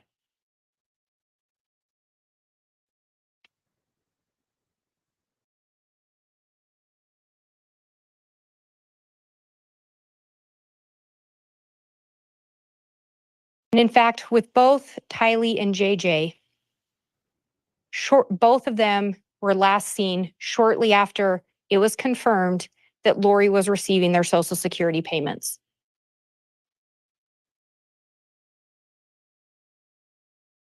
Chad is the one who determined if someone was dark. Chad is the one who determined death percentages. The kids were buried on Chad's property. Chad called Alex both mornings before Alex showed up.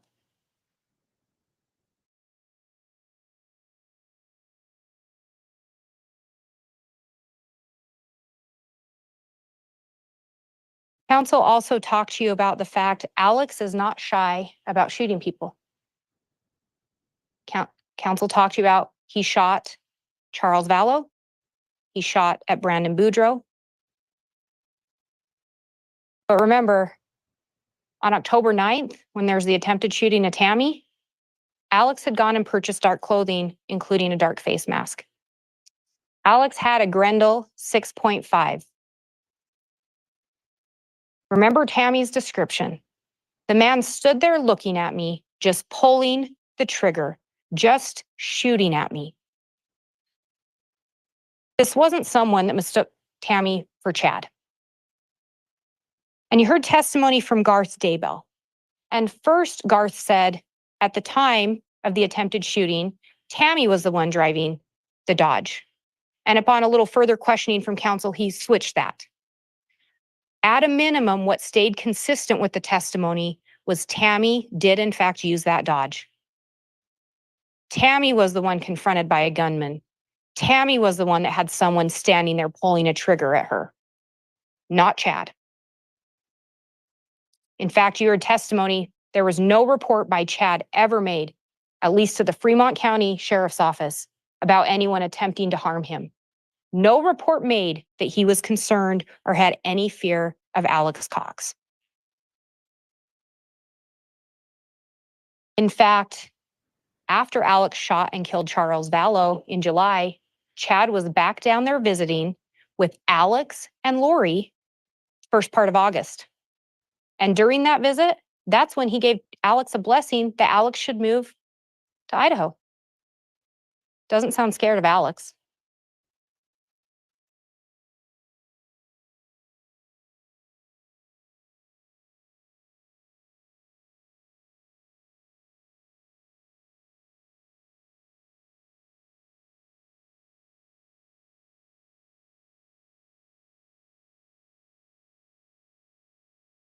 And we talk about some of the things Chad told people. And we'd heard a little bit of a conversation that he had with Jason William. And I think on that call, we had it as December 18th of 18. And that actually would have been December 18th of 2019. So you knew Gibb placed a call on December 8th of 2019 to Chad and Lori Lori tells her JJ's safe. And on December 18th of 2019, they have a conversation with Jason William. And in that conversation, Chad tells him, it's just a simple situation.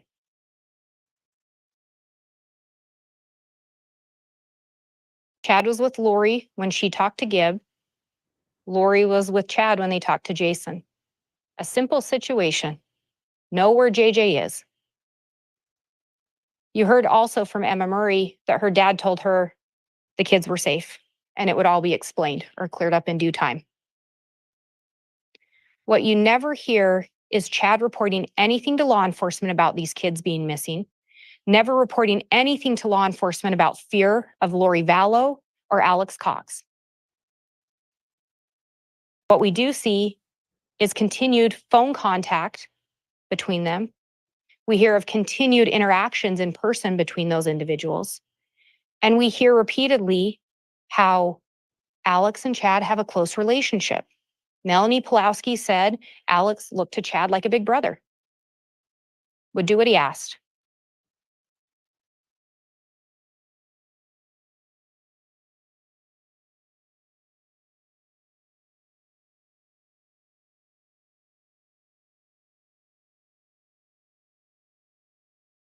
And then counsel also talked to you about Tammy's autopsy. He talked about Dr. Christensen not reaching out to the kids to get medical information. You heard from multiple law enforcement officers, the kids wouldn't talk to him. There weren't any reports to provide because the kids didn't talk to law enforcement.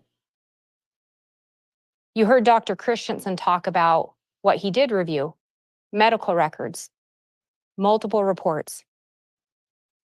And counsel talked about some of his experts as well. And first one, Dr. Raven. What Dr. Raven talked to you about was that she reviewed a handful of documents, a handful of records that were provided to her by counsel. She didn't review a significant amount of information, but most telling maybe, she didn't even review any medical records. Dr. Marsden and Dr. Christensen reviewed medical records. They reviewed reports. They looked at the circumstances surrounding the death in reaching their conclusion. And again, they were both firm. Cause of death, asphyxiation. Manner of death, homicide. Counsel talked to you about Patrick Eller.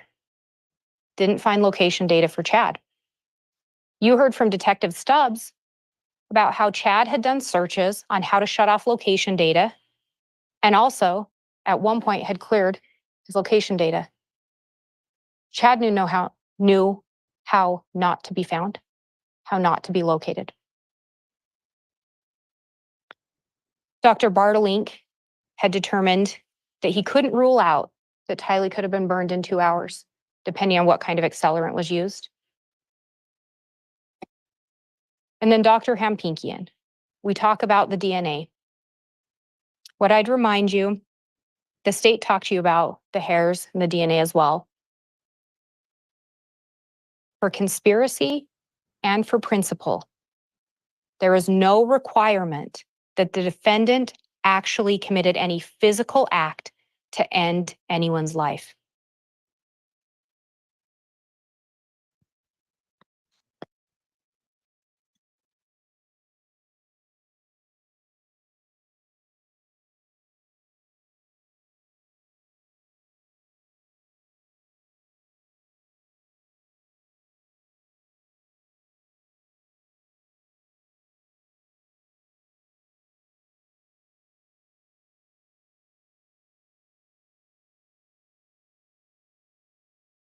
And counsel talked to you about coroner Dye saying Chad was kind of indifferent on the autopsy. But I would remind you that Deputy Coroner Wilmore, Samantha Gwilliam, Heather Daybell all indicated Chad told them he didn't want to get an autopsy or he wasn't going to. Steve Schultz was brought up. Counsel talked to you about how he said Chad was a good guy. I remind you, Steve Schultz is the one that after finding out there was not going to be an autopsy and how quick the funeral was, said he turned to Jason Gwilliam and said, "Do you think he killed her?"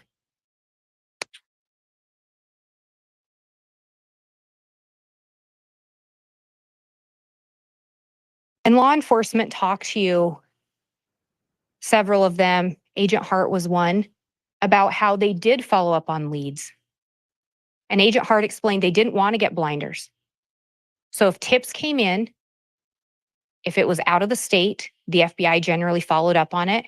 If it was in state, local law enforcement generally did. Tips were followed up on. This wasn't a case where law enforcement had blinders. They talked to you about that, and you heard a lot. They would go where the evidence led. Tammy was found dead in Chad's house. The kids were found dead in his yard. You go where the evidence leads.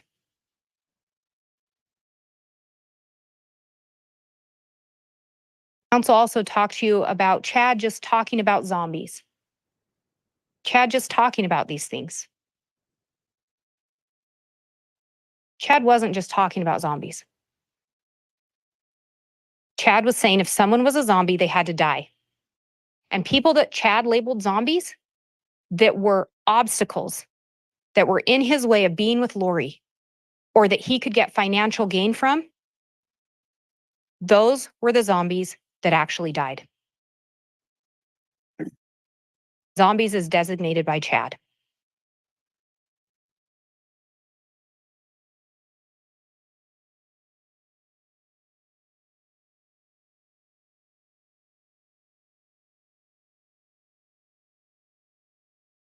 There was an indication that these were just messages that Chad was exchanging about people being light and dark or people's death percentages.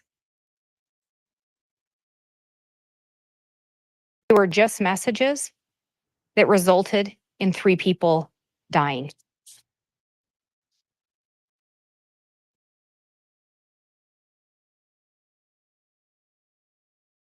When we talk about whether or not there was a plan, this mission included being with him and they would progress together as translated beings. The full plan wasn't yet completely clear. Full plan to be together. Is there a perfectly orchestrated plan to take the children? Children being JJ and Tylee? Chad's response, there is a plan being orchestrated for the children. What happened to the children? They were found dead in his yard. We're so close to the finish line. What finish line? Getting rid of all earthly obstacle, all earthly relatives that were in the way of he and Lori being together. We are surrounded by celestial relatives that are simply obstacles. I want to be with you. That is my greatest hope and dream. Looks like Kauai a lot. Hopefully we will be there someday soon together. That is the plan.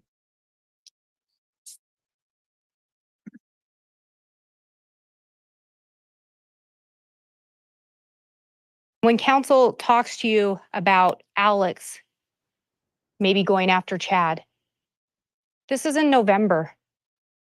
The picture's taken in August when Alex travels back with Chad. But remember that patriarchal blessing given in November.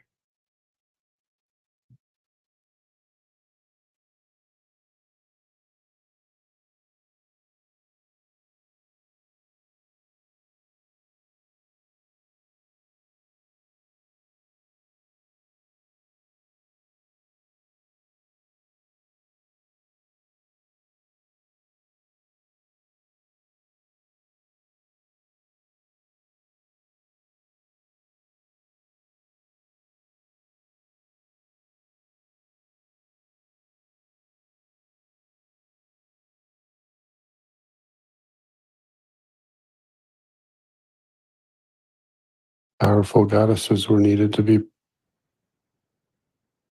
and you progressed and were selected by the Savior himself to be part of the 4th creation. Great warriors were needed in that creation. Powerful goddesses were needed to be protected, and you were selected to help protect your sister. And you helped her in numerous probations as a defender. You have a special bond even from the premortal world. You connected there. And as she grew in power, you were right there beside her. Always. I am Chad Daybell. It is November 24th, 2019, a Sunday afternoon, 5:15 p.m. We are going to give Alex Lamar Cox a patriarchal blessing. Alexander Lamar.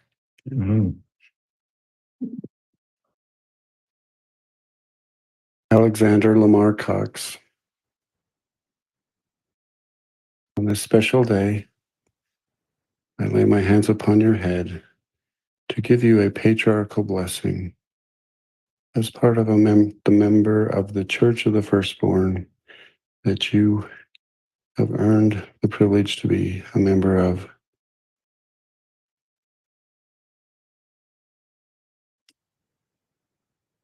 You have already assisted us in ways that can never be repaid. But you will continue to do so as you move forward in this.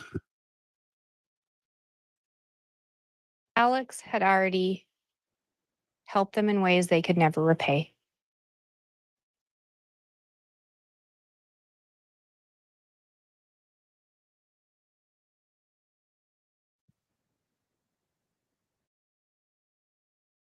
Again, when there's talk of a plan, Chad talks about the perfectly orchestrated plan for the kids. He talks about the plan for he and Lori to be together unencumbered by earthly obstacles, earthly relatives. Chad says who's dark. Chad says death percentages. And 3 bodies are located in his house or on his property. 3 bodies that belong to people that were obstacles for him getting what he wanted, that were obstacles for he and Lori to end up together in Hawaii, just the 2 of them. Let's go through July 15th. So you shouldn't have any bills to worry about.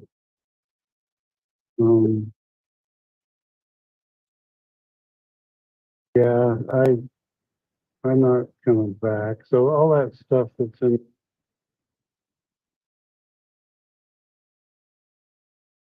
That is body cam from June 9th. I think it says June 9th, 2024. That would have been June 9th of 2020. On June 9th of 2020, the bodies of Tylee Ryan and JJ Vallow were discovered on Chad's property. Chad's response, I'm not coming back. Ladies and gentlemen, I ask you to hold the state to our burden. Review the jury instructions. Apply your common sense. Review the testimony. Give it the weight you think it's due, the testimony and the evidence in this case. Thank you.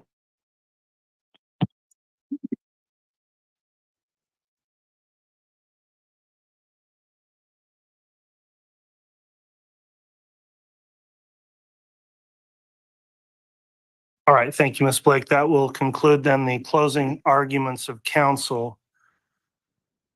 Ladies and gentlemen of the jury, the next thing we are going to take up is to draw numbers of the alternate jurors. We do have 17 jurors here present, so there are going to be 5 alternates. I am going to have a random draw of those 5 alternates, and when you have your number drawn, I'll ask each of you to please just briefly stand and then retake your seat so that counsel and that we've identified who those alternates would be, also for the assistance of the bailiffs. Once the number is drawn for an alternate, then those jurors will be designated as alternates, but your jury service is not necessarily over. In the event a juror were to become ill or is excused for any other reason during deliberations, an alternate would return and deliberations would start over. So as alternate jurors, I'll also mention that because of the proceedings and the nature of the rules here, you will be sequestered until the conclusion of the trial. And as we draw these alternates, I do just want to make a comment that the court certainly appreciates, as I'm sure the parties, the exemplary performance you've all had thus far as jurors in this case through a long trial getting to this point of deliberations. So with that being said, I am going to request Madam Clerk, if you would hand me the box that has the randomized numbers of the jurors, then I will have the clerk just randomly draw out of the box your numbers. And again, as your numbers read, please just stand up briefly and then take your seat. And then I'll give you further instructions before the bailiffs are sworn in. Madam Clerk, please draw the first number. Juror number 6, red card 686. We'll draw the second alternate now.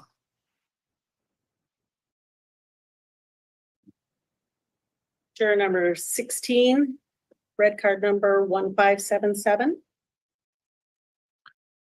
We'll next have the third alternate drawn. Juror number 18, red card number 1382. This will be the fourth alternate.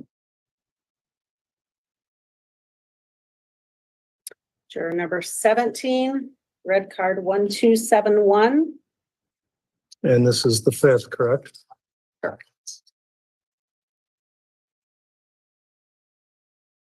Juror number 13, red card 751. All right, thank you.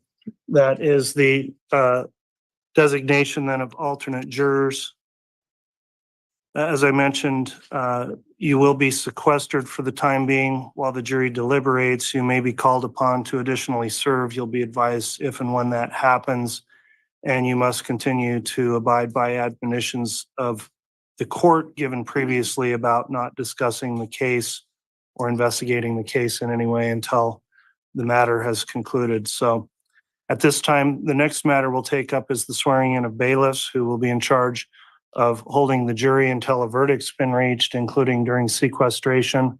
I am going to note on the record, because of the number of bailiffs and marshals necessary for sequestration and with scheduling, there were 3 additional bailiffs sworn in on the record yesterday. So 3 have been sworn previously. The additional 3 that are here will now be sworn at this time. If you would each please raise your right hand, I'll have Madam Clerk administer the oath to these 3 bailiffs. Do you solemnly swear or affirm that you will keep this jury together in some quiet and convenient place? That you will not suffer any communication to be made to them, nor make any communication to them yourself on any subject connected with the trial of this case, except to ask if they have agreed upon a verdict, and upon their agreeing upon a verdict, you will return them into open court or upon the order of the court, so help you God. All right, thank you, gentlemen. So Deputies Holmesbash and Costello have now been sworn additionally as bailiffs in this case. At this time then, I will ask everyone to rise. We'll send the remaining jurors to the jury room to begin their deliberations, and the court may address them regarding scheduling for the rest of the day or through the bailiffs through a message. So that will conclude the trial, but for the deliberations to commence at this time. Thank you. This way.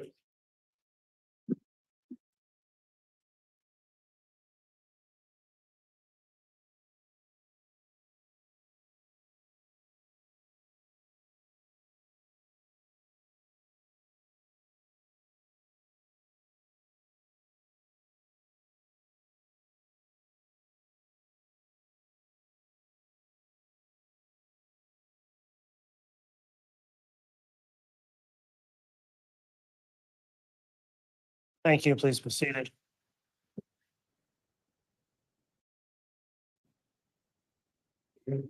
All right, counsel, the court's previously discussed with you the need to keep close by. We do have your contact information should either a jury question or a jury verdict be announced. And so if we do receive any word, we'll advise counsel. Otherwise, we'll be in recess until then.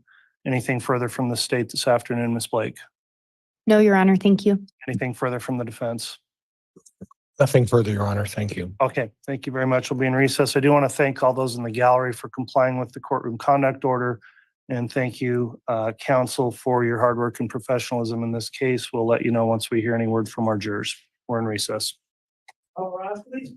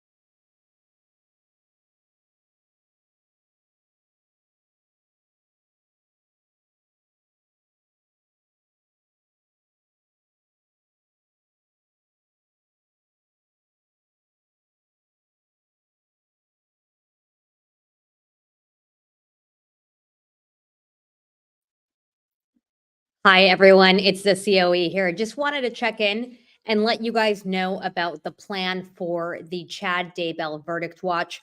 We are going to keep a verdict watch channel up here. So we are going to have a live stream as the jury is deliberating. And I just wanted to let you guys know that when there is a verdict reach, we're going to do what we did with the last trial. We're going to have a new live stream. Wanted to check in and let you guys And know that about- live stream is going to pop up on both channels. So it will be obvious when we go from verdict watch to verdict reached. So I just wanted to explain that. We are going to have this up over the next couple of days, however long the verdict watch lasts. So you are going to be able to hang here with STS Nation and friends. Joel and I are flying to CrimeCon in the morning.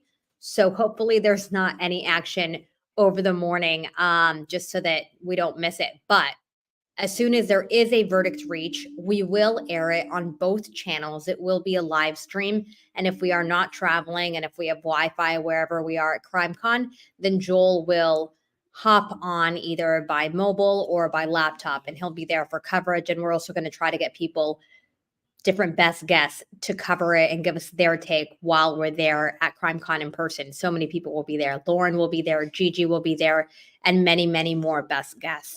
So just wanted to give you guys a quick update and explain what's going on. Again, I will put that as a reminder in the YouTube community tab. If for some reason you're trying to get a hold of me, email is probably the best, survivingthesurvivor@gmail.com.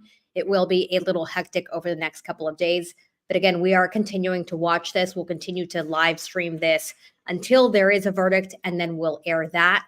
Coming up in 8 minutes on the other main STS channel, Joel is live with the latest on the Karen Reed trial. There was no trial today, but we do have a different panel of best guests that are going to continue to break down the various things that they've been covering in court. So definitely tune in there.